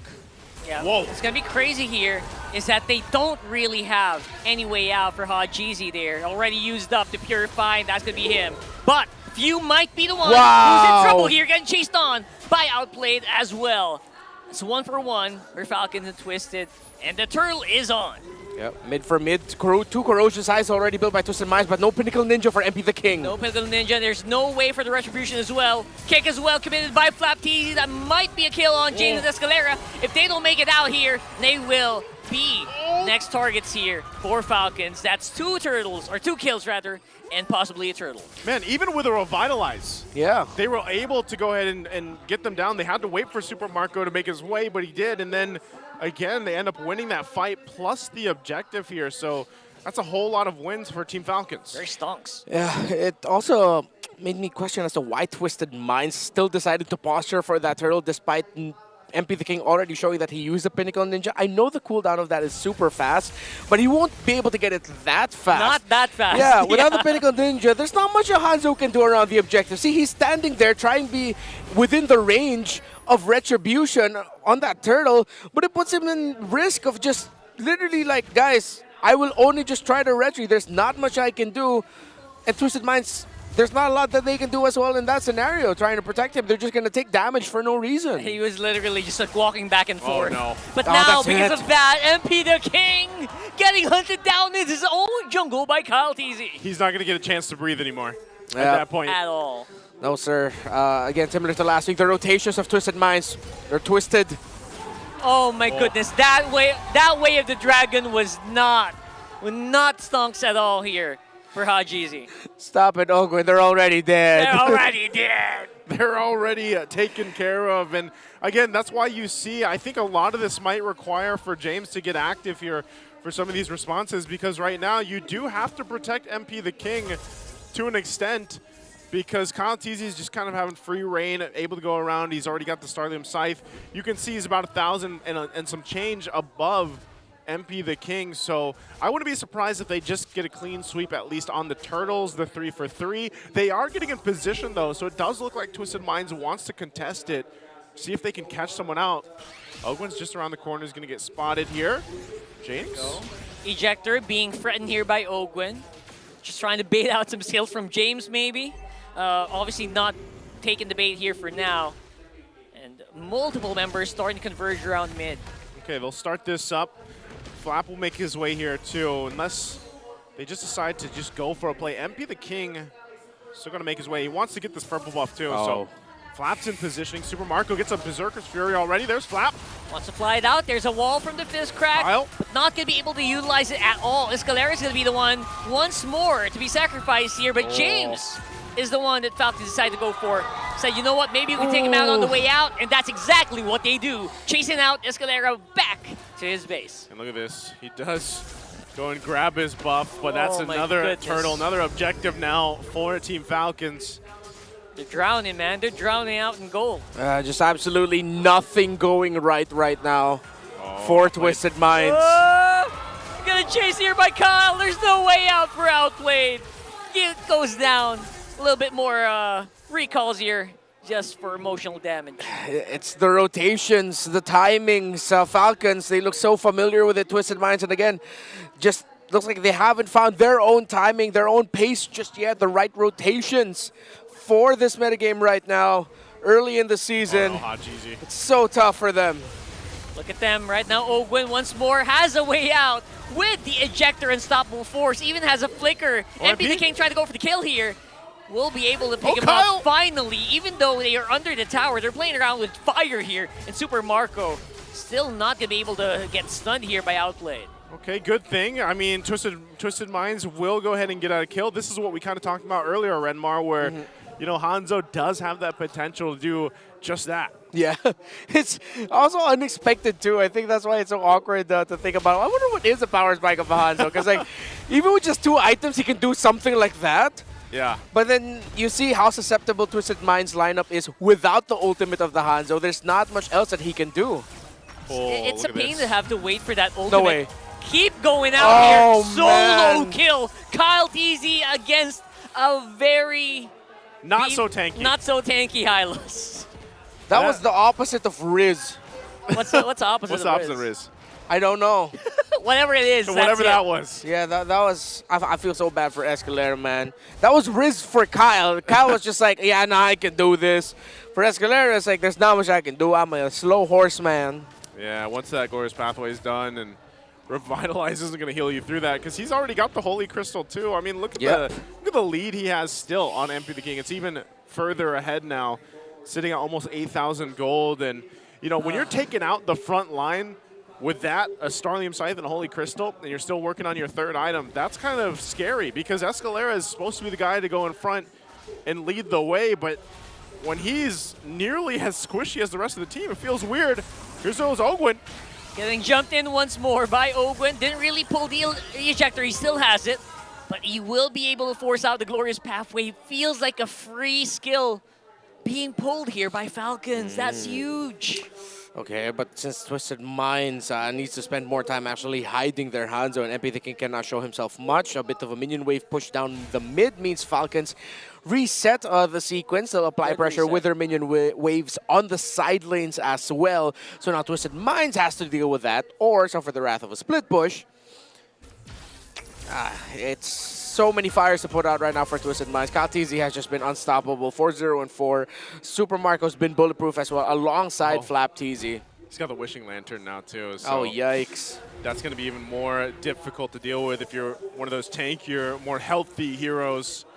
And they're going to give the go signal now on this Lord. We'll see if Escalera decides to go for it and lead the team into this, or they just let it go. I think they are. Not going to be no. enough here. And they Wow. leave Escalera out to dry. Not really much they can do to follow up. Falcons are just making this look so easy. It's like every time there is something to pull, they will pull the trigger on the play and execute into a kill, 2 or even more. And the scary thing is every time they do that, something happens. Yeah. Like, it feels like there's nothing Twisted Minds can actually do to counter it. MP's going to try to do something.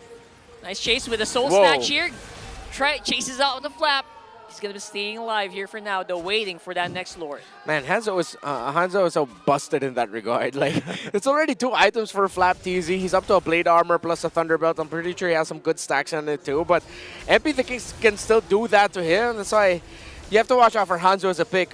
Maybe teams will understand how to play him better. Hell yeah. But the Falcons have been checking him well, especially with FlapTZ's positioning around the objectives. He's always looking for the potential angle of where MP the King's Pinnacle Ninja could come from. They want to go for it hard. Ogwin, though, got caught with his hands down. Escalera taken out here. MP the King trying to do as much damage as he can to FlapTZ with no cigar there. And now, outplayed.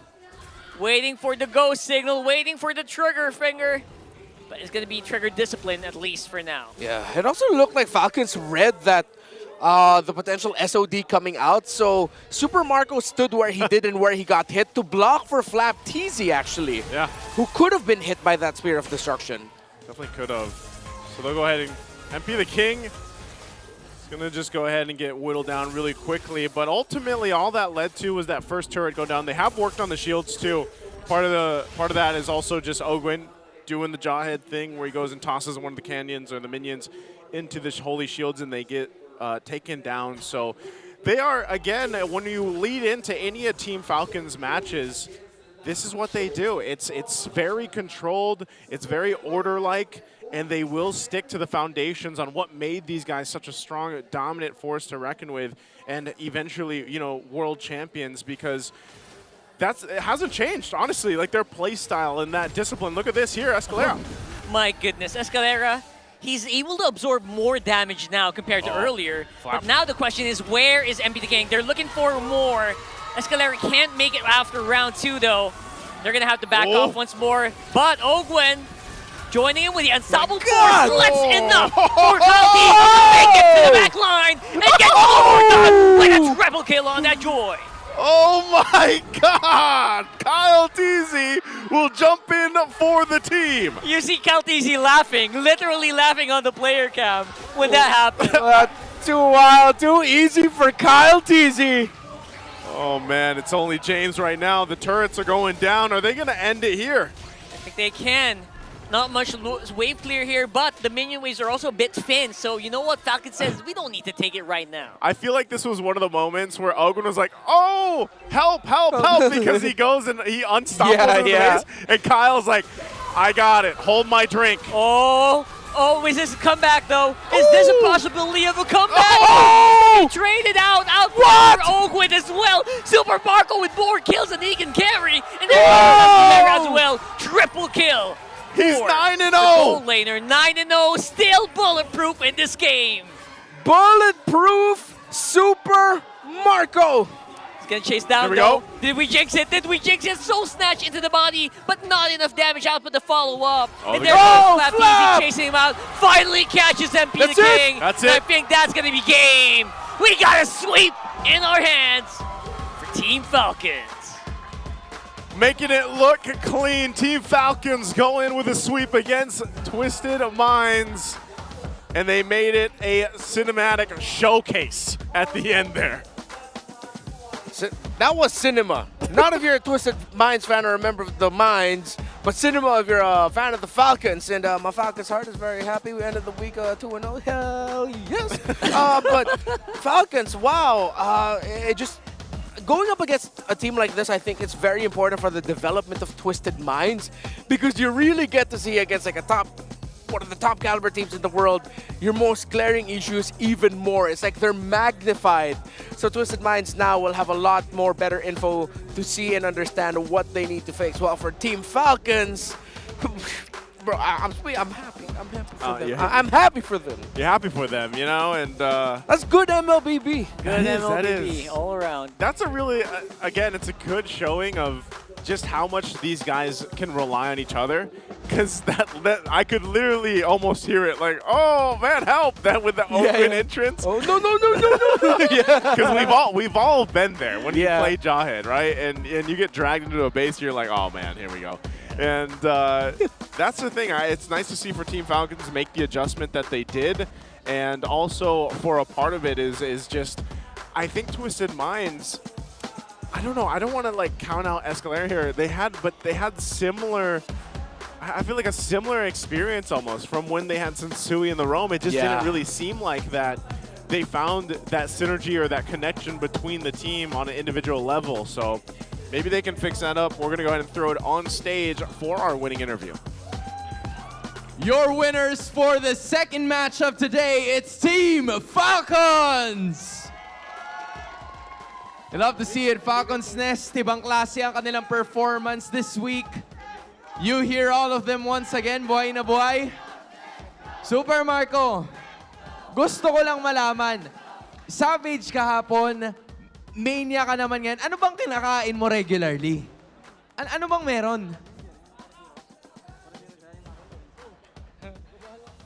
Wala naman ako special na ginagawa eh. Okay. Wala naman special. So, okay, so sige, bigyan mo na lang ng advice lahat ng mga Granger users na nanonood sa atin ngayon. Ano ba dapat yung kailangan nilang gawin pag ginagamit nila yung hero? Ma-advise ko lang siguro kumayos lang kayo ng mga kill para bumilis agad yung stock niya. Yan. Feel ko, alam na alam nila yan. Thank you, Marco. Now, I think we also have some questions. This time para kay Few, right? Few, yes. Okay, so Few, you know what? You can go first. You know what, Few, alam mo, based on last roster, ang sinabi nyo last time is hindi kayo nakapag-adjust sa meta. Pero look at your streak now. Last week, 66% yung win rate nyo. Masasabi mo ba na nakapag-adjust na kayo ngayon sa season na to? Paunti-kunti lang nakaka-adjust na sa meta, feeling ko. Okay. So ngayon, maraming nagtatanong kasi hindi nyo pa nakaharap ang TNC, AP Bren, and Aurora. Sino ba ang pinaka-aabangan nyo na makaharap at bakit? Sino? Ang para sa akin yung yung Aurora. Aurora. Okay, Pew, bakit Aurora? Nilaglag nila kami last season tapos hindi kami nakaabot ng Grand Finals. Okay. Quick run lang. No explanation. Gusto ko marinig din mula sa boys. Kung Aurora yung kanya, ano sa inyo? You have TNC, AP Bren, Aurora. Ogwen. Okay, Ogwen. AP Bren ako. AP Bren. AP Bren. Flap? Ako TNC. TNC. Okay. Kyle? AP Bren. Oh. Marco? TNC. TNC. Pando, ikaw din. AP Bren, AP Bren. AP Bren. Uy, tatlo sa AP Bren, ha? Coach, Gusto what mo ba, about you? TNC. TNC. Proud ako kay Coach Treb. Siya na yung umagaw ng mic sa akin. Gwen, now I wanna give this to you, okay? Kasi ang susunod yung makakalaban ay yung sinabi ni Coach Trevor na TNC Pro Team. Ang nasabi rin ni Yawi from before, right, na gusto niya or gusto niyang patunayan na kaya niya ulit maging best roamer.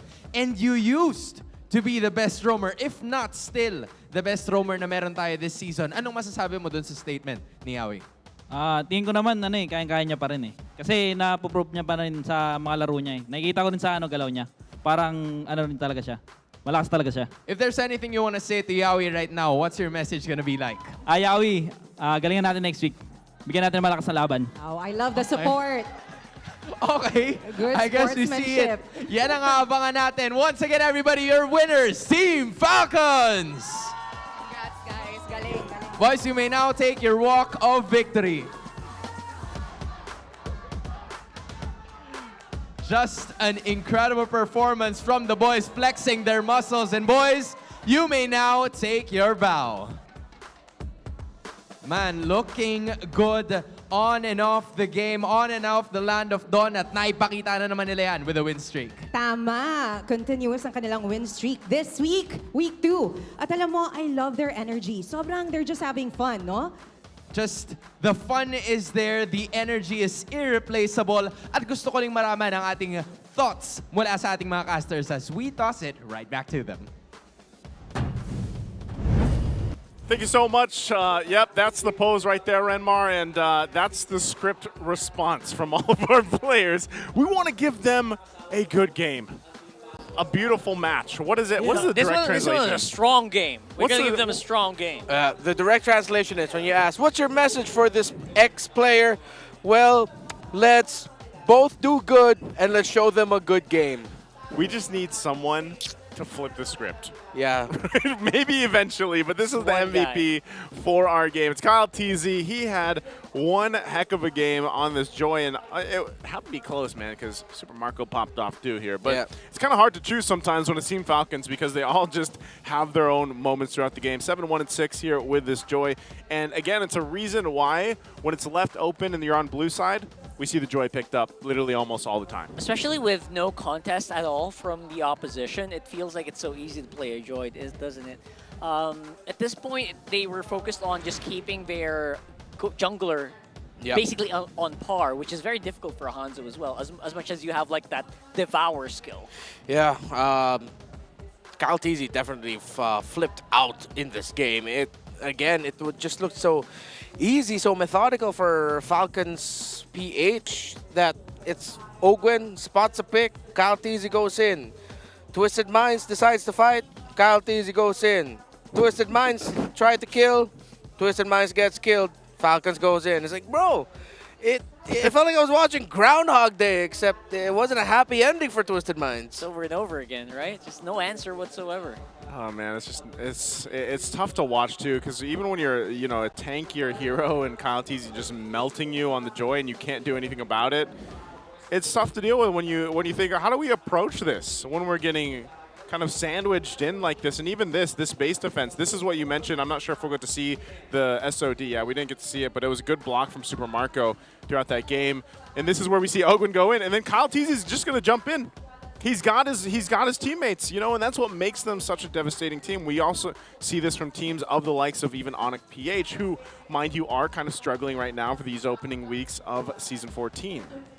So overall, I feel like that earlier clip we saw was as good as it was gonna get, right? Yeah. When they were doing their base defense, they're getting a lot of HPs low for Falcons, but because of the lead that they've built up, no one was actually just dying. They didn't Yeah. have any lockdown at all. That last Everything just looked covered right now. Ogwin and Flapteezy with their pick-off-centered heroes. How easy it is for Flapteezy to chase down and to access the backline of Twisted Minds when Twisted Minds would go in for the collapse. Again, that's one of the risks you take when you pick up a mid laner that is a little bit more close range. I understand that, of course, you'd pick up the Valentina to help counter out the Eternal Guard, to pick that up for yourself as well. Yeah. Plus, the lineup of Falcons would absolutely melt through anything like a Farsa or an Eve, so that was turned off already. It seemed like they were just left with picking up the Valentina, and then everything just went right for Falcons, and everything went wrong for Twisted Minds. I know people are probably asking for some deeper analysis, but pretty much at this point, we've said everything. You really see the rotational issues for Twisted Minds around the center of the map, where it looked like Falcons were getting to the right spots first. The times James would go to the middle to get information, no one was giving him the info, or maybe he didn't even think for himself that someone would be there to catch him, and it would be a Jawhead. In this scenario, you get a little bit more, you should be a little bit more careful with those rotations, because Jawhead plus the Vexana together is pretty much a one and done combination. It's too much crowd control to deal with. Yeah. And, you know, when we mentioned this when we jumped into the game, just having the fact that, again, you have Jawhead in the hands of Ogwin, and you know that your jungle setup, at least for Twisted Minds, you're going to have to get that kind of confidence in the jungle to get momentum going on your favor. Well, Ogwin's not going to let that happen. And he does that so often whenever he gets his hands on this hero. And then you pair in the fact that Kyletzy is able to just go ahead and roam around the map as fast as he wants for the most part, and he's melting your front line. Yeah. It makes it really difficult for Twisted Minds to think of a game plan throughout that game. And it was just unfortunate, again, because for Escalera, I don't know. I would say in their next game, I get that it's meta, but maybe just not go the Hylos. This is not a hero that's so far working for Twisted Minds. Yeah. And for some reason, they just keep wanting to pick it up. full reset for Twisted Minds, 100%, especially for that high loss. And I love this Jawhead on For Ogwin. Ogwin. Yeah. It embodies him, right? There's so many times where he gets the perfect pick off, and then sometimes he's just along for the ride. He's having a lot of fun. You know, it's a very Ogwin hero for me. I'm gonna start to watch out for this if I'm fighting Falcons in the future. Yeah, and it seems like our Team Falcons PH have done something that wasn't always part of their playbook for a few seasons back. A lot of Cho pickups, Cho Roam or Cho EXP. Okay. Well, oh, hey, look who it is. It's Ryuko. Oh, speaking of. He looks like Flap has been practicing his Cho. I would assume that in between all the workouts that Flap's been doing and the flexing that he's been doing, he probably has been practicing it. But, you know, I have to say that even when I see Flap, like, recall in game, that's what I see him doing. I see him just flexing, you know? So, again, we also want to go ahead and invite everyone to join in on our official discussions. This is the official group. It's MPL PH official community group.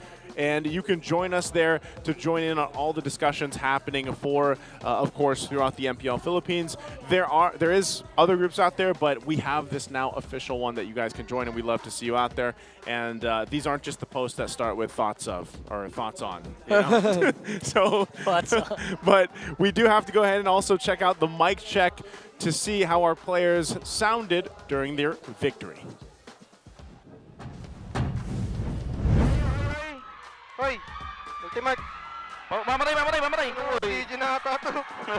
Oy! Yung base nila, oy! Oy! Tapos na to. Natin. Go! Easy yan!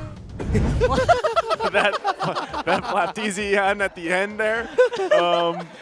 That had to be some of the most calms that we've heard, at least, you know, through these mic checks for the ending there. Yeah. I think at this point that's just familiarity again with how many things they've achieved. Yeah, they're just linked together. At the end, the final call was, oh, that's Flapteezy. Flapteezy, huh? That is, and that is the end of our second match. So we have one more match today, and that's going to be TLPH versus AP Bren. Also, real quick, we want to invite you guys, buy your tickets for tomorrow if you want to watch. It's Twisted Minds versus TNC tomorrow, and then our Smart Omega versus TLPH. So that is going to wrap it up for the second match. We are going to have a short break again coming up between the matches because, you know, this was a sweep, so you guys have time to get your refreshments and get ready. Again, it's me and Naisu. This is Rockhart and Renmar. They'll be back for the next matchup. That's it for me, so we'll see you guys in the next match.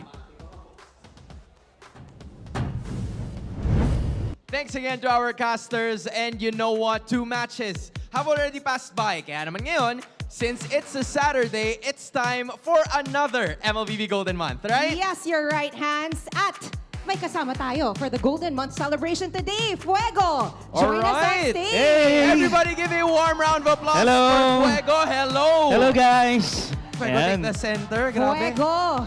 Ang dami mong fans. Fuego, isang araw na naman for surprises today. Maraming salamat at you are here to join us. Thank you din po at sobrang saya ko din na maging part ng MPL PH ngayon. Yeah, man, Yes. we have a lot of surprises in store para sa lahat ng nandito, specifically sa MPL Arena. Because actually, we're gonna be choosing 10 of you guys na pupunta dito sa stage. And you guys will be competing for a surprise. Tama po ito? Exactly. Tama. Papremyo ito, Okay. guys. So Sige. if you're in for a surprise, if you want to join in on the fun, alam niyo yung gagawin nyo. Okay, Raise where are your they? hand, join us here in front. Okay, we see Okay. some hands. Ayan, We okay. need 10 participants. Sige, dapat for Madaming our papremyo. event. Nasaan? We need 5 on this side, right? 5 on this side.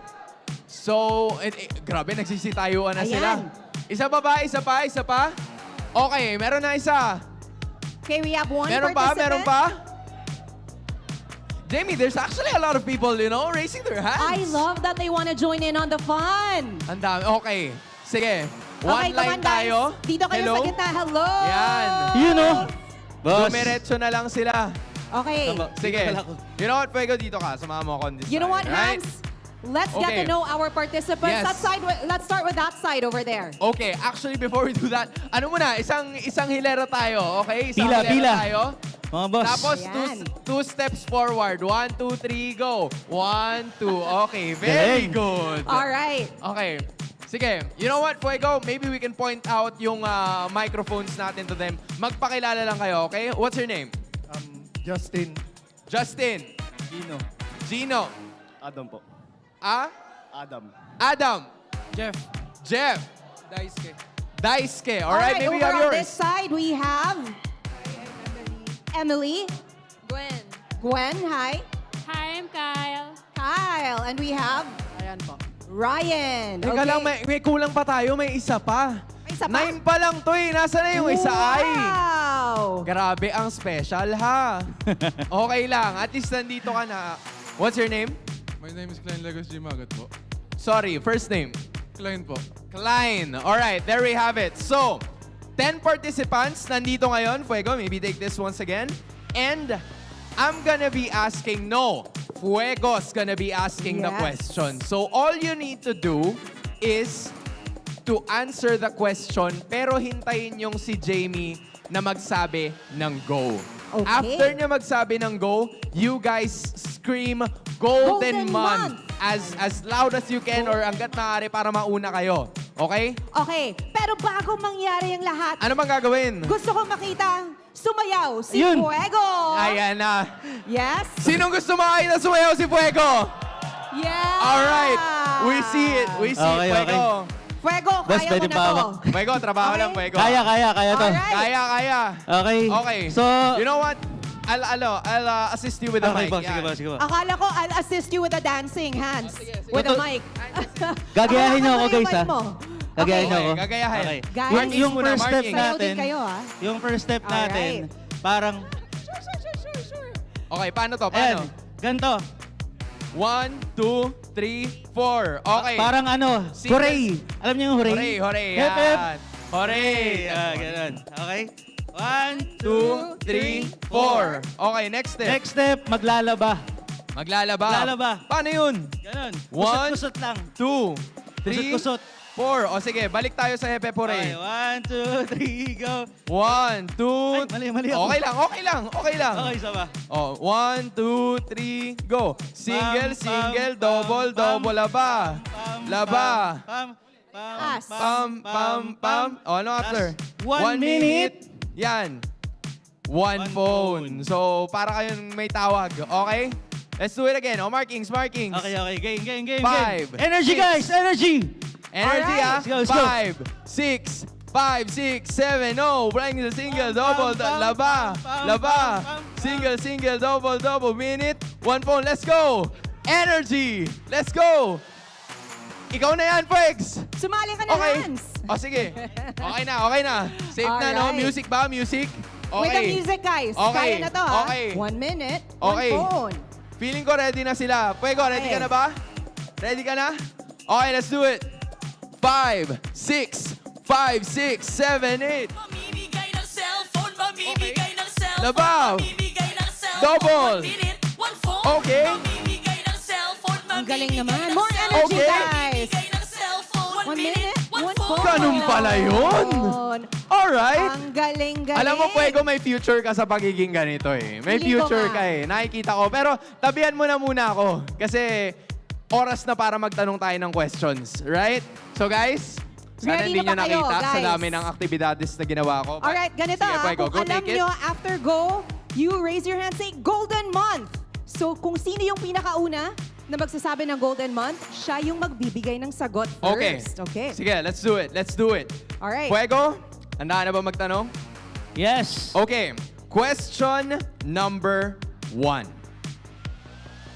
2 beses ko ulitin yung tanong. Okay. Pag sinabi kong go, saka kayo sisigaw, okay? Okay. Tama ba, sir? Tama ka doon. Okay. Question number 1. Kailan matatapos ang Golden Month? Go! Okay. Sino nakita mo? Sige. Bato, pick. Sabay kayo eh. Go. Bato, pick. Bato, pick. Bato, pick. Ang danta. Best of Sige, 3. go take your No, just time. kidding. Ayan. Okay. Ano yun? April 1. April 1. Fuego, And? is April 1 correct? Ang tamang sagot ay... Tama siya. April 1. April 1! So, congratulations. Okay, dito ka muna. Isasantabi ka muna namin dito. Congratulations. Congrats. Okay. Meron pa tayong 2 tanong. Okay, 2 tanong. Okay, ulitin ko ng twice, guys. Twice. Okay, question number 2. Question number 2. What is the title of our jingle video? Ano ang title ng aming jingle video? Go! Sino na? Oo nga pala, roll ko pala yun, no? Okay. Sino una, Hans? Sige. Sino ba ang maiba? Kasi 3 kayong sabay eh. Actually, 4. Oh, maiba tayo. Kasama ka, kuya. Yan. Maiba, alis. Sorry. Okay. Maiba, alis. Ikaw ang napili. Ayun, no? Okay. Ano ulit yung tanong? Ay, hindi mo na pala pwede kasi twice lang, Oo, diba? twice lang. So ano ang title ng jingle na pinapatugtog natin ngayon? MLBB 1 minute 1 phone. MLBB 1 minute 1 phone is... Correct! We finally have it. Congratulations, Second winner Bakit? chosen. Palo. Okay. Okay. Last one, Pwego. Last question. One last. Ito na yung chance nyo, guys. Lahat ng tapang nyo, ilabas nyo na. Okay? Okay. Final question. Here we go. Twice kong ulitin, ha? What is the main color of Ruby's new skin outfit? Anong kulay ang pangunahing kulay ng outfit ng bagong skin ni Ruby? Go! Okay. Gitna. Hindi ko na naintindihan yung iba, sir. Sure ako, gitna. Okay. Ano ang kulay? Green. Green ang kanyang sinabi. Is it correct? Ang tamang sagot ay... Oh!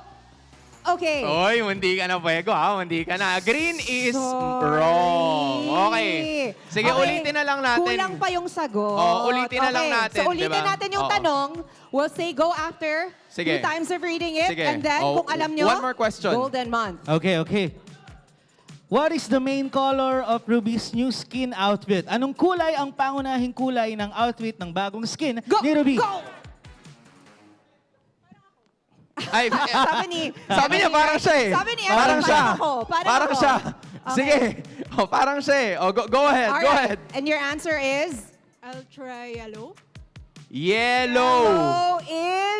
Yellow is? Wrong. Wrong. 1, 2, 3, go! Pinaasa. Go. Red.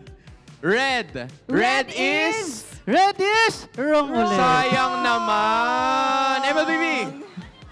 Ay, grabe. Okay. Wait lang ha. Go. Wait. Okay, try again. Golden green. Golden green.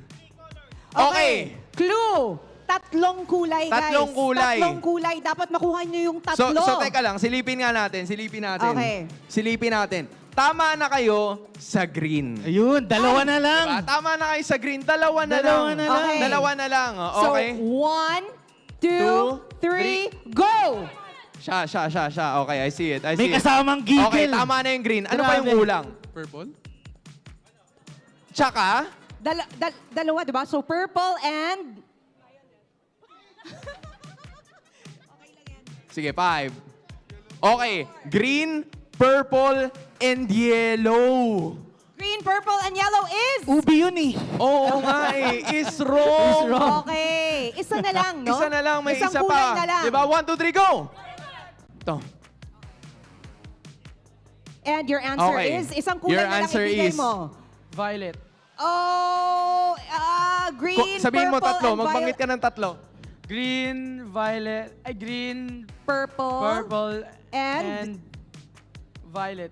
Okay, green, purple, and violet is... Wrong. Isang kulay na lang, guys. Isang Okay. kulay na lang, no? Let's do it, Nakaka ba Hans. talaga, promise. 1, 2, 3, go! Siya uli. Okay, your answer is... Blue, green, gold. Ay, blue, green, and gold is? Ano yun eh? Okay. Mali. Eto na lang. Di ba nag-green na tayo? And Nag-violet nag-purple. nag-purple na Purple. tayo. Okay, isa na lang. Isa Isang na kulay lang. na lang. It starts Ay, with talaga? a letter. Go! O, yan. O, di ba? Green, purple, and pink. Green, purple, and pink. Fuego, eto na ba yun? Congratulations! Congratulations! Good game. Nakuha mo rin, quiz. Sige, pwede ka muna dito. So, yon ang bagong kulay. Bagong colors ni Ruby, guys. Green, purple, and pink. But of course, for all of our participants, you get a chance to at least have a photo op na nandito kayo sa gitna. So, single file tayo. Single file. Thank you so much Single for row joining. pala. Yan. Aside from the photo, we also have consolation prizes for them. Palakpakan naman natin sila! Yan. Maraming Good job, salamat. guys. Thank you so much. Everybody, you guys get bags. This one's for you. You did amazing. That one's for Thank you you. for joining. Okay. So kahit nasabihin natin na hindi nyo nahulaan, kasi medyo maraming colors yun, pero okay lang, right? Because you still get a ton of freebies from Bigyan each ng bag and every yan. one of us. Diba? Panalo pa rin. Tapos si Fuego pa yung namimigay, Diba? diba? Grabe ka talaga, Why Fuego. don't we have a picture of them with Fuego? Isa naman with Alright. Fuego. Ayan. Yan. So guys, say hi on camera. You're on camera. Say hi. Hi. There we finally have it. Maraming salamat, Thank you guys. so Let's give much, them a warm round of guys. applause, everybody, for being good sports, right? They did Thank well, you. actually. Thank you guys so much. And of course, our 3 winners, please make your way right at the center. Congrats. Congratulations. Walk of glory. Ang galing.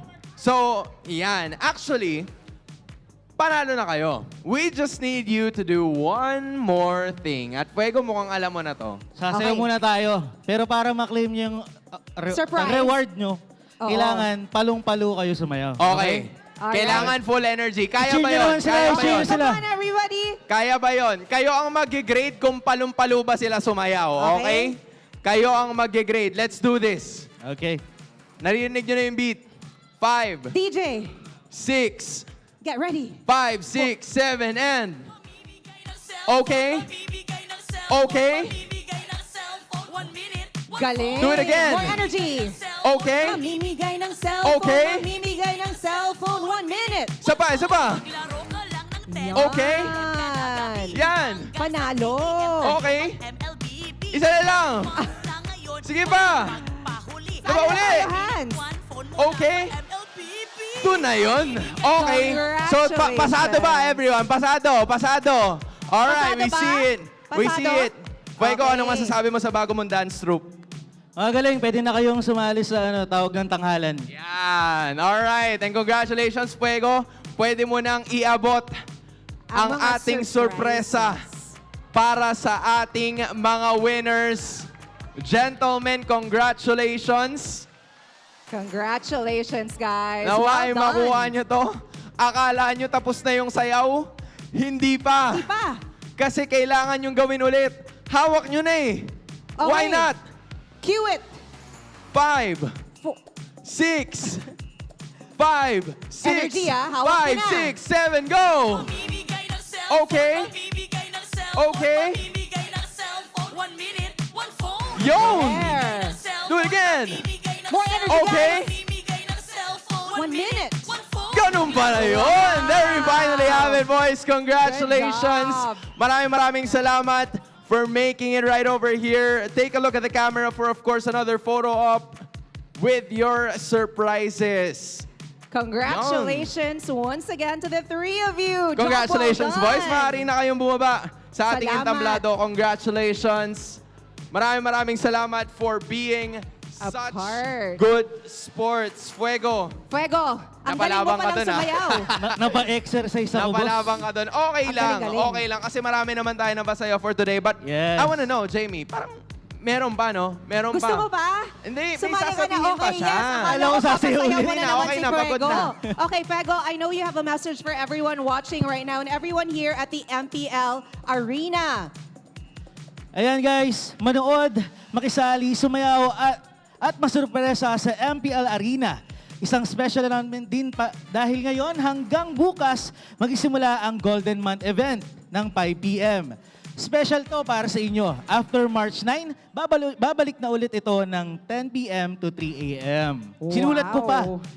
Diba? 10 p.m. to 3 3 a.m. Yes. After March 9. Yes, after March 9. Okay. Pero ngayon ay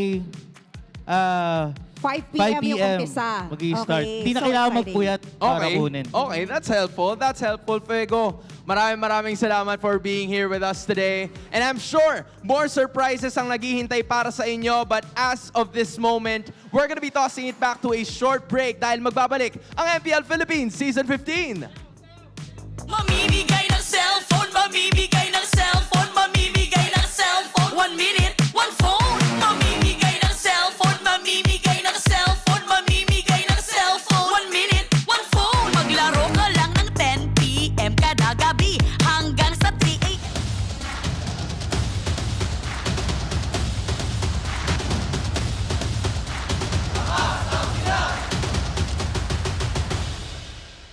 Mamimigay ng cellphone, mamimigay ng cellphone, mamimigay ng cellphone. 1 minute, 1 phone. Mamimigay ng cellphone, mamimigay ng cellphone, mamimigay ng cellphone. 1 minute, 1 phone. Mamimigay ng cellphone, mamimigay ng cellphone, mamimigay ng cellphone. 1 minute, 1 phone. Mamimigay ng cellphone, mamimigay ng cellphone, mamimigay ng cellphone. 1 minute, 1 phone.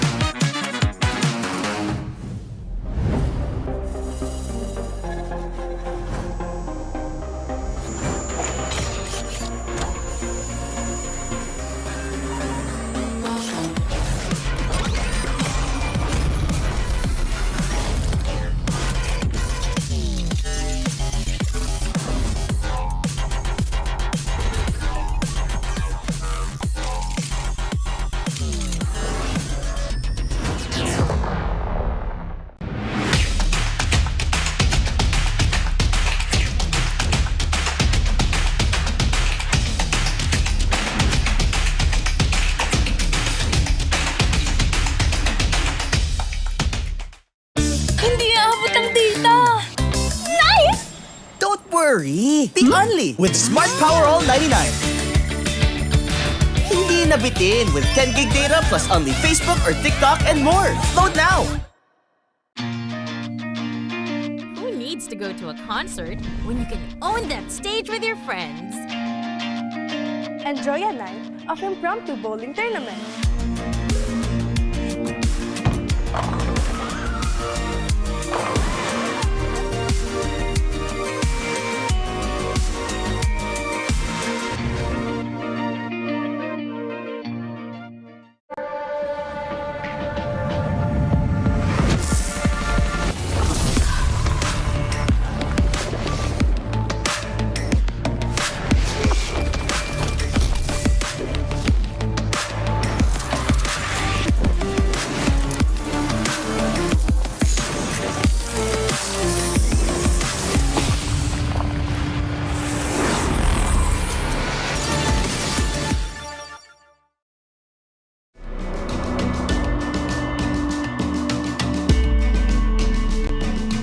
Malakas ka ba?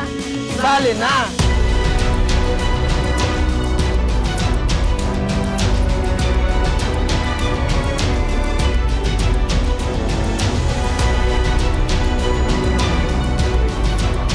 Kita Kids. Kita Kids. Kita Kids. Kita Kids Sa MCC Season 2.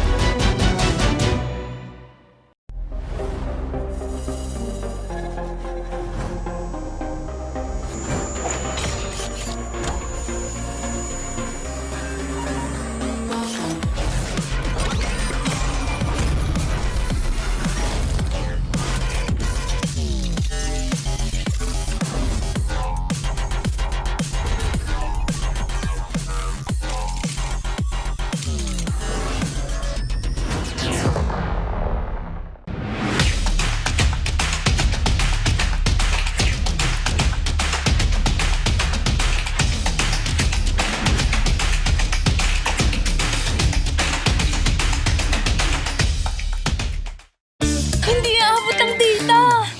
Nice! Don't worry! The Only with Smart Power All 99. Hindi nabitin with 10 gig data plus only Facebook or TikTok and more. Load now! Who needs to go to a concert when you can own that stage with your friends? Enjoy a night of Impromptu Bowling Tournament.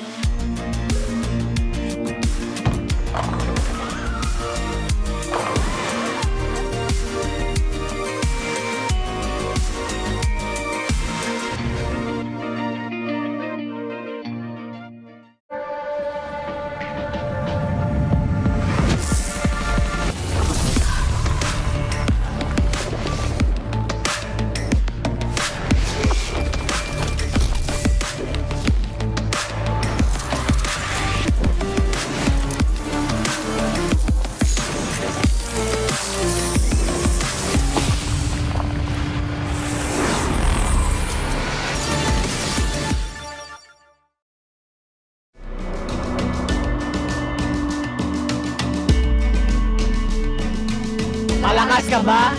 Sali na!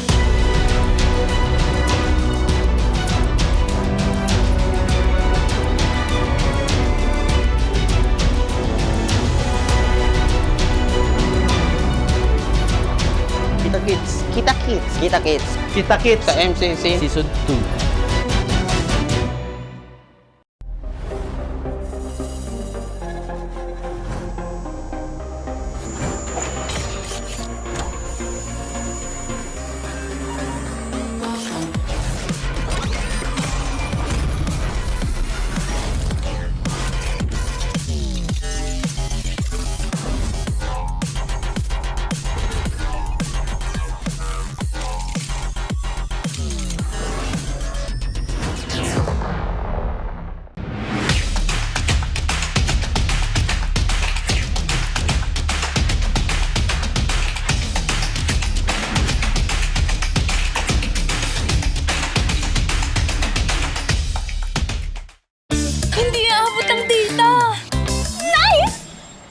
worry! The Only with Smart Power All 99. Hindi nabitin with 10 gig data plus only Facebook or TikTok and more. Load now! Who needs to go to a concert when you can own that stage with your friends? Enjoy a night of impromptu bowling tournament.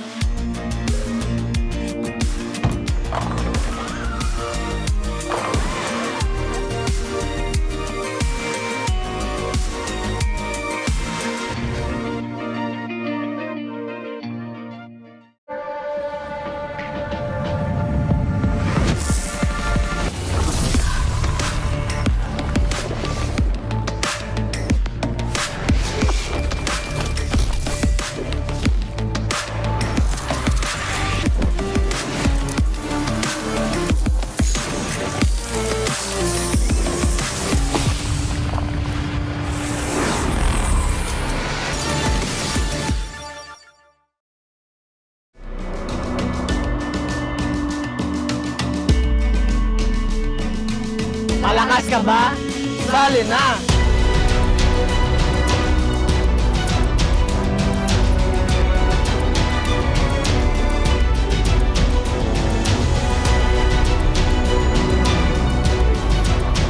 Kita Kids. Kita Kids. Kita Kids. Kita Kids Sa MCC Season 2.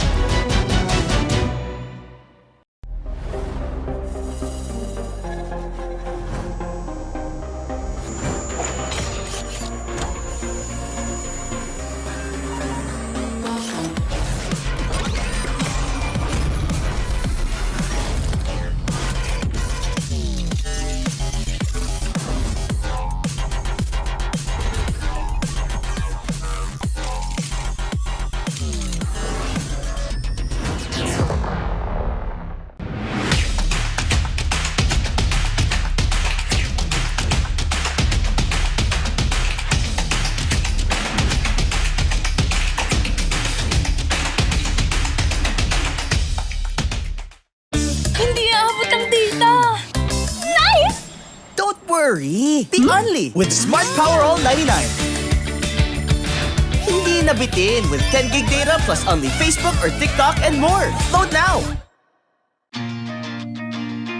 Who needs to go to a concert when you can own that stage with your friends? Enjoy a night of impromptu bowling tournament.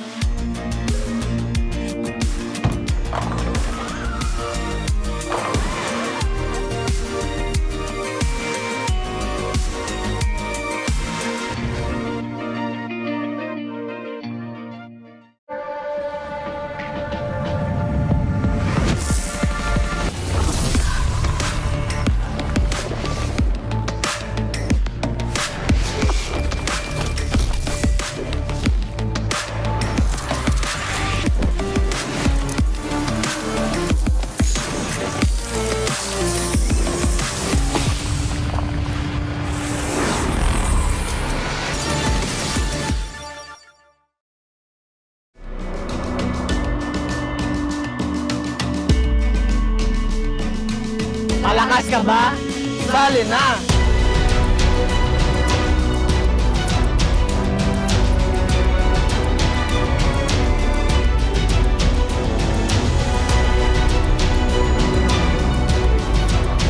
Kita Kids. Kita Kids. Kita Kids. Kita Kids Sa MCC Season 2.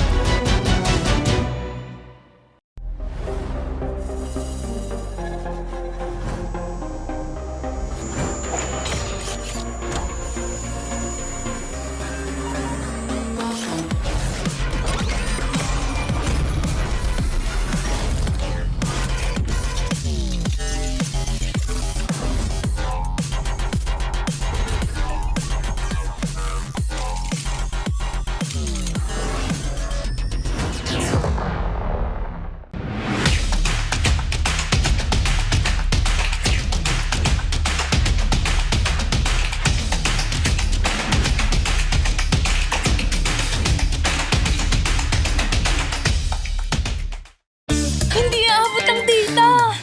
Nice! Don't worry! Be only with Smart Power All 99. Hindi nabitin with 10 gig data plus only Facebook or TikTok and more. Load now! Who needs to go to a concert when you can own that stage with your friends? Enjoy a night of impromptu bowling tournament.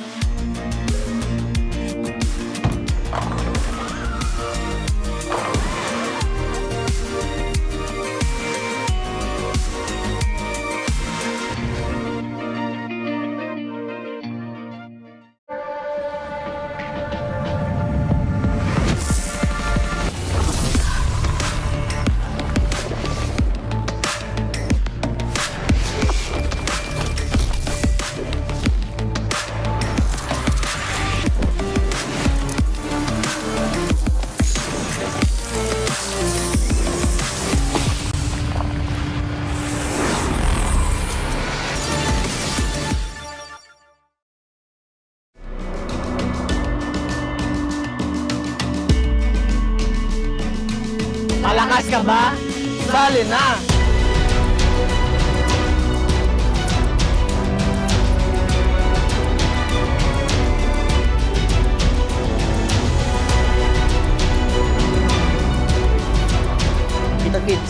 Kits. Kita Kits. Kita Kits Sa MCC Season 2.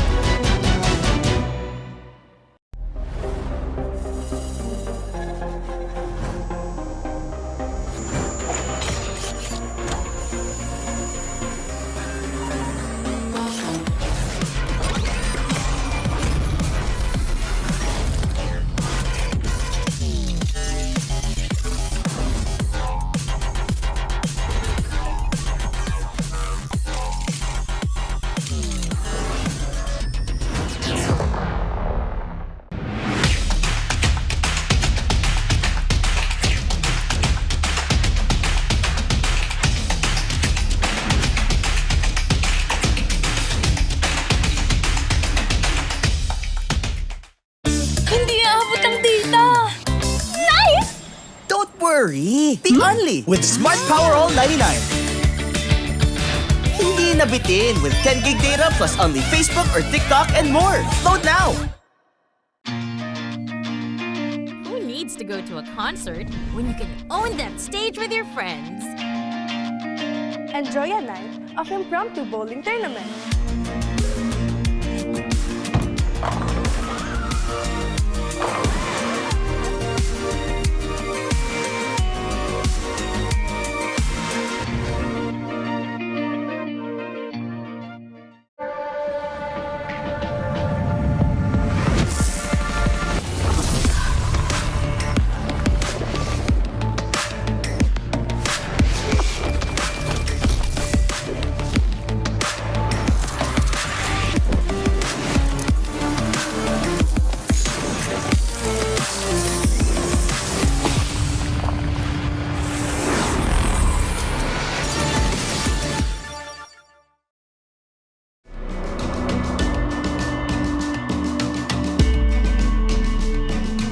Malakas ka ba? Sali na!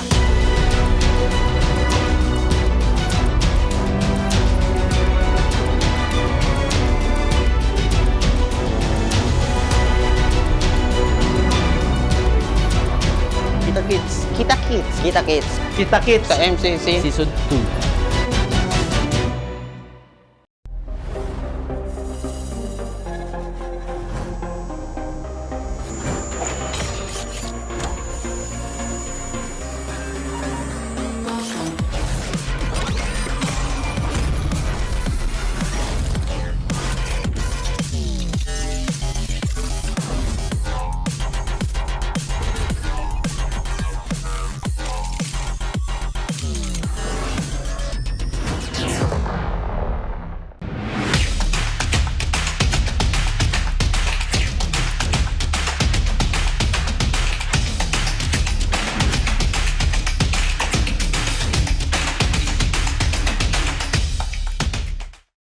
Hindi aabot ang data.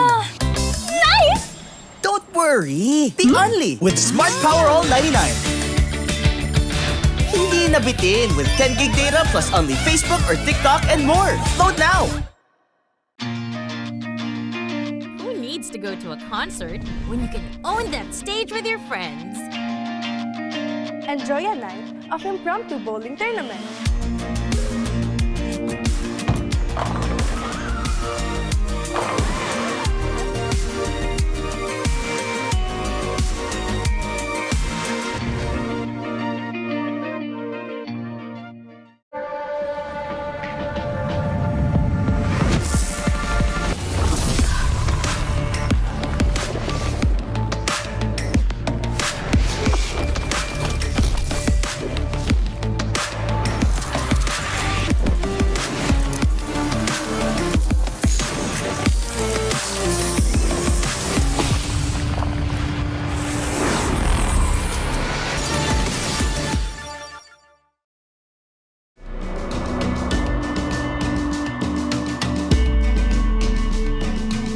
Malakas ka ba? Sali na!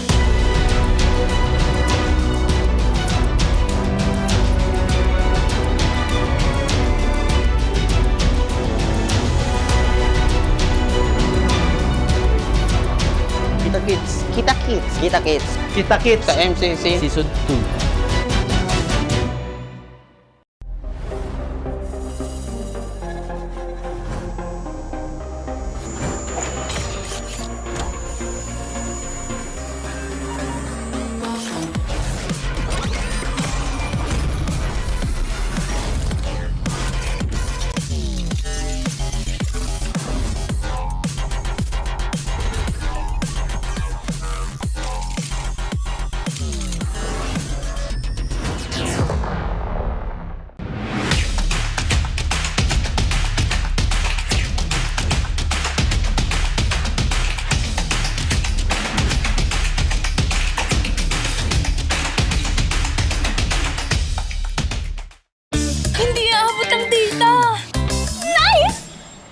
worry, be only with Smart Power All 99. Hindi nabitin with 10 gig data plus only Facebook or TikTok and more. Load now! Who needs to go to a concert when you can own that stage with your friends? Enjoy a night of impromptu bowling tournament.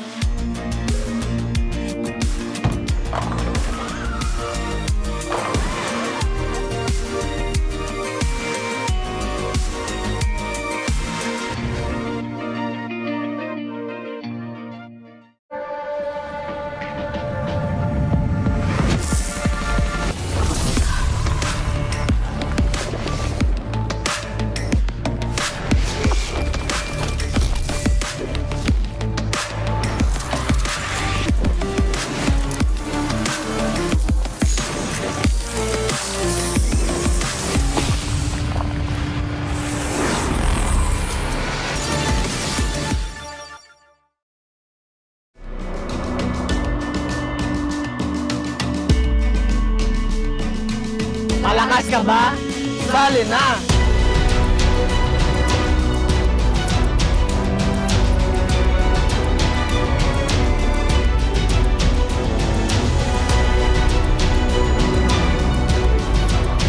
Kita Kids. Kita Kids. Kita Kids. Kita Kids. Sa MCC Season 2.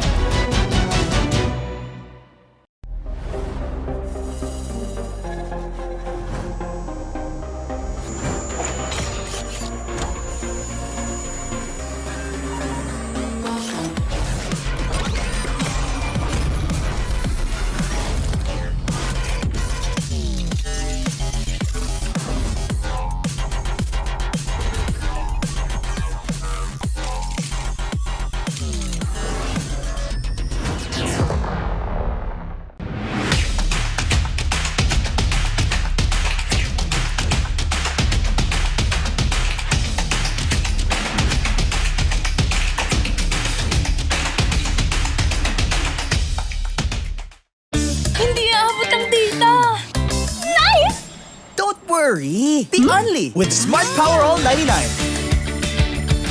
Hindi nabitin with 10 gig data plus only Facebook or TikTok and more. Load now! Who needs to go to a concert when you can own that stage with your friends? Enjoy a night of impromptu bowling tournament.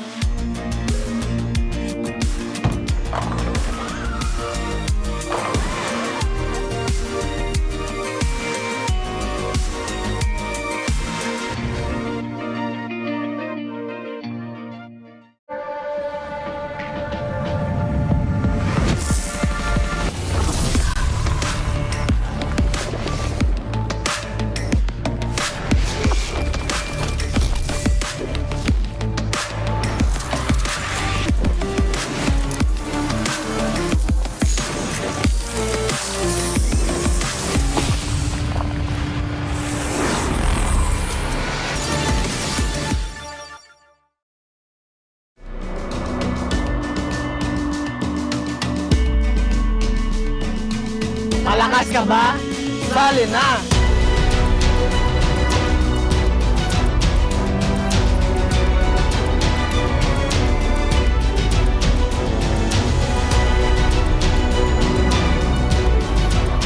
Kita Kids. Kita Kids. Kita Kids. Kita Kids. Sa MCC Season 2.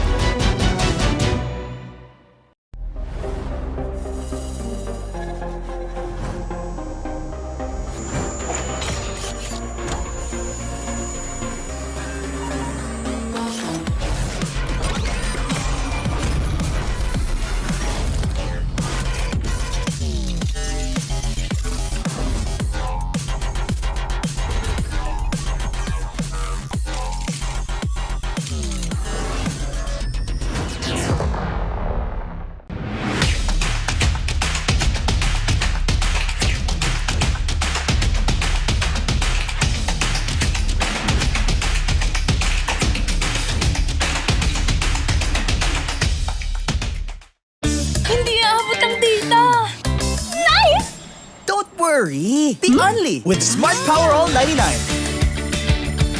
Hindi nabitin with 10 gig data plus only Facebook or TikTok and more. Load now! to go to a concert when you can own that stage with your friends? Enjoy a night of impromptu bowling tournament.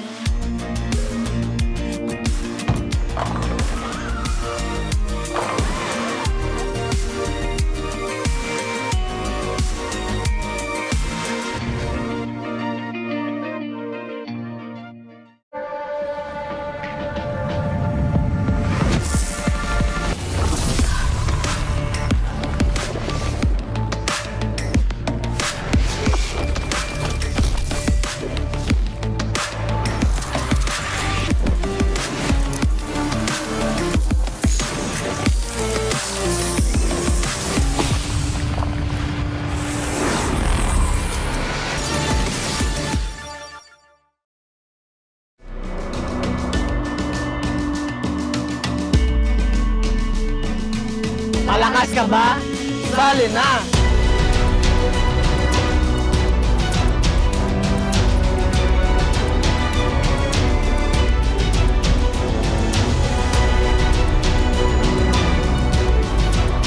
Kita Kids. Kita Kids. Kita Kids. Kita Kids. Sa MCC Season 2.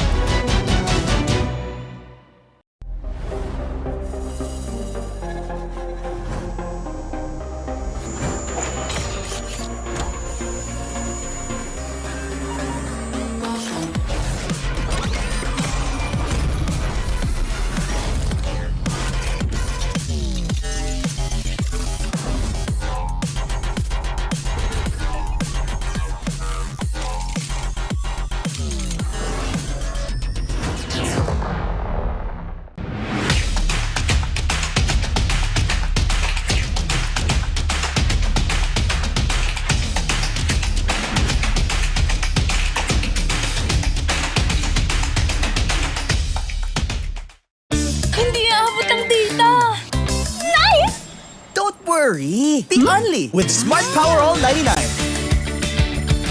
Hindi nabitin with 10 gig data plus only Facebook or TikTok and more. Load now! Who needs to go to a concert when you can own that stage with your friends? Enjoy a night of impromptu bowling tournament.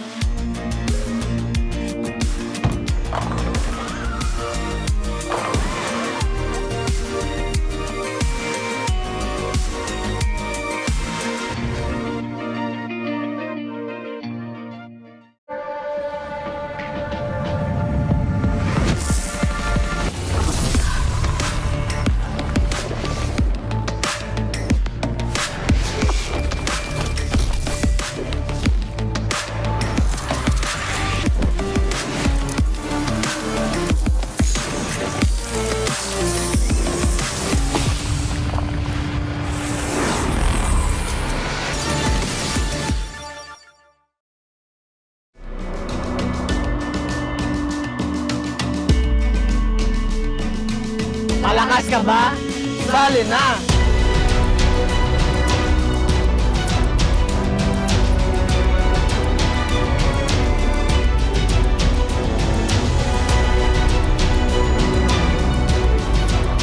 Kita Kids. Kita Kids. Kita Kids. Kita Kids. Sa MCC Season 2.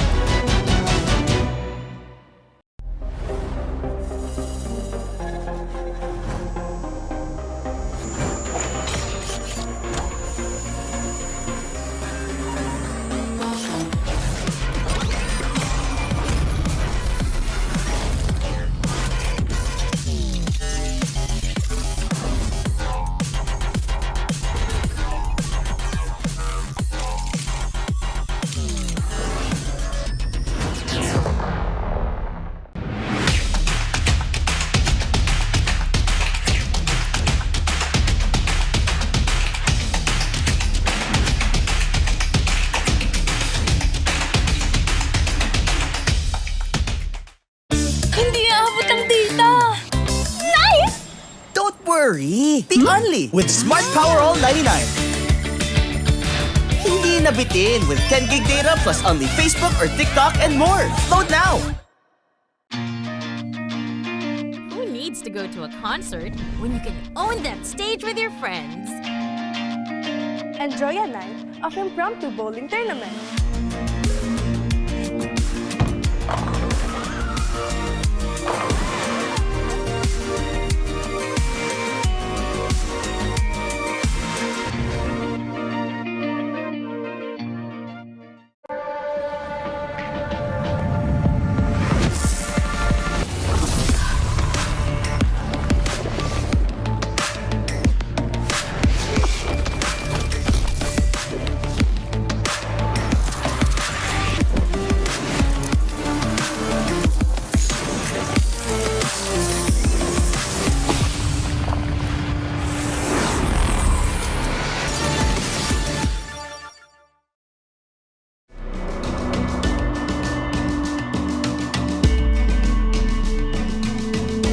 ka ba?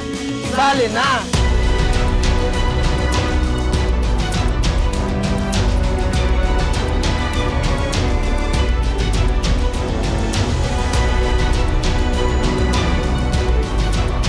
Kita Kids. Kita Kids. Kita Kids. Kita Kids. Sa MCC. Season 2.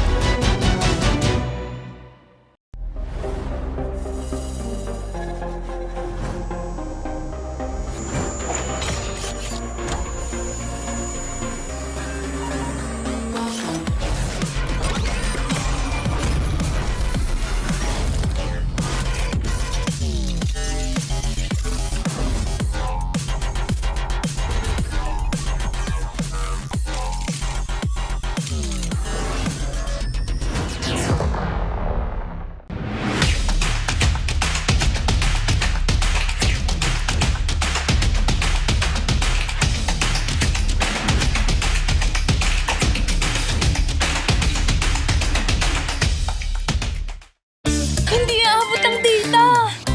Nice! Don't worry! Be only with Smart Power All 99. Hindi nabitin with 10 gig data plus only Facebook or TikTok and more. Load now! Who needs to go to a concert when you can own that stage with your friends? Enjoy a night of impromptu bowling tournament.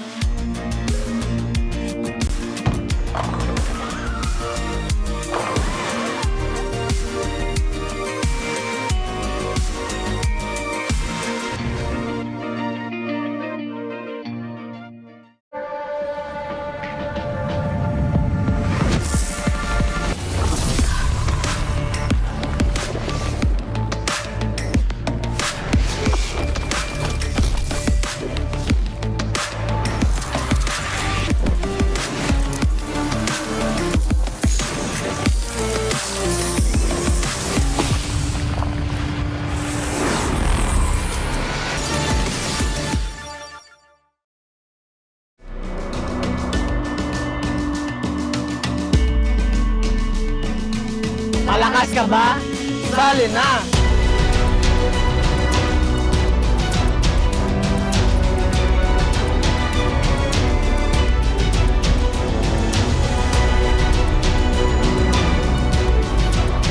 Kita Kids. Kita Kids. Kita Kids. Kita Kids. Sa MCC. Season 2.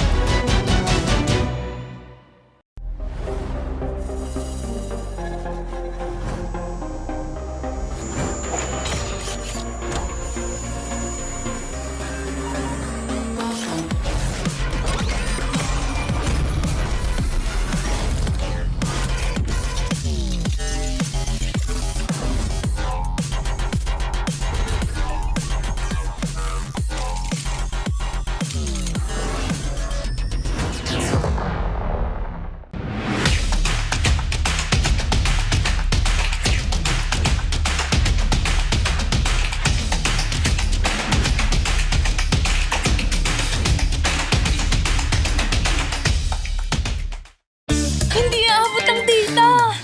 Nice! Don't worry! Be only with Smart Power All 99. Hindi nabitin with 10 gig data plus only Facebook or TikTok and more. Load now! Who needs to go to a concert when you can own that stage with your friends? Enjoy a night of impromptu bowling tournament.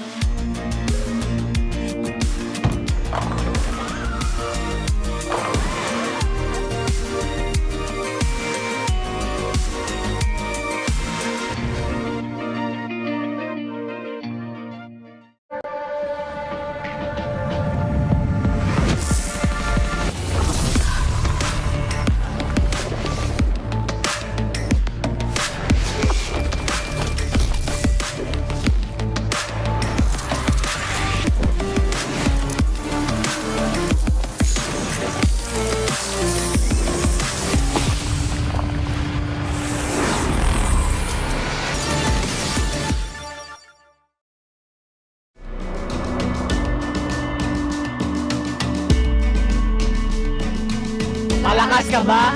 Sali na!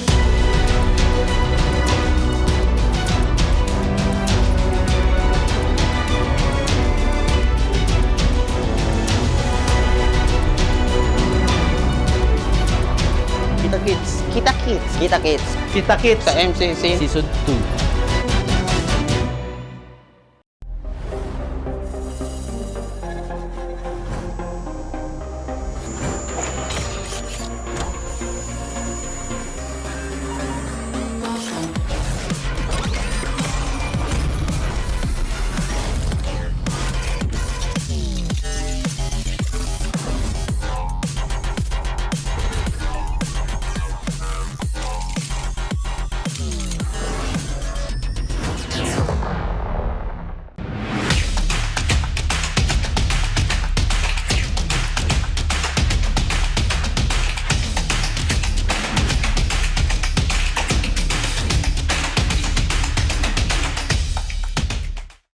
Hindi aabot ang data!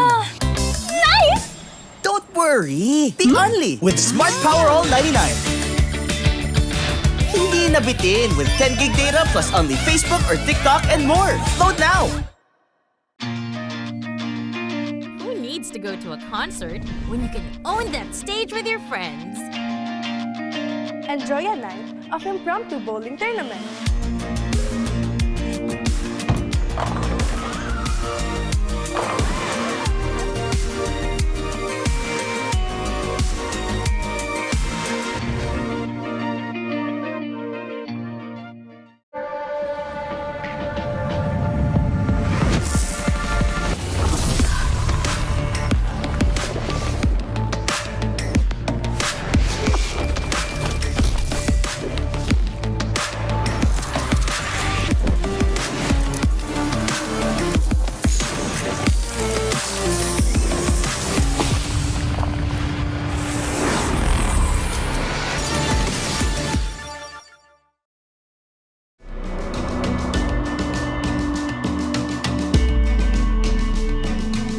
Malakas ka ba? Sali na!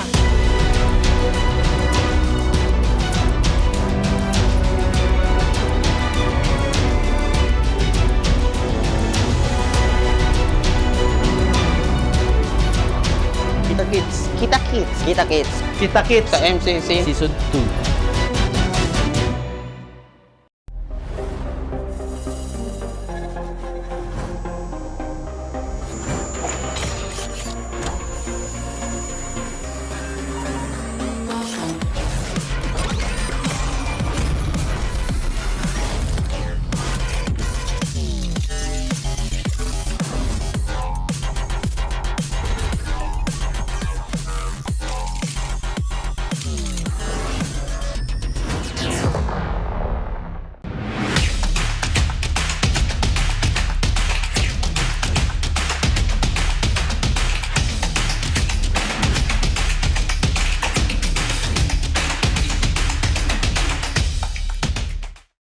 Hindi aabot ang data! Nice! Don't worry! The Only with Smart Power All 99. Hindi nabitin with 10 gig data plus only Facebook or TikTok and more. Load now! Who needs to go to a concert when you can own that stage with your friends?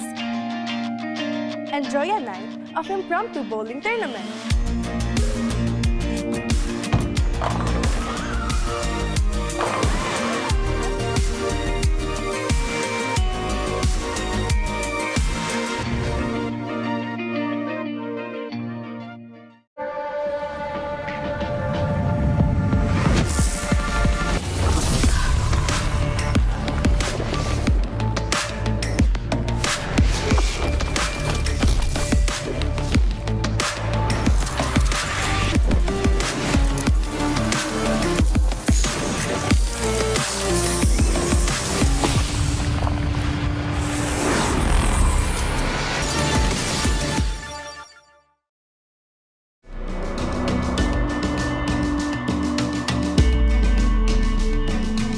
Malakas ka ba? Sali na!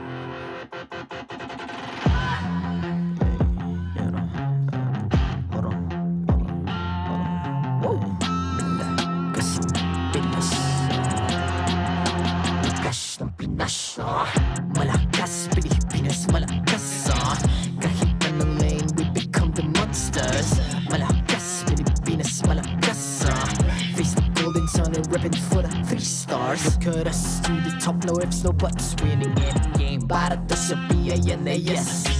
Di mo matitin ang aming boses sa new level. Nasa kalye man o mobile window, I become a legend. Open fire, we unite, we winners. Built with pressure, like diamonds are made of. Switch na lane na parang gera. HP Racing, may reset up. Built agad ang buhat ni Hilda. Full load SS parang Layla. Susundan ko ang iyong bakas. Kasama patas. Tagumpay natin to. Dahil tayo'y malakas. Para sa Pinas. Nasa amin ang alas. Hindi tuwa atras. Kinikilala sa taas. Kasi kami ang malakas. Para sa Pinas. Nasa amin ang alas. Hindi tuwa atras. Kinikilala sa taas. Ganito kami sa Pinas. Wow! Hold on. Yeah, malakas ang Pinas. We are laging MVP. No surrender, no retreat. Pag nagsama-sama, just imagine what we can achieve. Laging MVP. No surrender, no retreat. Giving 100 all my all, cause we just cannot be defeated. We are unstoppable, immune and invulnerable. Ready ang equipment, lahat frozen, malang crowd control. Pakita ko na jab like pow. East to the southeast. So matawag proud and loud, cause every enemy we devour. Susundan ko ang iyong bakas. Kasama patas. Tagumpay natin to. Dahil tayo'y malakas. Para sa Pinas. Nasa amin ang alas. Hindi tuwa atras. Kinikilala sa taas. Kasi kami ang malakas. Para sa Pinas. Nasa amin ang alas. Hindi tuwa atras. Kinikilala sa taas. Ganito kami sa Pinas. Wow!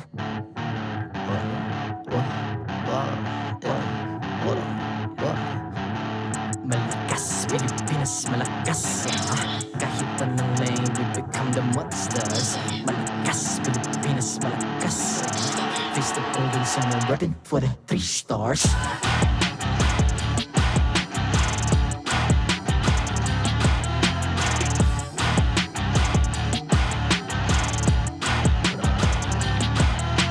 Ang lakas ng Pinas, we unite, be the stars. Ang lakas ng Pinas, we unite, be the stars. Ang lakas ng Pinas, we unite, be the stars. Ang lakas ng Pinas, we the stars. Ang lakas ng Pinas, we unite, we the stars. Ang lakas ng Pinas, we unite, we the stars. Ang lakas ng Pinas, we unite, we the stars. Ang lakas ng Pinas, we the stars.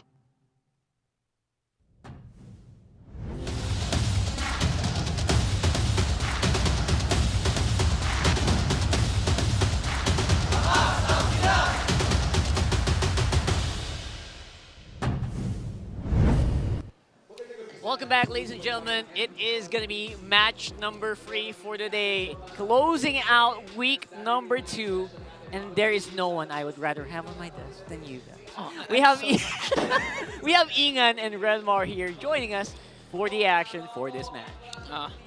Week 2, day number 2. We've witnessed 2 sweeps. I mean, what can we expect for game number 3? I don't want another sweep. Although part of me says it might just be. I'm holding on to the hope that AP Bren showed up enough and learned enough from their match against Aurora yesterday, where they were able to take a game against Aurora to take TLPH to the limit. That's right. AP Bren, despite not getting wins yet, really did show up. I mean, they got a game win. They don't have match win yet. But they did get a pretty solid game win yesterday, and that was 3 games. They were able to push them to 3, and that's already impressive in its own right. Yeah, and you know what's more impressive? What? I mean, the performance a while ago of Team Falcons. I mean, Super Marco, yesterday, he had a Savage, and earlier today, he had another Maniac. Yeah. Super Marco also adding to the kills is the fact that you can add to the count of his bulletproofness, because Super Marco coming back to old form with Ogwin and Flapteezy, even showing up with Cho and Jahed.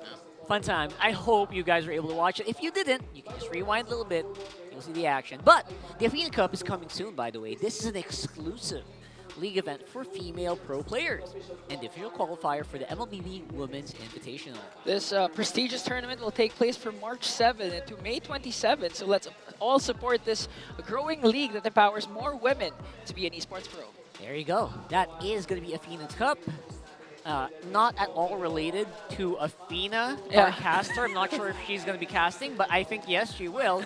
But of course, to all college students, you can also join the MSL Collegiate Cup. We got Season 2 happening very, very soon. Registration for the March Open Qualifiers will be opening on March 10. It has a 500,000 peso prize pool. 1 million diamonds. Wow. And a chance to qualify for MPL PH Season 6, which is definitely a great place to start your road to becoming a pro. So visit the MSL Collegiate Cup Facebook page for more information.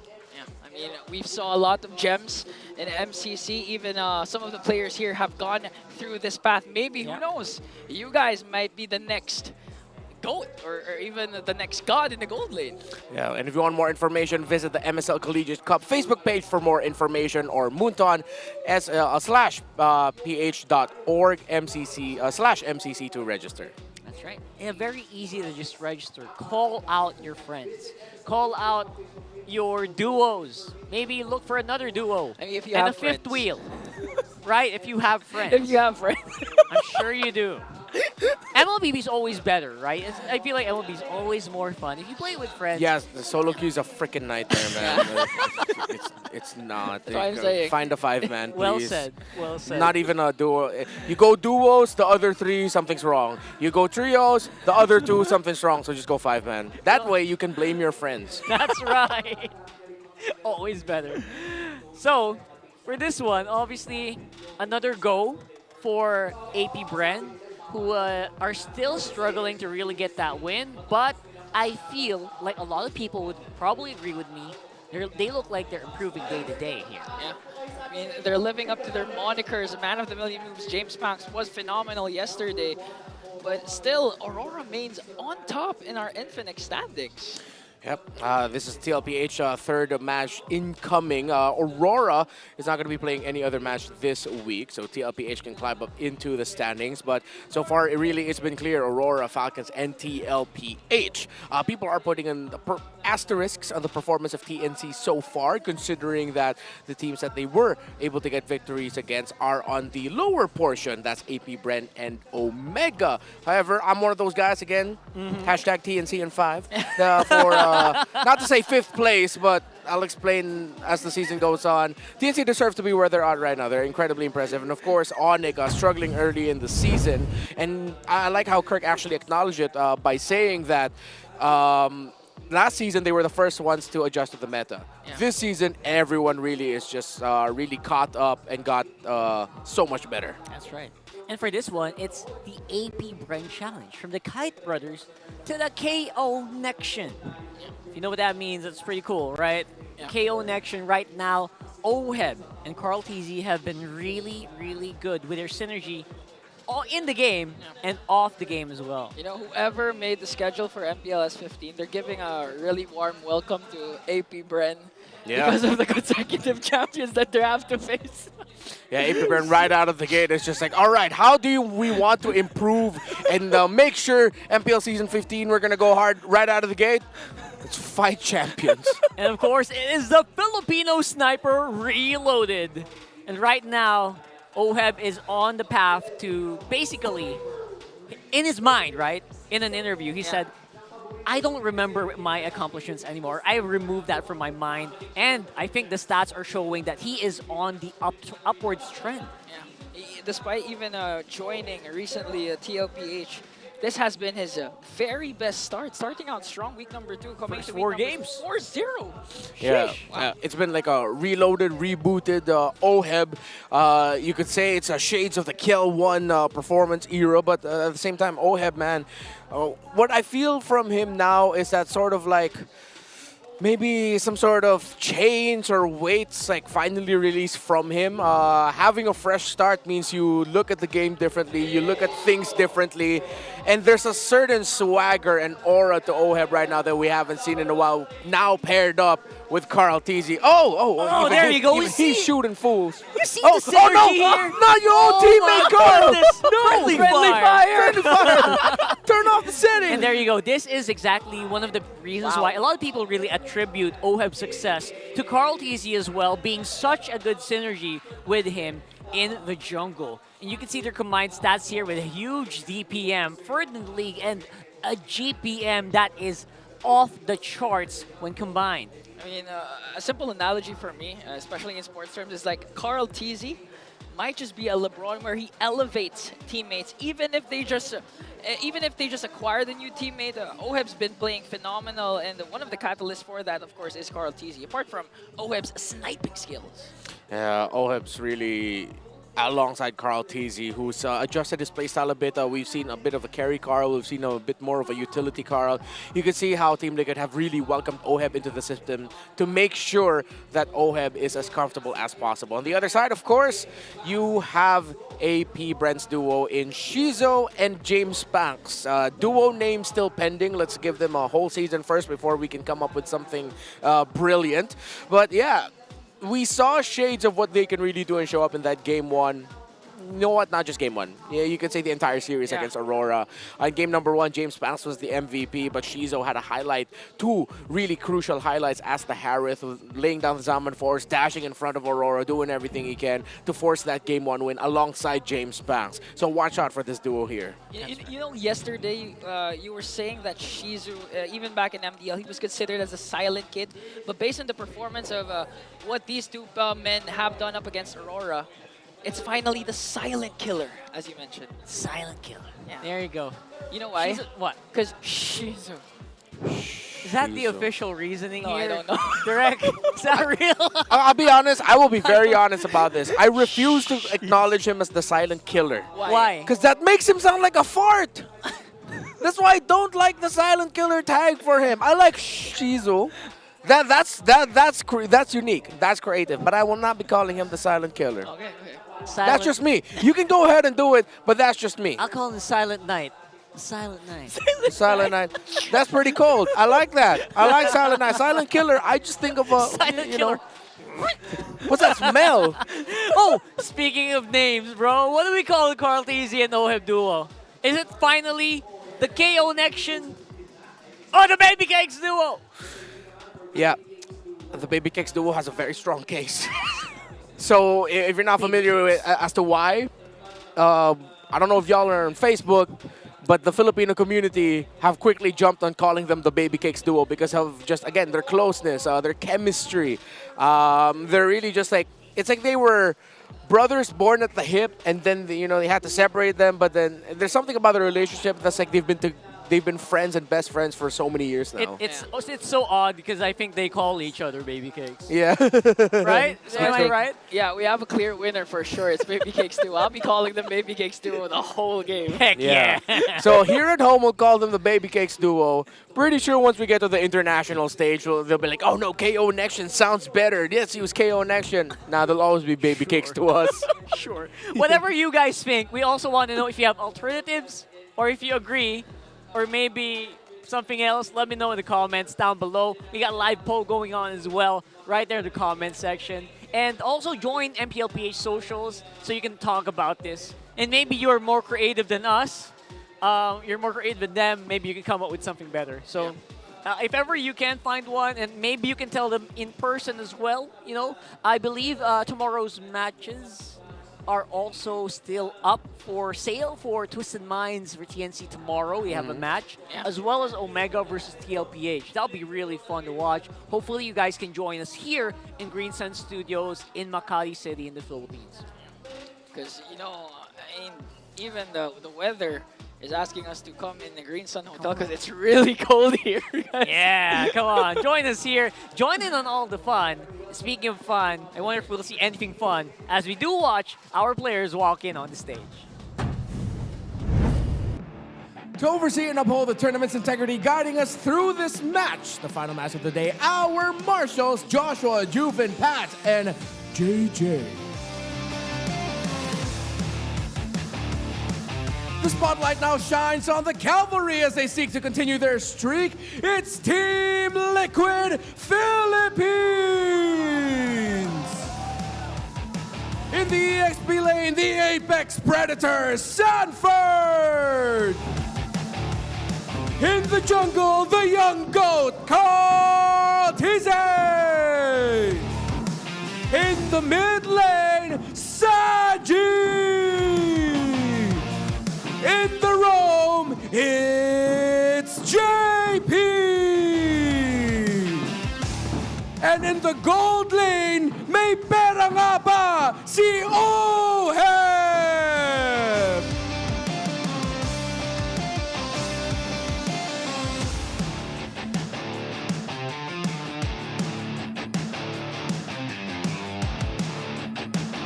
Put to the test by another duo in the arena. Can the Hive find redemption today? It's your time, AP Bren!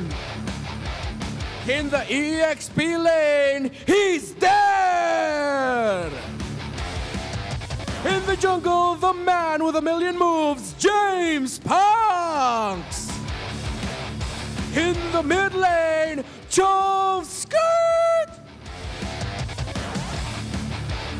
In the roam, it's Kekadot! And in the gold lane, the silent kid, Shizu!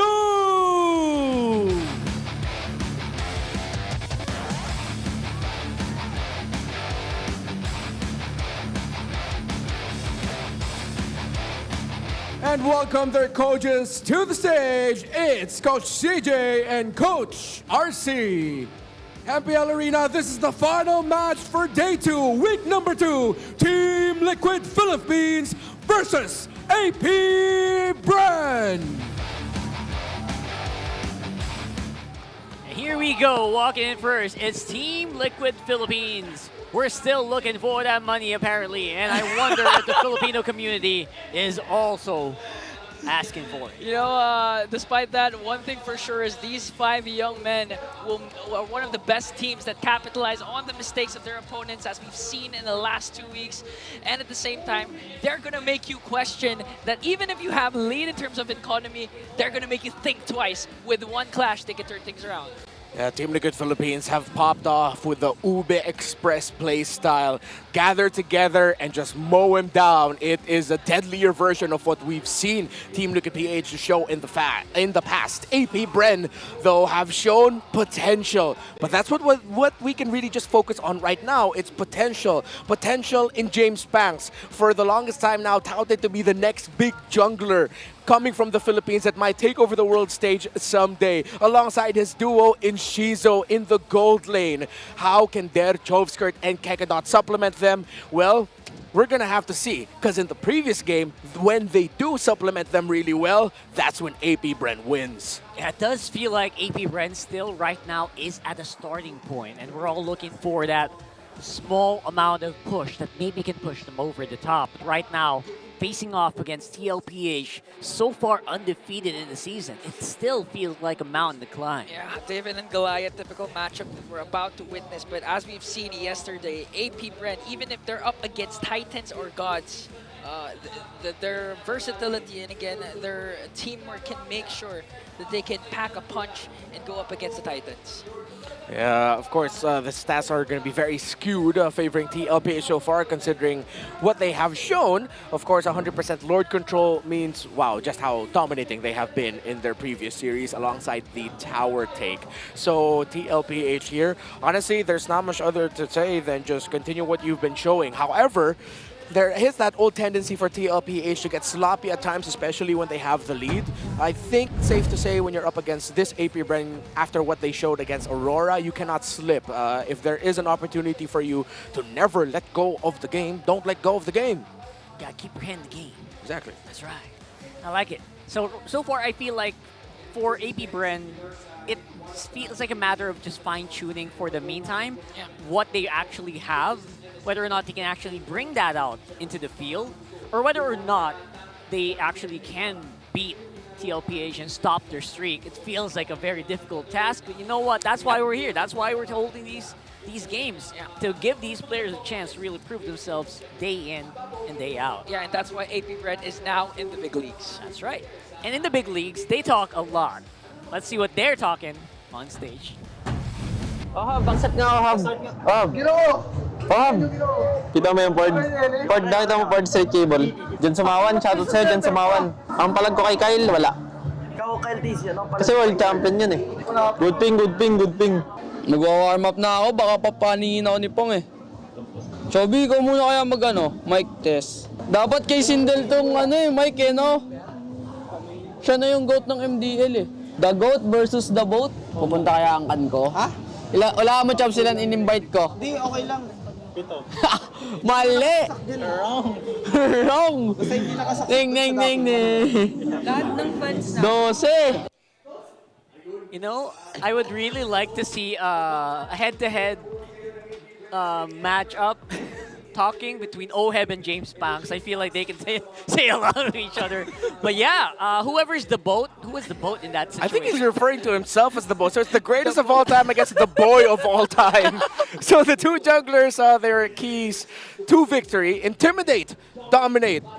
Kyletzy, you know what it is. You've been here for so long, and teams, players have frequently admitted how much they get intimidated just sharing a stage with you, playing against you. In the Philippines, we call it aurahan. It's his aura that just intimidates and dominates. Exceed the expectations, AP Bren. A lot of people are expecting you to lose this. Exceed it. Exceed with the potential that we saw in Aurora in your series against that. And surprise TLPH with just how good you've gotten after just a single day. And for these two teams, Magic Chess, go, go, gold! So make sure that your fellow duo mate is also solved well, because you know everyone says in RG says, hey jungle, rotate to my lane, help me out here. So Kyletzy, James Panks, do what you can to make sure that Oheb and Shizo respectively have a good laning phase and are supplemented. Infinix keys to victory brought to you by Infinix. Hey. All right, side selection win rate is 100% so far on blue side. The boys in blue are really liking that blue side. And they're one of the few teams that actually do, don't they? Yep. Even the red side, they actually love the red side. I mean, they haven't lost a single They haven't game. lost, right? So, you know. And so far, I think that we can attribute that to just them being very well-rounded. I think a lot of players here are very well-rounded in each of their respective roles. Yeah. The synergy's off the charts. Yeah. And actually, you know, when it comes to TLPH being on the blue side, being on the red side, do you think that AP Bren has, I mean, are they tasked to ban out the chip? Because JP's one of those heroes or players in MPL PH S15 that actually utilizes the chip to its full potential alongside Owen. I think that's right. I saw a big nod there from Renmar. He agrees. And it was banned out as well in the previous matches, which means maybe some players are really also starting to pick it up because of JP, right? Yeah. I think one of the key things that these two teams are going to look at in the draft to keep things simple is to watch out for 3 heroes that could pop up in their roam. Chip, Cho, Jawhead. Bam. It's all C. Love it. No, I'm joking. J is Jawhead's J. What? Chip, Cho, Jawhead. Cho, Okay. Cho. Very basic. I love it. And I think that we can really extrapolate a lot from there. Like, will you really be able to ban it all, or maybe leave some out so you can ban out the jungle instead, which is something that they're not really thinking of right now. It's a Granger getting banned out and the midfield. Yeah, if you're going to talk about banning a lot of heroes, banning everything, AP Bren's known to excel in those kinds of plays because, again, they came from MDL, won the championship last season, and it's global ban system there. So in terms of versatility, they can actually, you know, surprise us, just like what TNC did a while ago with 2 debut picks. Even Omega had a debut pick. Speaking of surprise, double gold lane respect bans by TLPH in the first phase. So with the Granger and Moskov gone, is that going to be a potential Harith rush for TLPH so that Shizo doesn't end up with a comfortable pick? Again, he played 3 games on the Harith yesterday. That's where he really shined with. If TLPH don't rush pick the Harith first and they go for something either like a Suyo or a Joy, that means they want to play into the Harith for AP Bren. Oh, so that means maybe the gold lane pickings are going to start to become slimmer. That might also force players like Shizu out of their comfort zone, maybe. Still first pick for TLPH. They secure the Harith of Oheb. AP Bren. So far, you know, AP Bren, they can actually go for a roam right now. The show is still available in the hands of Kekedon. Yep. And at the same time, secure a better gold lane matchup later on. And Joy.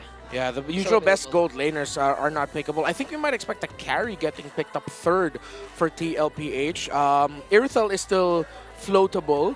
I like that you mentioned the Cho. They can go Cho Joy and then pick up the carry as the third. Suyo is still open, so they can pick between that. But Fanny is the pick for AP Bren. And very interesting choice by AP Bren to pick up the Fanny despite the Cho and Chip still being open for JP.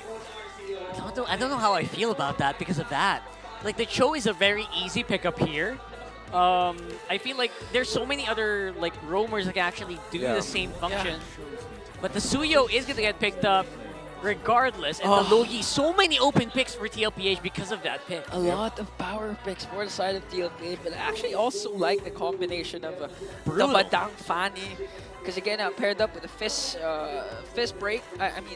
Fist break walls, the crack. wall, the fist crack. Yeah. Fanny can just spam the cables Wall onto that spam wall. onto the wall. That's pretty good, yeah.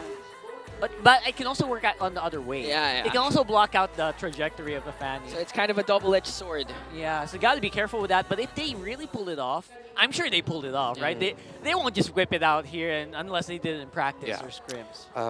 AP Bren does not need to pick up the carry at this point. They can go ahead and pick up the roamer. Again, Cho's still very active. They might even consider Jawhead if they want to be super aggro, but that might come back to bite them. They go for the Irithel instead. We did mention that, so instead of the carry, they pick up the Irithel. Love it. They're really saving the potential roam pickups for later. Flexible is the Badang into the roam. I think they're playing into the flex idea.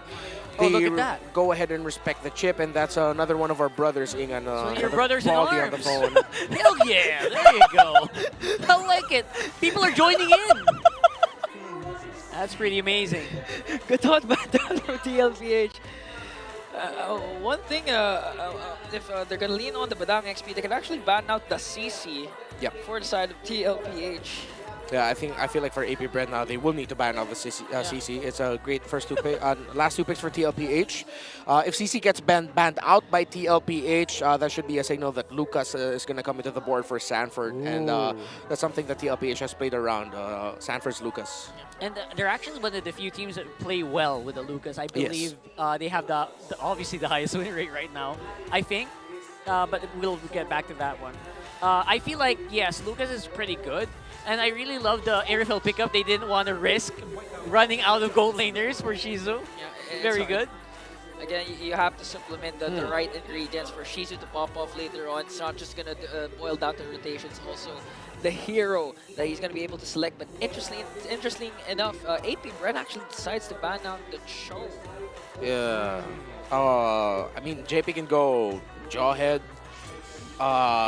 Tigreal also still open for both teams. So with the Tigreal and Jawhead, they can, both of these two can decide to just trade that. Unless AP Bren is already thinking of putting the Badang in their own, but in this scenario, I'd rather see them put into the XP. But then they have to think about the CC, which I feel like they pick the CC now. That means the Badang definitely has to go to the roam. You're going to have a bad time if you face that off. It's a really bad... And maybe they can Jawhead here, right? On this pick. And maybe just turn the story around. If JP doesn't decide to go for the Tigreal or the Jawhead, Hylos could still be an option. Especially if you try to want just a quick stun the Fanny if ever James Pack decides to go in any given moment. I've had enough high loss for today. I'm okay. Hylos has had a bad time today. Wow. Novaria. Not really what I expected in this rotation. Well, they want to be deterrents. They want the poke and the vision capability so that they can spot out where JP is going to be coming from. Yeah, and where the diversions are going to come from, right? Yeah. So yeah, as expected, Jawhead, and this should be a CC for TLPH, right? Because they can't CC here. I think Badang Novaria as a Roman mid would actually be okay. So yeah, pick up the CC now so that AP Bren doesn't pick it up. Yeah, but that leaves Oh, okay. I'll accept it. I'll accept it. A bit more aggro, obviously, especially in the early game where you can really leverage that Hilda, walk it around the map, combo with the jawhead, someone's going to go down almost 90% of the time. Yeah, like it. Now CC is a much more viable option for there, especially if he's going to go up against a Hilda. He can dominate that lane early on. You need a hard tank for this one, though. I don't think their front line's solid enough. That's the thing also. Hylos? Tigreal and Hylos are the remaining options. Yeah. I'm leaning a little bit more towards the Tig, because if you toss up a Tig, you have to be careful. If you toss up a Hylos, it's free meat. Which we've seen in the previous games, yes. Let's go Tigreal, please. That is... Whoa. Okay. Edith. Not bad, not bad. It's not super optimal, but it's also a pretty good tanky selection here. Edith Rome, okay. Edith Rome, all right. So they followed Renmar's advice, threw it over to the XP lane with the Badang. Not that they can hear Renmar, but yeah, you called it right there. So far, I think that TLPH did feel like they had a bit of an upper hand in most of these scenarios in the draft. I don't know about you guys. Yeah. Even yesterday, even Leo mentioned that it's kind of hard to read the draft of AP Bren during game number 1 up against Aurora, but they actually were able to pull it off still. And right now, they've debuted, for their team at least, a new pick in the mid lane, Novaria. I'm curious as to how it's going to perform up against a team like TLPH. Yeah. Saw it earlier in Team Falcons versus Twisted Minds, how pressuring playing against a Jawhead and Loi can be. Add a Hilda to the mix, and it's going to be similar to what we saw from the previous series. Pick off and pressure is what Team Liquid PH are going to be playing with against a Fanny-centered lineup of AP Bren, who have decided to put a Roam Edith and a Novaria in the mid lane as a potential stop to the plans of Team Liquid. It's going to be really difficult to stop TLPH right now, but you know what, AP Bren, we've seen them play around with very unique lineups before. See if they can do this time again. And Fanny on the hands of James Banks is something to really keep your eyes on if you are TLPH, I feel. And today we might find out if Fanny deserves to be banned out whenever you're going up against AP Bren in the hands of James Banks, the man with a million moves. We've seen it actually used up in MPL. Yes. It performs well, but again, as Leo mentioned yesterday, AP Bren is now in the big leagues. Let's see how it's going to perform up against a team like TLPH. We're flying over the land of Dawn very, very soon. Again, it's the uphill battle that feels like it's the most satisfying to win for me, honestly. Yep. Especially for if no one really expects you to kind of come out on top and then you just show off and stun everybody who's watching. That is one of the most optimal scenarios for me. So I don't mind being on the back foot if I was AP Bren here. Yeah. You know what? I'm gonna be. It's only a chance for me to prove myself. I'm also looking at the fact that for AP Bren. No, well, even for Team Liquid Philippines, the gold laners are both quite difficult to catch. The Harith will be putting itself in danger more compared to the Irithel. But something tells me that the Team Liquid PH lineup will just be able to shred through the front line of AP Bren well enough. Again, having Fanny games is always just a toss-up. Will the Fanny snowball or not? Yeah. Last time we did see Fanny, it worked out quite well for Onyx in game 1 against Aurora, if I'm not mistaken. Yeah. Where they were able to turn it around. So, what kind of Fanny are we going to be getting in the first 4 minutes of the game is one of the biggest questions. At the very least, you know what? James Banks has actually been very consistent. If ever you're looking for a guy who is aiming to prove himself to be consistent, well, that's a whole team of very attractive gentlemen. Yeah, that is AP Bren loyalist Brent. That's right. There he is. There he is. But he actually does have hair. So. Well, last season, he shaved his head. When was that? This actually happened? It was the AI one. Oh. Wait. Oh, he played for the Bees today in the Fancy Laban, the fan tournament. Up against TLPH. Yeah, against TLPH. So far, by the way, that's still happening here. I forgot that was completely happening. they have scores to settle, and early on, I feel like there's already a rivalry brewing with our viewers here on site. Yeah. Yeah, but the problem is for TLPH, they don't have the data to back it up because the Bees fortunately won. Yeah. 1-0 so far. There you go. There is. Oh! They gave him a very wide shot here. Again, Highlighted. yeah. The Fancy Laban is the community fan tournament that you have. Yep. The guy showing off a solo RG, bro. Brent got you in this one. Congratulations, you are in a win streak, but Brent got you for this one. Yeah. Good luck with that. Yeah. Also, one thing I want to point out, this is one of the rare days where we don't see a lot of the current Bs in the arena. In the previous days, the AP Bren fans still came in droves to support this young roster, especially yesterday. There were a lot of them against their match against Aurora. So yeah, this is one of the rare times where the Bees just gonna come out and fly. Maybe that's why, because the series yesterday, they went home late.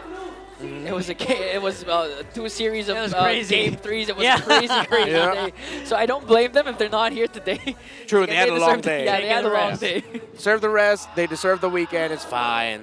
And you know what? Starting this week, if AP Bren does manage to get out a win, they're only gonna increase. I feel like. It does feel like it's still going to be... What are the next matches of AP Bren, right? I feel like they have pretty... I think they were over the hump. Yeah. It feels for me, because I think they... What teams have you... Did they fight Onyx yet? They did, right? They Onyx did fight Onyx and already. Aurora. So I think they're over, like, the major No, hump. TNC. Yeah, no, they haven't fought Onyx yet. Their next TNC. match is against Twisted Minds and then Onyx Philippines. Oh, there it is. There. Onyx the next one. Oh, look at this. Carl TZ and most 10+ kills. Yeah. 10+ kills? Yeah, 10+ kills in a game. In a game, right. So Carl TZ comes out on top in that one. Man, our stats team really do find creative ways to showcase our players' skills. Very creative here. Yeah. And we're also seeing Yuji and Wise and H2O with hate. 31 games played when he's gotten 10 kills. Consistent. Very consistent. And he also went through a season wherein it was utility tanks. Yeah, and he's played it around 100+ games. He's been here since season 2. If I'm not mistaken, he's at around 110, 115 games. Yeah, around that. That's almost, if I'm not mistaken, math. Something percentage amount, a lot of Carl TZ actually getting 10+ kills. Yeah, and there was also a time he played Jungle Benedetta. That was here or there. Those are random times. Yeah, I still remember that. It was against Blacklist International. It was season 10. It was a regular season game. Blacklist brought out an Estes. And that time, Echo, where they were still called, thought that they could use a Benedetta jungle as a potential way to counter it. It did not go well. It was like season 10. 10. They 10, brought right? it. Yeah, they brought it back eventually in the playoffs, and there it worked. No, before like M2 season 6 or 7. With AP Bren, when Bren Esports back then. Yeah. It was like he was consistently trying it out. You know. Yeah, season 7 was when Benedetta jungle was there you go. As an option. Not frequently, but it was more of like a cheese pick if they can do it. He was one of the guys who did. And he still comes out on top. Like, as many of the heroes, as many of the metas he's been through, there's the one thing you can count on, it's the GOAT. Hey, MCC. MCG. GG. There you go. We play Magic Chess, basically. Remember the time wherein Carl TZ was actually shifting goals? There He wanted to be the top damage damage. dealt. Yeah, I remember those days. Man, the GOAT is really roaring. And right now, I feel like they're gonna reach more heights just because of this comp that they have, this lineup they have right now. It feels like it's very solid all throughout.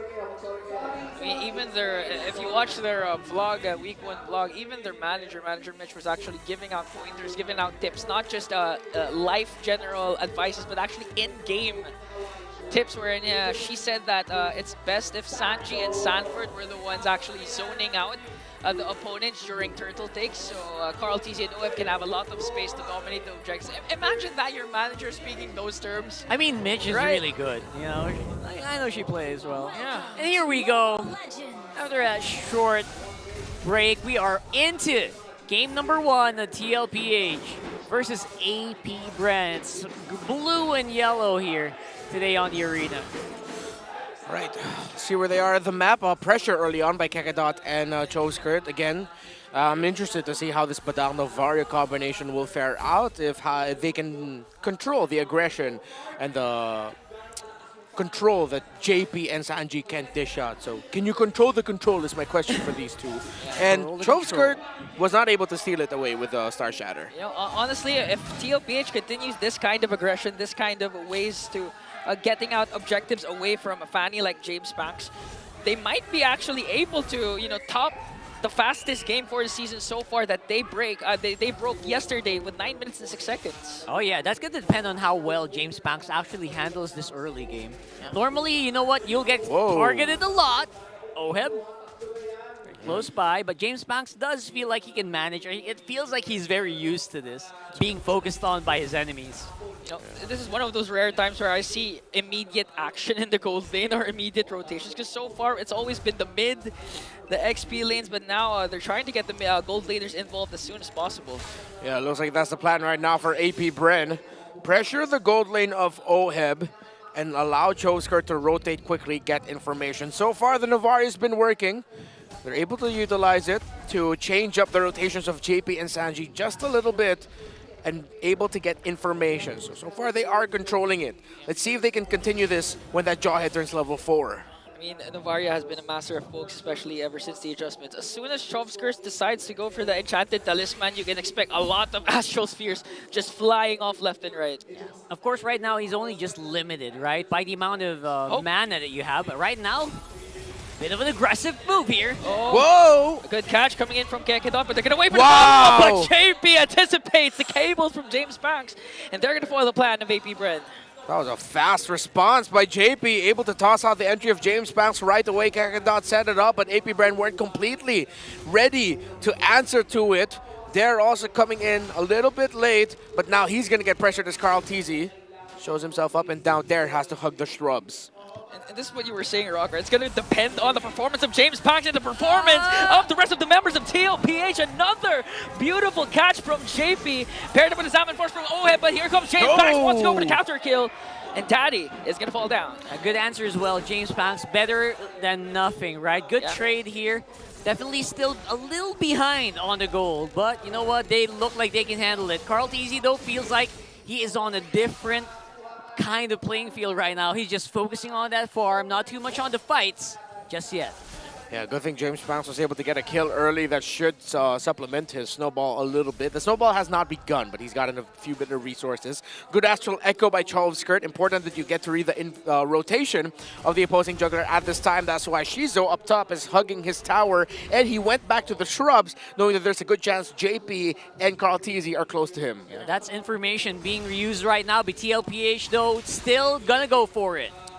They're going to try and attempt, but they're going to be disciplined as possible, because again, the counter initiation that Kekadot can provide with the first break combination might just be too much for TLPH at this point. But still, TLPH is holding on to a small amount of lead. They're trying to prevent an early aggressive start from James Banks. So far, AP Bren are controlling things relatively well in terms of making sure that TLPH just doesn't start an avalanche in front of their faces. They're getting pressured by this Hilda, though. My goodness, he's getting outplayed in the EXP lane. Diversion. They're not scared to show up here. There you go. Under turret goes down as well very easily.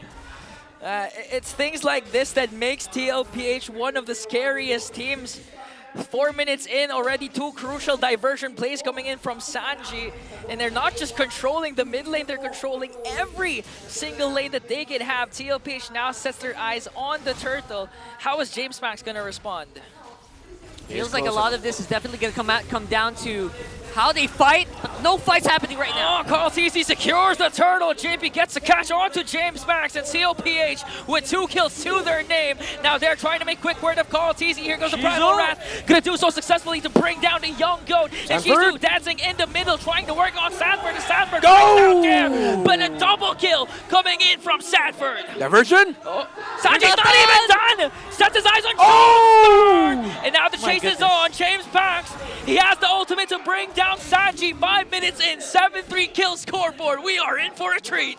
Now TLPH have started the avalanche. AP Bren has to be careful. They eventually got a kill onto Sanji there in the end. They got another one during the fight, but AP Bren have to watch out. If they lose another massive trade just like that one, TLPH will run away with this game. Feels like AP Bren is just plugging holes in a sinking ship at this point. Yep. Oh Good thing is, though, that James Banks was able to farm up. He is still level with Kyletzy, but Dare has completely lost the EXP lane matchup against Sanford. Almost double is the gold lead of the Apex Predator against Daredevil. Oh, they sent out JP? The diversion? They find him. Okay, but they spot out JP, so no initiations yet coming in from TLPH. And so far, as long, oh no, Shizu also has 2 deaths to his name, so it's not looking good right now for AP Bren. Bren slowly but surely getting some gold in the pockets of those who actually really need it. That's Shizu as well. Keep at least staying alive on the top side is already a big deal for him. You know who needs it more? What? Oheb. Oh, 100%. JP forced to use out the flicker. Dare goes in also, but dodges! The onward combination coming in from Dare. Now Sanford wants to go for more right after Shizu. Going to bring down the Irithel. And now TLPH in the hands of Oheb. With his Salmon Force diversion. Sanji onto the backline once again as they bring down Dare. Kakadon caught in the middle by 3 TLPH members. And 3 is the number that TLPH will settle for as they bring down 3. Bit of a womp-womp moment there we saw. I'm not even going to highlight that anymore. It's just a very big error that really did result in TLPH taking so much. Oh, James Bond goes in right after Sanji. But Sanford was there. Don't mess with my Sansan duo. Sanford making sure James Banks gets a warm welcome in the big leagues. The Hilda was a tremendous pick. He's 5-0-4 right now. He beat his lane duo, and he's shutting down this fatty when he needs to. Okay. Earth Shatter is there, but JP might be able to sustain it here. No way! Even after 4, he's going right out. He's going to take that one. Okay, Kakadon Dare will deliver the final blow, but here comes the re-engagement from TLPH. Sanford onto the top lane. Sanji, a San sandwich up against 3, but they're not going to continue the aggression anymore. Or are they? Oh, they might though. Showing up. Sanford is just flexing on them. Not much you can do right now to stop this Hilda. You don't have hard crowd control in your mid. Your hard crowd control comes from heroes who really need to wait for the right time to use it. In the Edith and the Badang, they can't just toss it out right away. So AP Bren will have to play a counter-punch style at this point. They're going to have to be patient. I can't believe what Oheb did in the bottom lane. I mean, we're used to seeing JP saving Oheb, but in that case, Oheb was actually the one who saved JP, got a kill of his own. But again, Dare was still able to get a kill. Here comes the diversion up top. They might be able to find out Kakadon. A beautiful stun coming in from Kyletzy. Gonna force out the flicker of Kakadon. Now Conceal. Coming in from JB as Sanford. Keeping AP Bren at bay. JB goes in. Catches Shizu. Throws him to the ground. Passes him off. Tosses him off over to TLPH as Kyletzy picks up another kill. That was beautiful movement here for TLPH. Sanford specifically dipping and dodging and bobbing and weaving. Getting good amounts of attention from AP Bren, forcing more fights. Okay, forcing out the Trove Skirt's flicker, and now they're gonna set their eyes on this second lane turret. JP throws up Oheb to catch James Banks and Kakadon. Fortunately, it wasn't a bit too over-aggressive as AP Bren still lacked the trade. They're just getting outplayed right now by Team Liquid Philippines. Everything's going right for them. Again, similar to the previous series, the rotations, the timings.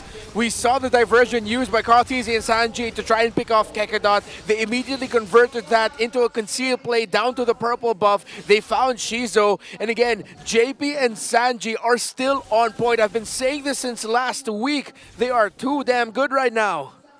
Too damn good. It feels like it should be an understatement the way they're playing this game so masterfully.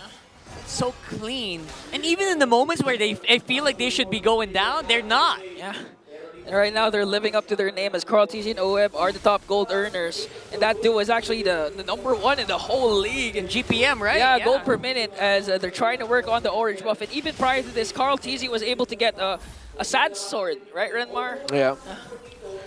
James Banks in the bottom lane getting managed by the Hilda Well. Sent down by the ultimate of the Loyi. Oh, unstoppable force. Luckily, Kekidon had the fist break, but Oheb says, it doesn't matter. I'm too OP. TLPH secures another kill, but AP Bren's going to make quick work of that Lord in the middle lane.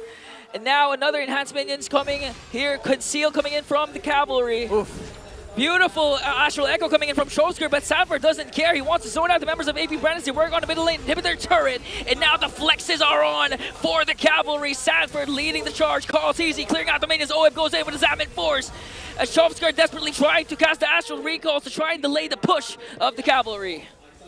They're going after them? They're running. They're going for the counter punch. What? Oh, Kekidon with a beautiful setup. Asanji manages to stay alive, unlike Oheb, going to be brought down by the members of AP Bren, but Dare was next as Kyletzy picks up another kill. 3 members are left to defend for themselves. They have enhanced minions in the middle lane. Is AP Bren going to be able to defend this? Yes, TLPH. Look at them. Going in hard, going in, throwing as many as they can. Oh. Backing off. TLPH, at least for now, will give AP Bren a breather now. Man, oh man. Non-stop aggression here, and I think AP Bren might have a small opening here while everyone's backing off, while everyone's low, because right now, 8,000 on the gold lead doesn't feel like it's close enough. Team Liquid Philippines, they can still keep this up. But again, that's what we were talking about in the pregame. AP Bren, they can pull off plays that will surprise their opponents to slowly build out a comeback. Good conceal out of the base, chasing after. Dead was able to catch Oheb in the follow-up, also coming in from Shizo to make sure that they took down the gold laner. Diversion. Oh, they're going to send out JB with a conceal. Unstoppable force used up onto Kekidon, but Kekidon was able to use the fist crack. Now no casualties yet for AP Bren. James Banks trying to flank from the lower right side as they also use the conceal. James Banks to Oh my goodness. Whoa, that was close. Sanji. One combo put him at 40% health. Yeah, that was a crazy amount of damage dealt out there by James Banks. AP Bren, they are not in the right shape to try and contest this. They cannot. It'll be way too risky. It's an 8,000 gold lead. They just have to concede it, back off, and try to defend with the next push of Team Liquid. 100% now, as we do see TLPH basically securing this next Lord. This is going to be Lord number 2. Yeah. But it's going to be pretty strong. And again, lots of crowd control on AP Bren. But if they use that to clear waves, to clear the big minion, the Lord waves, they might not have enough to actually win this fight if it happens in the base. Speaking of not having enough, Irithel on Shizo, still lacking the items. Only built up 2 so far. Actually on the way, if I'm not mistaken, to a Windtalker. So not even going to be going after the Malefic Roar or anything with penetration. Decided to go for a full crit build on this Irithel. Windtalker just built, so that's 3 core items. Will it be enough for what has been a ballooned Team Liquid Philippines lead? The Lord marching in, always going to be healthy for Team Liquid. They're delaying the top. They're going to allow mid and bottom to push first with top one to follow later on. It's going to be a powerful push here. They're going in. Astral Echo going to be casted on the 3 members of the cavalry. James Banks trying to make quick work of that Lord. A conceal coming in from AP Bren. They're going to be able to burst down the Lord and maybe save an inhibitor up top, but JP's trying to look for a proper angle to use that ejector. Here comes James Banks once again to clear out the minions up top.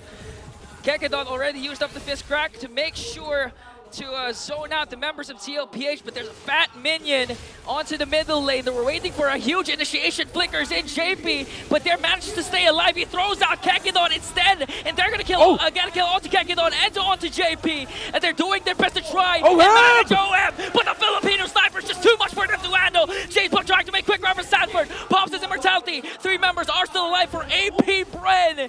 And shades of game number 1 yesterday, they are still alive. James Buck goes in right after the young goat, and they're able to defend the onslaught of TLPH. Just barely. They're going to go for another move. On the right side. On the right side. Oh, they left Sanji, but Oheb goes in alongside Kyletzy. The Baby Cakes connection, KO connection, might be able to finish the job and deliver the blow to AP Bren. Beautifully maneuvered from minute number 1. TLPH's cavalry ride to that 1-0 victory. Signature Team Liquid play. Use the diversion outside of the map and show up in the base out of nowhere. They left Sanji alone in case something went wrong, so they'll have someone to defend. But it was more than enough for TLPH to end. That was beautifully maneuvered once more. I'm so impressed by how well they actually know their win conditions and, like you mentioned, their backups as well. Yeah. In case something goes wrong. That was actually pretty smart when you think about it. Yeah. They have plan A all the way to plan Z. But they didn't need a plan B because plan A was more than enough to take down AP Bren. I mean, that game was so phenomenal.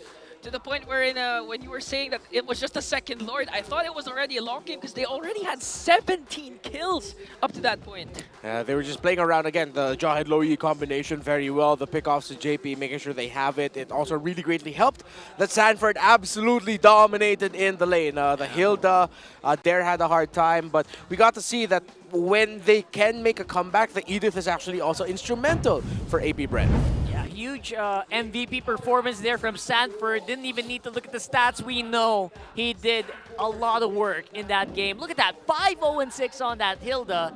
Basically just weaving in and out of the fight and giving AP Bren a hard time in making sure that they have map control. Yeah, literally, it was tasked to go right after Shizu. We all know the timer of the Silent Kid is mid towards the late game, but Sanford made sure that even up to that point, he only had 2 items. And as you mentioned, Renmar even forced to buy out the Wind of Nature, and it was all started by Sanford with his amazing Hilda. Dominating the Edith in the lane, and then just the man marking actually so immaculate there for Sanford, making sure that he's locked in on the Fanny when he needs to be. If ever he needs to try and get Chove Skirt, he should, but he really made the most out of what the Hilda brings to the table. The counter punish, and the fact that, well, yeah, Sanford just played a damn good game, no other way to put it. Yeah. And I'm going to go back to what I said earlier. It felt like, you know, there's some answers for AP Bren, but it felt like a sinking ship. And every time, they were just looking for holes to plug, right? They were trying to look for ways to just save themselves. Not really on the offensive too much. Yeah. Mostly on the receiving end of TLPH here. I honestly also want to give my flowers to Daddy JP. I mean, he was the main reason why TLPH was able to snowball early on with those crucial ejectors, crucial unstoppable force, to the point that the unstoppable force wasn't even used to lock down a Shizu or even James Pack. It was used actually to bait out Kekedot's fist crack. Break. Yeah, fist break. Fist break. Yeah, fist Crack. There you go. And when you actually bait out those skills, everyone else on the back end, especially this Oheb performance, it felt like it was easy to pull off, man. Yeah. Everyone's just running. See that? Everyone's just running. They're on the back foot, and they're just trying to not die. Yeah, this is TLPH aggression and control at its finest, of course. This isn't the first time where we've seen Sanji do so well on this low E, one of the priority bans previous seasons going up against Team Liquid Philippines. Yep. And his link up with JP, Carl as well. It was a very solid performance across the board. Oheb was able to manage the lane as well as he could. Sanford won the lane. Sanji, Carl, TZ, JP won the center of the map. Everything just went right for them, the fundamentals in terms of what you need to do for the macros. Even when you get to the itemizations, you see just how far behind AP Bren was. I really would have liked if Shizu built up more penetration earlier on instead of going for the Wind Talker. Understood why maybe the decision was to go for that. They get a little bit more magic crit, considering that the Berserker's Fury and the Haskell's go well with those first 3 items, and that their main source of magic damage, the Novaria, was still taking a while to be online. Yeah, it really made it hard for the Novaria to actually clear out or get those crucial hits as well, because, you know, everyone from TLPH was just so darn mobile. Not just because of their movement, but because of the diversion as well, right? It was so hard to actually find people to hit. Yeah. And even if you do find them, they're so far away. They're always at the very edge of the Astral Echo. Yeah, and even there came to a point where even Carl TC was being sent out by the diversion, and Carl TC is the one charging first, not even JP, with the stun coming in from the Suyo. That's why, one of the reasons why he's the rich guy and the carry for game number 1. And here in this graph, I think it's very clear that there was some damage, or actually a lot of damage, being thrown out by the Novaria, but it was either being regenerated or being blocked out by shields. Yeah. or the essentially guiding winds were regenerated, wasn't really resulting to kills. Essentially, the Novaria, as we mentioned before, was really just a way to be able to get vision into where TLPH are, but then that's just one little thing that it can bring to the table. It really was inevitable that that's what was going to happen in that game. We're in TLPH, yeah, maybe initially it's going to be hard for them to get the rotations they want, but they can just brute force through it to the point where they just have a massive lead over AP Bren. Speaking of leads, bro, look at that. We got an MPL ID update where Light and Eman are leading BTR. They swept Alter Ego. Come on, let's go, boys. So it's no longer Pamela. Finally, it's Light. Yeah. That's how you do it. That's how you do it here in our region. I love it. I'm going to definitely watch that. We can't watch it because we're working, obviously. But, but we'll watch it later. But let's go. You guys can update us by commenting what's happening in MPL ID. Let's go rep it. they are repping really hard, and they did show up as well in the previous international. So I don't mind. I expect this to happen. And you know what I expect to happen? What? I expect AP Bren to bounce back for game number 2. That's pretty big. I think there's a possibility. I like this. But I'm going to stop at there. Only a possibility. Okay. All right. Well, maybe there's something that we can find out, maybe dig out here in this all-access segment happening right now over there. Maraming salamat sa ating mga casters. Kasama natin ngayon, walang iba kundi ang mga delegates from MPL Battle Trips. Hi guys, kamusta? How's everybody doing? Okay, okay, thumbs up. Thumbs okay, up I love it, all I love it. around. Of course, Hans and Jamie also with you. And together with us today are none other than the representatives. We have James, and of course, we have Alexei.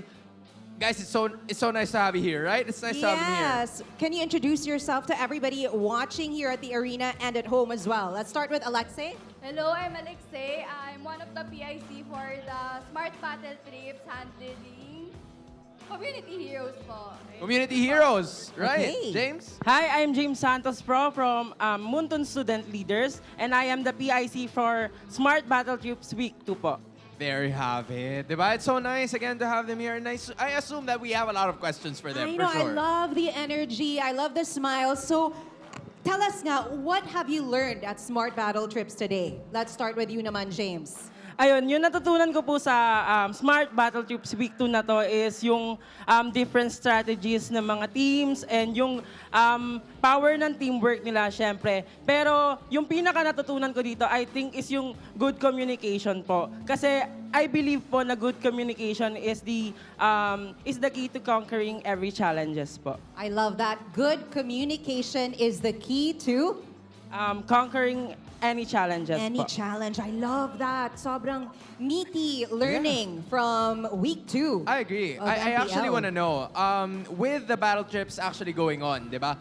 Ano ba yung mga ginagawa nyo whenever you go here? Ano ba yung mga i-expect ng mga taong sasali sa battle trips whenever you guys go here? Pag sa start po, sa bus pa lang po may mga games po na pinoprovide sa amin. Tapos every games may prizes po na diamonds. Tapos pagdating naman po sa arena, natutour po kami. Pinapakita po sa amin kung paano po nag-work yung behind the scenes po. Every tournaments and yun po, may mga nami-meet po kami mga bagong friends po. I love that. So Alexei, James shared kung ano yung natutunan niya dito. What about you? You want to share about your learnings from today? Kung paano po nag-work. Kasi po dati po napapanood lang po natin sa TV or sa live kung paano po naglalaro yung players. Pero pag sa battle trips po, parang kahit yung behind the scenes po, yung mga nangyari po sa likod, pinapakita po sa amin. Iba talaga, di ba? When you experience it here at the MPL Arena. Agree. So, how do they join? Oo nga, paano ba makasali sa MPL Smart Battle Trips? I wanna know. So, para po maka-join po sa may battle trips po namin, every Wednesday po, nagkakaroon po ang student leaders and community heroes sa page nila ng posting ng battle trips. Or pwede rin pong bisitahin sa www.muntonssl.ph.org/battletrips para makapagsagot kayo. Bali po, para po maka-join kayo, magsasagot po kayo ng quiz and kapag tama po yung sagot nyo, may chance po kayo na makasama po sa amin. Love it. Easy to do. You love to see it. Maraming salamat sa inyo guys. Did you guys have fun? Did you guys have fun? We love to see it. Kaya naman baka kayo na ang susunod na makikita namin dito lang sa MPL Smart Battle Trips. But as for now, we're gonna toss it back right to our casters. Bye-bye! Battle trips, to be young and to just hang out with your friends. Always so fun to watch. And I hope they had fun today as well. So if you ever want to join, you know what? They told you, just fill up a form and you're here. Yeah, I believe they learned a lot, especially from you guys. Because both of you, I believe, gave words of wisdom. Yeah, we did. Yeah, we told them on broadcast, never say you're going to do something if you're not actually sure you're going to do it up until a few months later. No, we didn't. Oh, that was me. That's you. I'm so sorry. Just in case you missed it. Just in case you missed it, that, you know, at least you still. It's okay. No. The first time we shared the desk, I didn't get his reference, so we got each other back. We got each other back. I'm so slow today. It's okay. It's all right, man. You're getting used to the ambiance on your head for sure. So, Yeah. for the meantime, though, smart. Right? It's really cold, you mentioned? It's really cool. I'm loving it, honestly. Again, it's hot outside, it's cold inside, and all the more my head is getting exposed to Look every at this. weather. The smart power pose. We're having it today. Put on your game face and make your smart power pose. Hey, The guy on the right is more accurate. do it. Copy what Oheb is doing, or else you will have good. You will have some financial Oh, things. that's good. That's one half of the Baby Cakes duo. That's really. I'm not sure how that's gonna. How do you do this? How do you do this? That's not it. That's No, not it it. at all. Wait, this is closer. I think that's it. I'll take it. With the mouth movements, right? Yeah. That's not a movement, that's a pose. Hey, you won already. There you go. All right, congratulations. Congratulations, my man. I wonder what they get. That's an in-game code, but for what? Like, I'm gonna ask him later. Yeah. But yeah, stuff that happens here on site, you just get random. You win random stuff. Yeah. Might even win something more than just diamonds. Oh. Who knows, right? Yes, sir. Yes, sir. A lot of stuff really does get done here. So again, tickets are always going to be available, or not always, but tomorrow. Yeah. They're still available. Twisted Minds and TNC are playing tomorrow. Omega, will they make a comeback? It's against TLPH. I don't know. We'll see. Again, if you're letting TNC cook, and right now they're reaching new heights, who knows? Maybe Omega will have something in store for us tomorrow. So maybe tomorrow you want to join us. You know you want to, if it's not raining. Yeah. Or even if it is. Rain or shine, yeah. Rain or shine. Side selection right now, we have a 33% win rate for the blue side. That is the game they won yesterday. They won on the blue side. Yeah, that was a one time. So for AP Bren, hopefully we get to see them actually try something that TLPH did. Again, I really appreciate their bans earlier. They got really funky with it. Bro. Again, Phovius, Granger, Moskov as priority blue side bans. That was Team Liquid PH just controlling the tempo of the draft.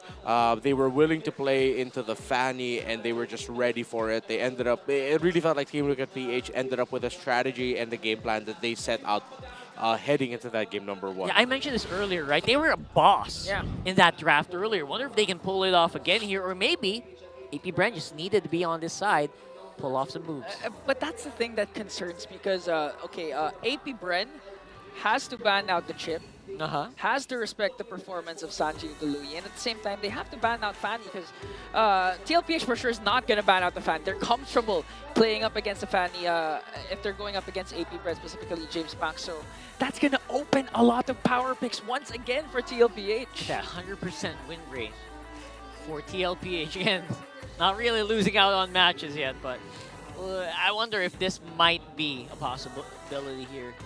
Especially depending on like how good AP Bren does feel on that side. And again, Remmer's talking about like the bans that they pulled off in the game number one. It feels like they're going a different way here. Yeah. Okay, Phovius Eve makes sense. Harith still really getting respected by Team Liquid. You're not going to rush the Granger, so I think we might be seeing a Suyo Joy trade for the first pickup here for James Banks. I'd like to see AP Bren try to have another go at the Joy. The last time we saw Joy for AP Bren, it was against TNC. Didn't fare so well, but unfortunately, it was just because the Joy kept walking into the Eternal Guards of the Vexana. If they are going to be playing into the Joy, which I might be leaning towards that considering they banned out the Moskov, they have to watch out for the Jawhead later on for TLPH. Gold laners are a bit more open this time around, feel, and I don't know if you want to do you want to leave the Fanny out if you're TLPH here? Apparently not. There's the answer. Yeah. TLPH still gonna respect the performance of James Paxton, man with the money moves a while ago with the Fanny. Now first pick Suyo is available for James Paxton. That's what they actually picked up yesterday up against Aurora when they won game 1. So if AP Bren decide to go to the route of the Joy, TLPH might be looking into a Granger priority, but they can also actually just rush the Jawhead if they want to. Because if it's Joy for AP Bren, it's Jawhead Suyo for TLPH, which AP Bren might want to avoid, meaning they might actually lean towards picking up the Suyo instead. So they pick up the Granger, huh? Oh. Well, they're going for range, okay, and they want a very comfortable spot there for Shizo so that they don't end up in a deficit. I actually kind of like it, especially since Shizo feels like he was a little bit forced into airfill earlier. Yeah, but sorry, but I'm not a fan. The Joy's wide open, and you first pick the Granger instead. If the LPH get the low E, this map field will feel very small for a Granger. Sheesh. You're right. Show still available for Kekadot if ever he decides to go for it with the roam, but they will select the Suyo. You're gonna have to drive a very defensive roamer here just to maybe keep the Granger alive because of these picks. I think it's something I want something a little bit more mobile for AP Bren's EXP lane. They might wanna. I want to see them consider the Hilda a little bit later in the draft. I mean, might be good to just go ahead pick up the CC, but I'd like to see them consider the Hilda, considering that Sanford played really well with it in the previous game. There you go with the Badang again. Again, might be still, you know, they might just play it the way they did in game number 1. Most likely. So you secure a Jawhead here. Third pick, assuming that you still have gold laners later on in the second picking phase. Jawhead feels pretty good, yeah. Feels pretty good, specifically on the slot. I really like that. Even or Louis Tigreal if they want to go with that route. Send out the Tigreal bombs, right? All around the map. It's going to be crazy. Yeah. But this time around, they are the ones who play out the airfield, which, again, as I don't know if I said this, but it really has a good matchup against a Granger. TLPH will have to start taking away the picks for Kekadot. Yeah. They can choose to ban. There's 3 roamers floating around. That's Jawhead, Cho, and Tigreal. Either of those 3 would do so well. Considering that they have the Joy on their side, they might want to consider banning or taking Tigreal as the priority. However, if they do that, they might want to consider a Valentina ban as well because AP Bren still hasn't shown their mid laner. However, the Valentina might actually be having a little bit of a difficulty against the lineup the TLPH is showing. But they said, you know what? We'll just take out the Tigreal instead of having to take out the Valentina. Good respect bans here. You also wonder if maybe they might go for a take 2 on the Novaria. What do you think about that? It's a very spicy lineup rather. Why not? So TLPH was actually the one who took out the Jawhead. Is Mathilda open? Yes. Yes. Matilda's wide open. However, they don't seem to have the right lineup for that right now. If they decide to pick up a Matilda, that puts a lot of pressure on the EXP lane pick for Sanford to become the tank. I wonder if they are crafty. If they're feeling really interesting here, they can go Matilda Barretts. But center of the map might be a little bit too difficult to hold. You don't have hard crowd control. So you go high loss for JP instead. I like floating the Barretts though, because it might make the Joy second guess. Yeah. Going for the attacks non-stop, like what we saw in game number 1. You don't want to see a Joy go crazy. But again, if AP Bren decides to go for a Barrett, Sanford can actually go for the CC. Because still CC hasn't been banned out. Yeah. Most likely, this will be a CC for AP Bren though. And then their mid laner. It'll be hard for them to go Farsa. I think they might just go Vixana here. Yeah. To mitigate the aggression that Carl TZ can't do with the Joy. Because you can't Lucas with the CC still as an Oh, option. Gatot. Oh, I'm still okay with this too, yeah. I like Gatot, and then they go for Vixana. They need something a little bit tankier, and I think they're putting the Badang in the EXP, then the Gatot goes into the roam. If that's the case, TLPH can just pick up the CC now. Yeah. That sounds like just enough around of chaos for AP Bren to work out here. I like it. Yeah, the team fights look or sound really good in my head. I wonder if they'll consider Cho too, still open. They can flex it. I think Sanford also has a Cho option for him if he wants to. Or go for high loss XP, then put the Cho in the roam. Is it? Look at Lucas. Huh. Okay. Okay. Oh yeah, since there is no CC, they go for the Lucas for Sanford instead. Oof, this is gonna hurt. TLPH has a very good lineup, but AP Bren, I feel like, you know what? This is one of those, it's based up on the execution. But if AP Bren mess up the first two turtles badly, that time span, TLPH will run away with it. I actually agree. They have a very explosive lineup here that can really blow people up very early on. That's something I like about this AP Bren lineup. But again, TLPH, they've shown that even if you think you can go head-to-head up against their lineup in game number 1, they're just, the veterancy just really shows, and the experience. Renmar even mentioned this a while ago during the intro that it's all about Orahan. The aura that TLPH has over AP Bren. AP Bren cannot be affected by that. Yeah, we'll see. I mean, it's been a few games already at this point. I hope maybe they've gotten used to the climate. You know, they've gotten used to just being stared down by their opponents non-stop. Maybe, just maybe, AP Bren might be able to eke out a game win. But that's up in the air as we go into game number 2. Does feel like they have a good lineup, but can they execute it like Renmar said? Okay, initial rotation should be quite even, typically. We have to look again at what the EXP matchup will be for Der and Sanford. Game number 1, Sanford was the MVP because he dominated the EXP lane and was just a nuisance in the map. Let's see if Der will stop that from happening this time around in game number 2. There you go. AP Bren basically asserting or trying to stop TLPH from moving out of the map, making sure that they have some level of control, at least early on. And they also have a good vision of where Carl TZ is heading. I mean, that's the initial goal that AP Bren has right now, is just to really take control over the river, make sure that Carl TZ does not get an opportunity to cross that map and try to go for jungle caps that he can take away up against James Max. Full crit high and Master Assassin for Oheb on the Irithel plus the Festival of Blood onto Shizo. So Shizo's looking to sustain. I mean, naturally the Granger does really hurt. While Oheb, let's see how he'll be able to fare in the laning phase with making Shizo hurt. Unless Oheb's gonna go just, instead of aggro, he might just play really around getting the farm instead. Have to watch out for that too. They're being very aware of these bushes, which I really like. Again, James Banks not falling behind with Carl TZ is very crucial. Yeah. I like that you mentioned it because I actually like to highlight how JP has been performing even the past 5 games so far. So phenomenal. Knows his role. You've seen it a while ago. James Banks was actually looking for an angle to go for maybe an aggressive start for AP Bren, but JP with a ring of punishment, just making sure that no brush is safe for AP Bren. Yeah, very forward. Look at that. JP close by. Carl TZ can also respond when he can, but it's a 4-man for AP Bren. Okay, still on level 4 for Sanji. Oh, And for wow. Sanford, but here comes the counter attack from TLPH. A good initiation.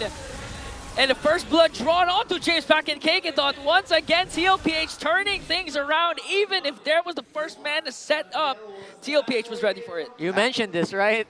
Yeah, the explosiveness that you pointed it out as well. TLPH, perfect entry by Sanford on that.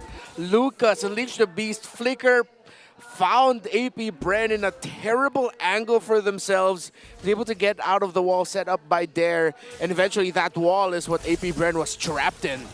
Speaking of trap, Carl TZ trying to go for it. Okay, but again, I think Dare is pretty good. This is a pretty good spot here. But Kekedot doesn't seem to be in a good spot. He doesn't have his revitalize yet.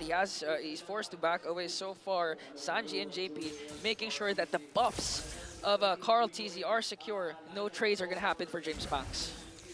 In terms of the items, nothing too crazy just yet. Dreadnought armor, though, already rushed by the Lucas of Sanford. So really maximizing the damage output that Der, Shizo, and James Banks can dish out in this portion of the game. Good itemization by Sanford. Yeah, still amazes me how 700 gold can make such a huge difference Yep. onto the laning phase, especially for physical-based XP laners. So now, oh, spicy. But in the likes of Oheb, you know he wants more than just 700 gold.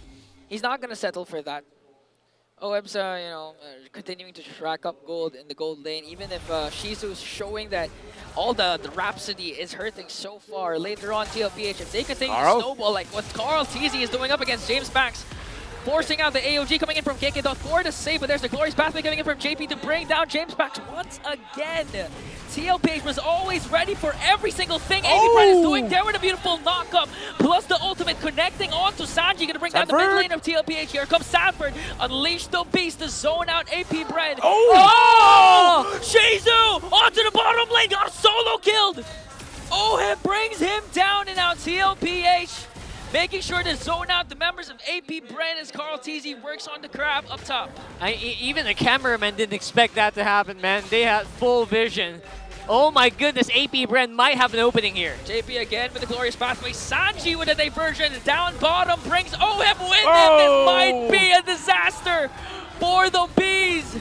2 members are gone, make it 3, and even JP has a killing spree. Sanford flickers in with the TPs to zone out there, and TLPH are in full control. TLPH are playing with all the confidence in the world right now. They know they are simply better than their opponents as it stands. Oheb fell to a solo by Shizo, but since Oheb was back in base, Sanji said, you know what, come with me, let's go to the turtle, using the diversion to bring Oheb there when he respawned.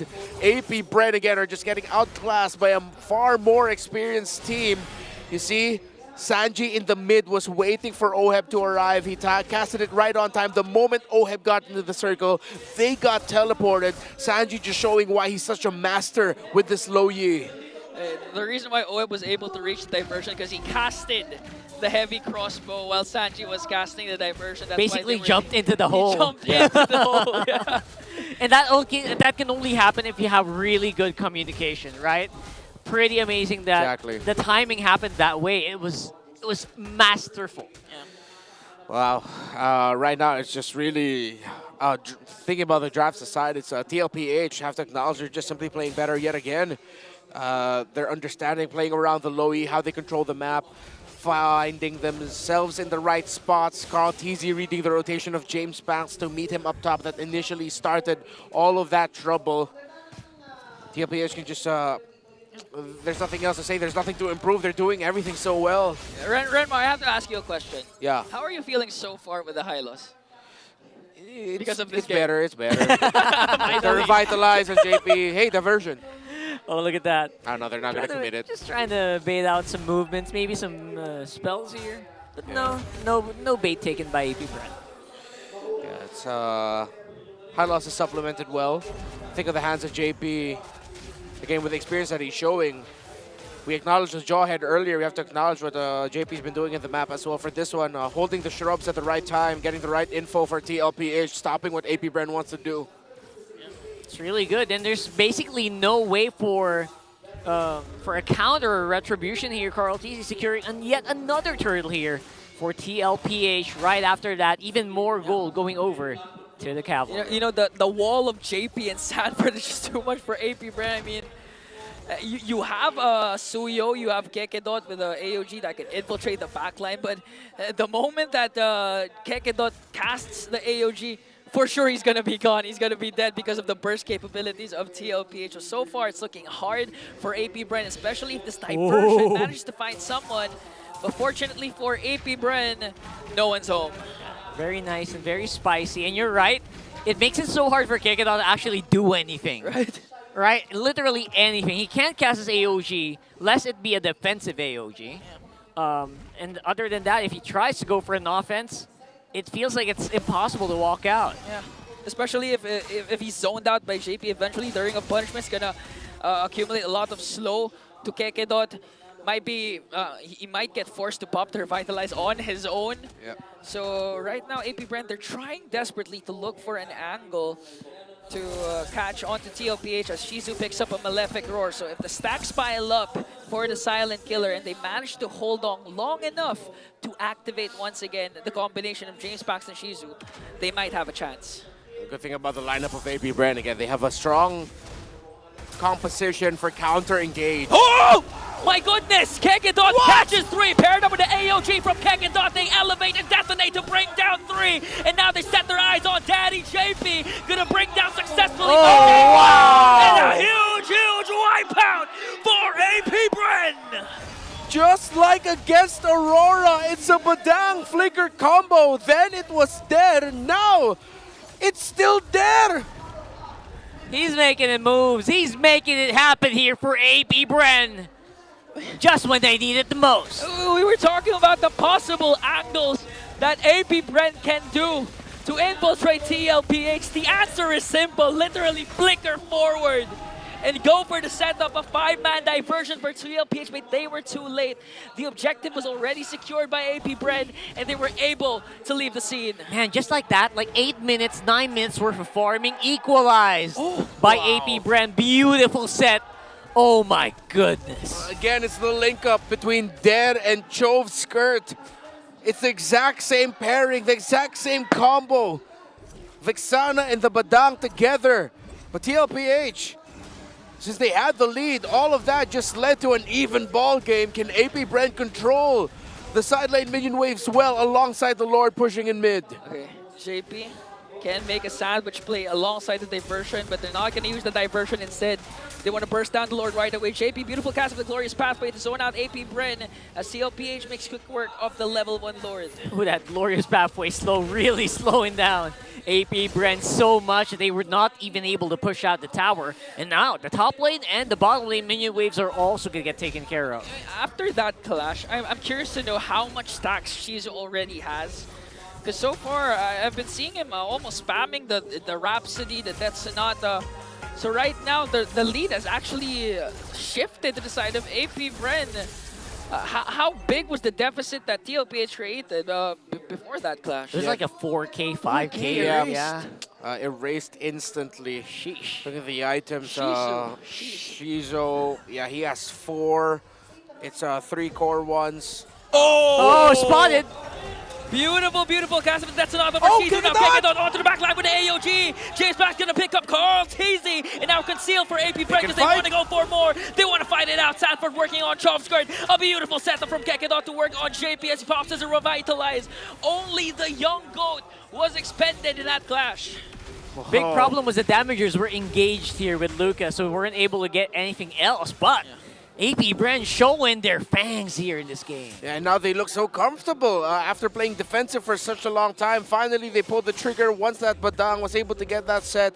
And I believe they were also waiting for Shizu to be completely ready. Now AP Bren are playing like how TLPH has played for majority of this series so far.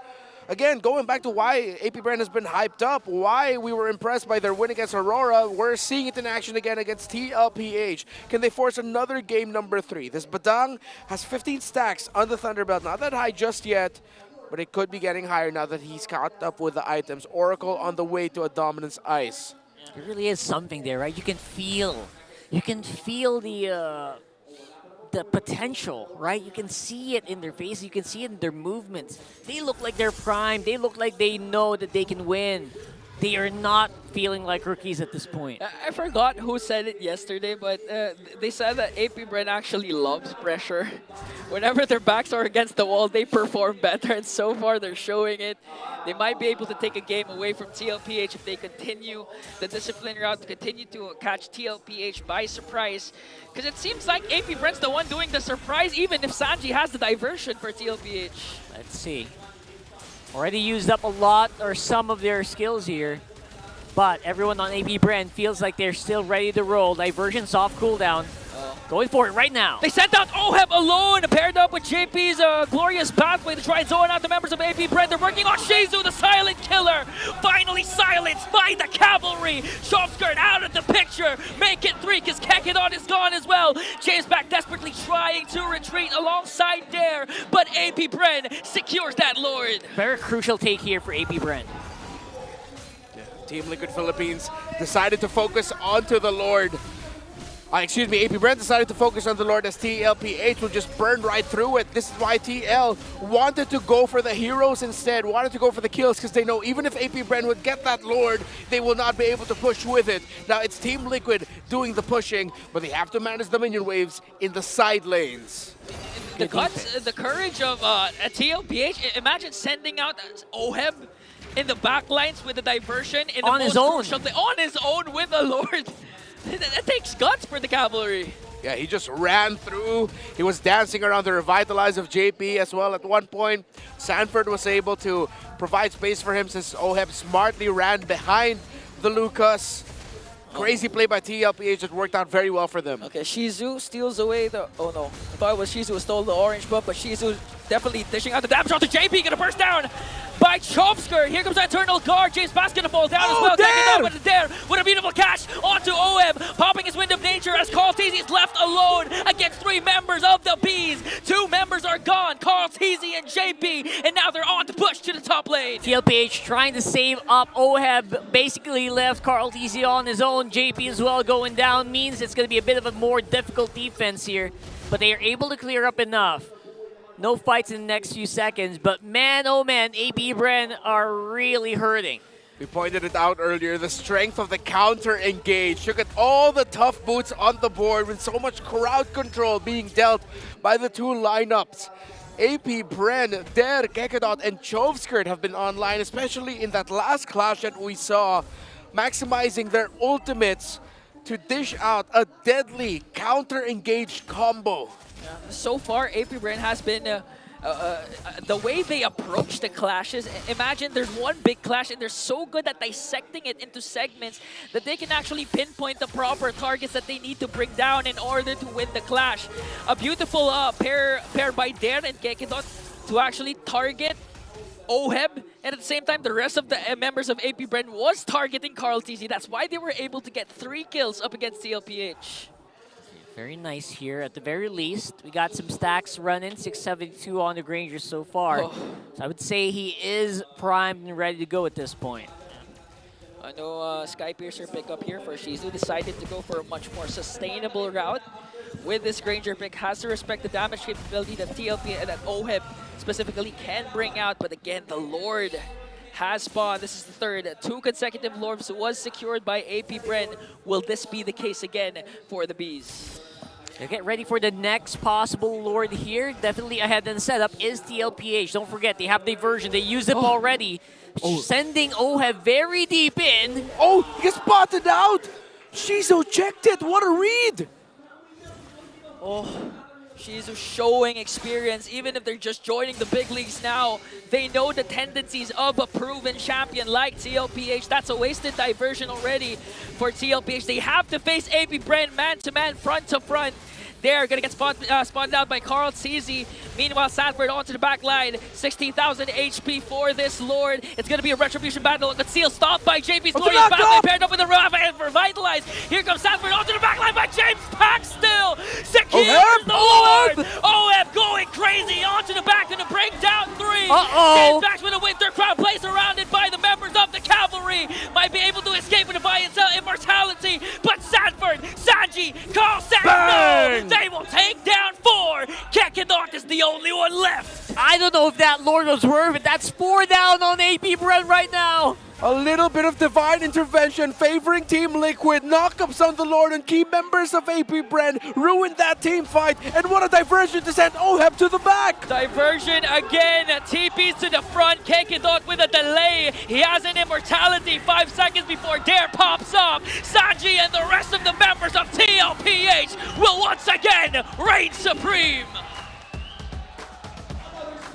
And here in the day number 2 of week 2, TLPH remains undefeated. We get 3-2-0s. We thought we would get a third game. But once again, Team Liquid's Low Yi coming in the clutch with surprise angle play, sending Oheb to the back, and a little bit of divine intervention by the Lord, knocking up key members of AP Bren in the final team fight. Man, that was divine intervention at its finest, basically allowing Oheb a beautiful hit on the choke skirt, making sure that the damage of AP Bren was also slowed down very, very much. Again, I still, even if TLPH was dominant in game number 1 and 50-50 in game number 2, I still like to commend the progression of AP Bren, because for me, it's also a win-win again. Just like what happened with Aurora, they're showing that they can go head-to-head with champions. So still a lot, there's literally nowhere to go but up for AP Bren. We need to start seeing them play some lineups that can dominate from the early though, instead of relying on, well, so far it's been counter plays in scenarios where we look like the opposing team would just run away with it. Yeah. Seems like a defensive counter punchy team. When will we see AP Bren run away with the ball in the early game? I guess we're gonna have to still keep our spirits high for that to happen, because it feels like it can happen soon, especially with the way that this game actually progressed, basically erasing a 5K goal lead in a matter of seconds. Very few teams can actually do that. Even up against a champion like TLPH. But again, one thing for sure is TLPH, what a great start. That's right. TLPH, I would love to hear what they have to say right now. Let's throw it over the stage. Still undefeated, your cavalry of Team Liquid Philippines! Boys, congratulations. Another sweep na naman ang nakuha nyo. Oheb, I'm sure na nakita natin, nanonood ang nanay mo ngayon. I actually want to know. Right? With this victory, may chance ba na makita ka natin as the top 1 with most earnings in MLBB history? Fake news yun, fake news. Okay. Fake news. Mabuti na. Para lang magkalinawan. And now, going back to the game, right? Actually, hindi pala ako muna pupunta doon sa game. Since magkatabi naman ako, parang nahihilig kayong magkatabi palagi, Parang hindi ko alam kung bakit. Kayo, tatanungin ko kayong dalawa. Kasi may poll kanina kung ano daw ang tawag sa inyo. Yung isa, KO Nexon, kasi Kyletzy and Oheb. Yung isa, Baby Cakes. Okay? Para sa inyo bang dalawa, ano bang gusto niyo tawag sa inyo? Wag na lang yung baby cakes. Parang walang angas pakinggan So mas gusto mo yung KO Nexon? KO Nexon. Okay, Carl, ikaw. Sa akin din, KO Nexon lang. Ayoko nun, parang parang magjowa kami pag baby cakes. Nako! Silang dalawa KO Nexon. You know what? Tanungin na lang natin yung majority. Hingin natin ang majority. Okay. JP. Gusto namin yung may dating sana, maangas. Okay. Parang may dating naman yung baby cakes, di ba? Cute naman yung baby cakes, JP, diba? gusto kong tanungin. Baby cakes? Kung ikaw ang papipiliin, KO Nexon o baby cakes? Baby cakes ako kasi kinamit baby cakes. Okay. 1 baby Sanji. cakes, 2 KO Nexon. What about Sanji? you? Yung totoo baby cakes talaga. Baby cakes talaga. Sanford, okay. eto na. 2-2. Okay. Sanford. Nasa iyo ang bola, pare. KO Nexon o baby cakes? Sa akin baby cakes kasi. Ay, baby cakes Number 1 talaga. fan ako Oh wait, coach, what about you? Sa akin, KO Nexon, mas maganda. KO Nexon. Sige. Pero iwan natin sa 3-3. Oo, okay, 3. iwan natin sa 3-3. Pero okay, kung baby cakes nga kayo, let's start with Kyletzy. Sino si baby? At sino si Cakes? Diba? Tama. Sino si tama, baby? tama, Sino di si ba? Cakes? Tama. Okay. Wala si... Oheb's like, wala. Sige. Carl, ikaw Oo. ba si baby? Or si Sino Cakes? si baby? Ikaw ba si baby? Ikaw ba si Cakes? Dad, ikaw na lang kaya sumagot. Ay, sige, Oheb, go. Walang gawa-gawa lang ni Sanji yung baby cakes na yun Sanji, ikaw pala. Since ikaw pala ang may pasimuno, Ikaw pala yung gumawa yan, Sanji. ikaw ang magbigay. Sino si baby? Sino si Ayan. Cakes? Si Carl yung cakes, si Oheb yung baby. Oh, so si Oheb yung baby, si Kyletzy yung Mabuti ng cakes. malinaw. Okay. Mabuti ng malinaw. Malinaw na. Pero back to the game, no, Hans? Grabe, ang hirap ibalik sa game. Oo. Pero sige, ituloy natin. Kyletzy, ito, seryoso na talaga. tuloy-tuloy yung win streak nyo. All of the stuff aside, all of the fun and games, ano bang meron sa secret formula nyo per se? Pwede nyo bang bigyan kami ng glimpse or do you guys just want it to keep yourselves? Ano bang meron? Bakit ganito yung nagiging laruan nyo all throughout?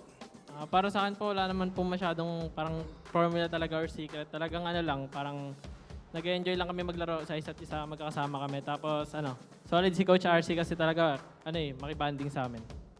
Okay. That's nice. And you know what? Now that you're saying nag-enjoy lang kayo and you're doing so well, win streak kayo, week 2 pa lang, no? Ang lakas. Now, they're saying, Kyletzy, na Prime Kyletzy is back. Totoo nga ba or he never left?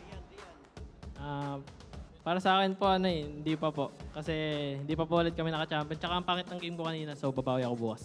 Babawi siya bukas. You know, that is the makings of a champion talaga. Never enough. Always striving to be more and more. Yeah, for sure. Multi-awarded champion. Kyletzy, I also want to know, kasi nakalaban mo si James Banks kanina. This is your first time going up against him in MPL. And he actually performed, really well going up against you. So, kamusta yung performance? How was it going up against the newest player dito sa MPL Philippines? Nabigla din po kami sa playstyle nila na parang sama-sama ganun. Tapos ang tapang din nila maglaro kaya feel ko habang tumatagal mas lalakas pa sila. Is there any message you want to give out to James Banks and the rest of AP Bren? Nice game, James Banks. Galingan mo pa. Wow. There we finally have it. Once again, guys, still undefeated Team Liquid Philippines. Boys, you may now take your walk of victory.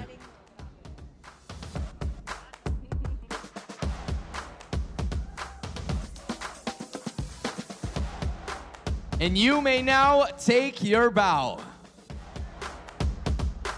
My goodness, ang dami nating nalaman. It was a really good victory para sa Team Liquid. Nalaman na rin natin kung sino si Baby at sino si Cakes. Yun eh. Yun na talaga yun. Alright? Finally, it's been settled. Nalaman na natin. But of course, hindi pa dito nagtatapos ang lahat because we're gonna know what our casters think doon sa nangyaring laban na yun. Kaya casters, back to you.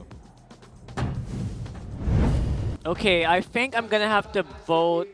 We're looking for like a really cool name, so I'm gonna go for Baby Cakes. Yeah. 100% Baby Cakes for me. To be honest, I think it Bye, has a good ring to it. I really feel the aura. Yeah. The Baby Cakes. Think about it when you're going up against them. Imagine if that goes to MSC. They're like, Baby Cakes. So what is this Baby Cakes? That's such a funny name. And then you get destroyed in-game by Baby Cakes. There is no coming back from that. Sanji will look at you, eyes closed, playing that low Yi 229 MVP. There's no coming back from that. Oh my goodness. And 229 MVP on the low Yi means he's really doing something good. And again, Sanji, a prime supporter of the Baby Cakes movement.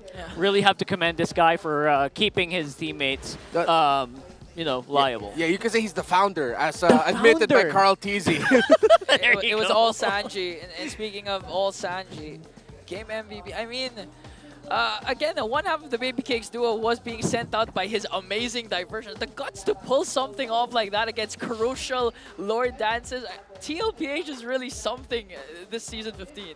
Yeah, I really feel like even in a downward trajectory for some parts of this game, especially after this one, I feel like they recovered very well. They were able to really button together to fight it. Yeah, I have to acknowledge just how good this play set up by AP Bren was. I thought this would come from a counter. It came from them taking the initiative, the vision provided. But at the end, it was TLPH taking their own initiative to surprise AP Bren, changing up their priorities. And of course, with what we mentioned earlier, sending Oheb to the back. Probably that was a Sanji call. Maybe that's why we're seeing him as the MVP. But you could really feel the effect of his low E throughout the series. And a harsh reminder to the rest of MPL Philippines as to why, as much as possible, if you're giving the low E to Sanji, make sure you're ready for it and you have a game plan. Or if you're not, just don't give it at all. And it felt like there was a sort of a game plan, especially after like that 10-minute mark here, or 12-minute mark.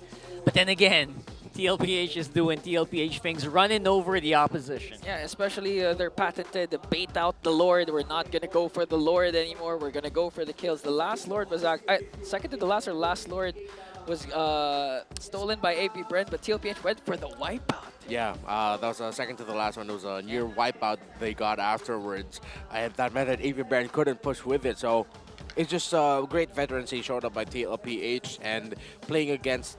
Playing with a lineup that demands a lot of communication and great teamwork with making risky plays as the low E. It was a good bounce back. Kyletzy admitted that he did have a rough game this time around.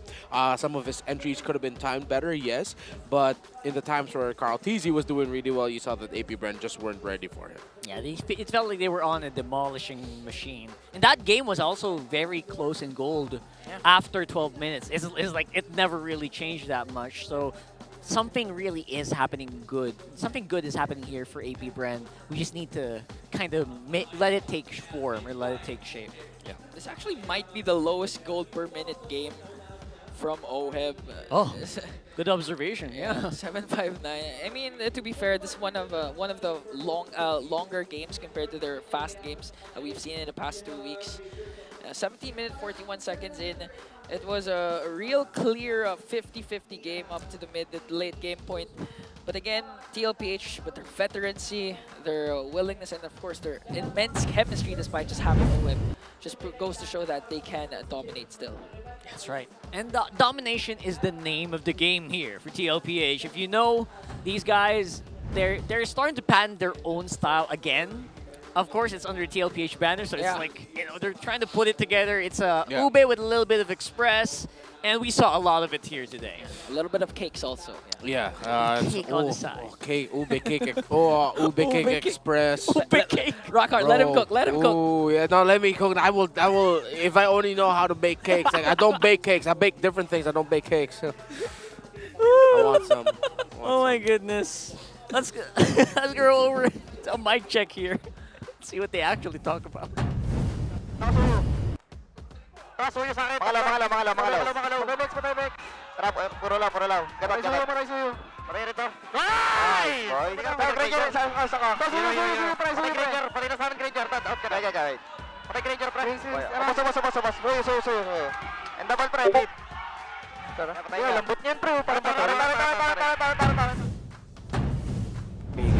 Clean as silk. Those calls really feel like they work together as a unit. They really feel like they have a lot of control on the map here. Yeah, honestly, it's like that they're acting like they have one mind. I mean, amidst all the noises that they hear, they're still in sync. The skills are still coordinated. So, I mean, wow. Huge win for TLPH. According to Crafted Jan, ganda acknowledge na pangit laro niya. Idol na idol kita, Carl. Idol din kita dyan. But yeah, I feel like, yes, basically he says it's nice that Kyletzy acknowledges that he had a bad game. Yeah. And he's still his idol. He still idolized the guy. So thank you so much, Crafted Jen, and everyone else who's commenting. Again, if you just comment down below, we'll read that as much as we can, especially if it really makes a lot of sense. Yeah. And that one did. That was really good. This is why he's a GOAT. Imagine the community is just literally seeing Kyletzy grow up in front of their eyes. Amazing. Yeah. From being a kid to being someone very self-aware, being a proven champion, and now being a leader for TLPH. Just goes to show that Kyletzy has been in the league for so long. Yeah. How old is he now? He's like in his 20s, right? Just entered his 20s. Yeah, he just entered his 20s. He started off as a 14, 15-year-old. Wow. There you go. Wow. And Pansiklaban, by the way, a big wow for our Bees and our Falcons leading the scoreboard. Kabarangay and the Mines are actually close by. With the Cavalry on an 0-3, what is happening to the standings? Renmar, this is happening season after season. Yeah, Have you noticed? The Cavalry is struggling. It's a flip. It's a topsy-turvy town in the Fancy Kalaban. Oh my goodness. And I love it. And again, the action gets pretty good. The matches Yeah. the communities have before the show starts, or in the middle of them. It's so cool. And then when you go over to the actual standings of the league, whoever made that transition is beautiful. This is what it looks like right now with TLPH, again, still undefeated next to Aurora. And they have more net game wins because, again, they have not lost a single game yet.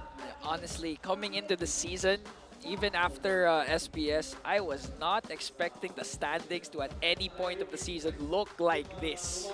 Yeah. People weren't expecting that at this point of the season. We're already talking about, oh, will Onic go 14-0, man?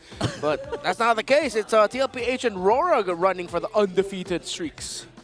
Very interesting how things are happening right now here in week number 2. That is the reason why you guys really have to watch week in and week out, because stuff changes on a dime here. Like teams suddenly awaken, like their beasts have been unleashed or something, right? So maybe Luke is doing something good there with some of these teams, but are things happening the way you expected to be? Comment down below. We always love to read your comments. And it's been a really fun day so far. Yeah, we always take into consideration your comments. Again, without your comments, my hair wouldn't look like this.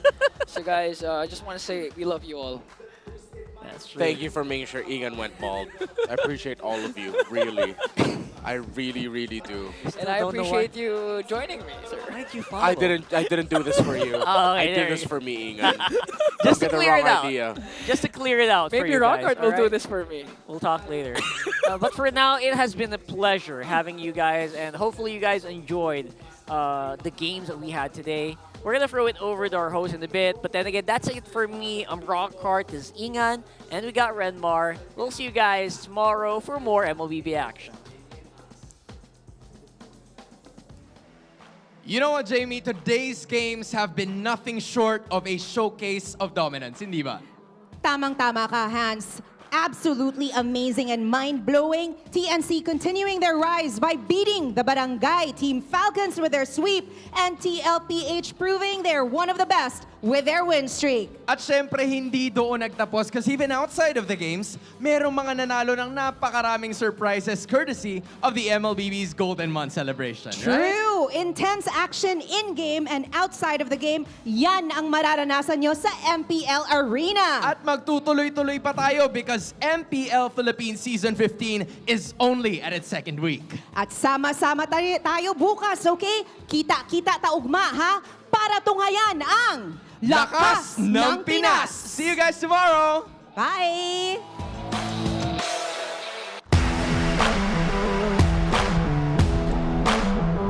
The 15th season of MPL Philippines is brought to you by the following sponsors. Infinix, the MPL official tournament phone. Lakas sa laro with Infinix. Smart, the official telco partner of MPL Philippines. Our partner in esports, Time Zone. Join the fun at Time Zone. TT Racing, for those who dream, work, and play. TT Racing has your back. Don't miss any MPL action by following our official Facebook and subscribing to our YouTube channel. Follow MPL PH on TikTok for more content. Experience the Lakas ng Pinas of MPL PH Season 15 action live at Green Sun Hotel. Grab your tickets now via official MPL PH website. All the regular season tickets are now available at 200 pesos. MPL Philippines is monitored and supervised by the Games and Amusement Board.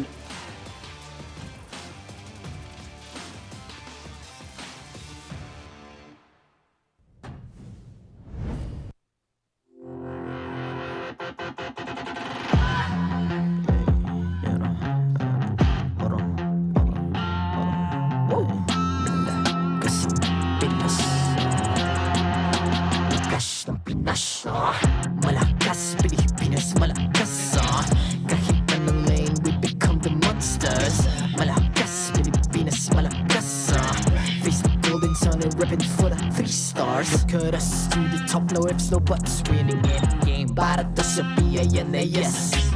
Di mo matikin ang aming boses on your level. Nasa kalye man o mobile, you know I become a legend. Open fire, reunite with winners. Built with pressure, the diamonds are made of. Switch na lane na parang gera. HP Racing may reset up. Built agad ang buhat ni Hilda. Full load SS parang Lyra. Susundan ko ang iyong bakas.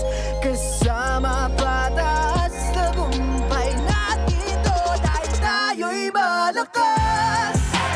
Para sa Pinas. Nasa amin ang alas, hindi tuwa atras. Kinikilala sa taas kasi kami ang malakas. Para sa Pinas. Nasa amin ang alas, hindi sa taas, ganito kami sa Pinas. Wow! Hold on, yeah. Wala ka sa Pinas. Laging every beat, no surrender, no retreat. Pag nagsama-sama, just imagine what we can achieve. Laging every beat, no surrender, no retreat. Giving 100 all my all, cause we just cannot be defeated. We are unstoppable, immune and invulnerable. Ready ang equipment, lahat frozen, malang crowd control. Pakita ko na jab like pow, east to the southeast. So matawag proud and loud, cause every enemy we devour. Susundan ko ang iyong bakas, kasama patas, tagumpay natin to, dahil tayo'y malakas. Para sa Pinas, nasa amin ang alas, hindi ko atras, kinikilala sa taas, kasi kami ang malakas.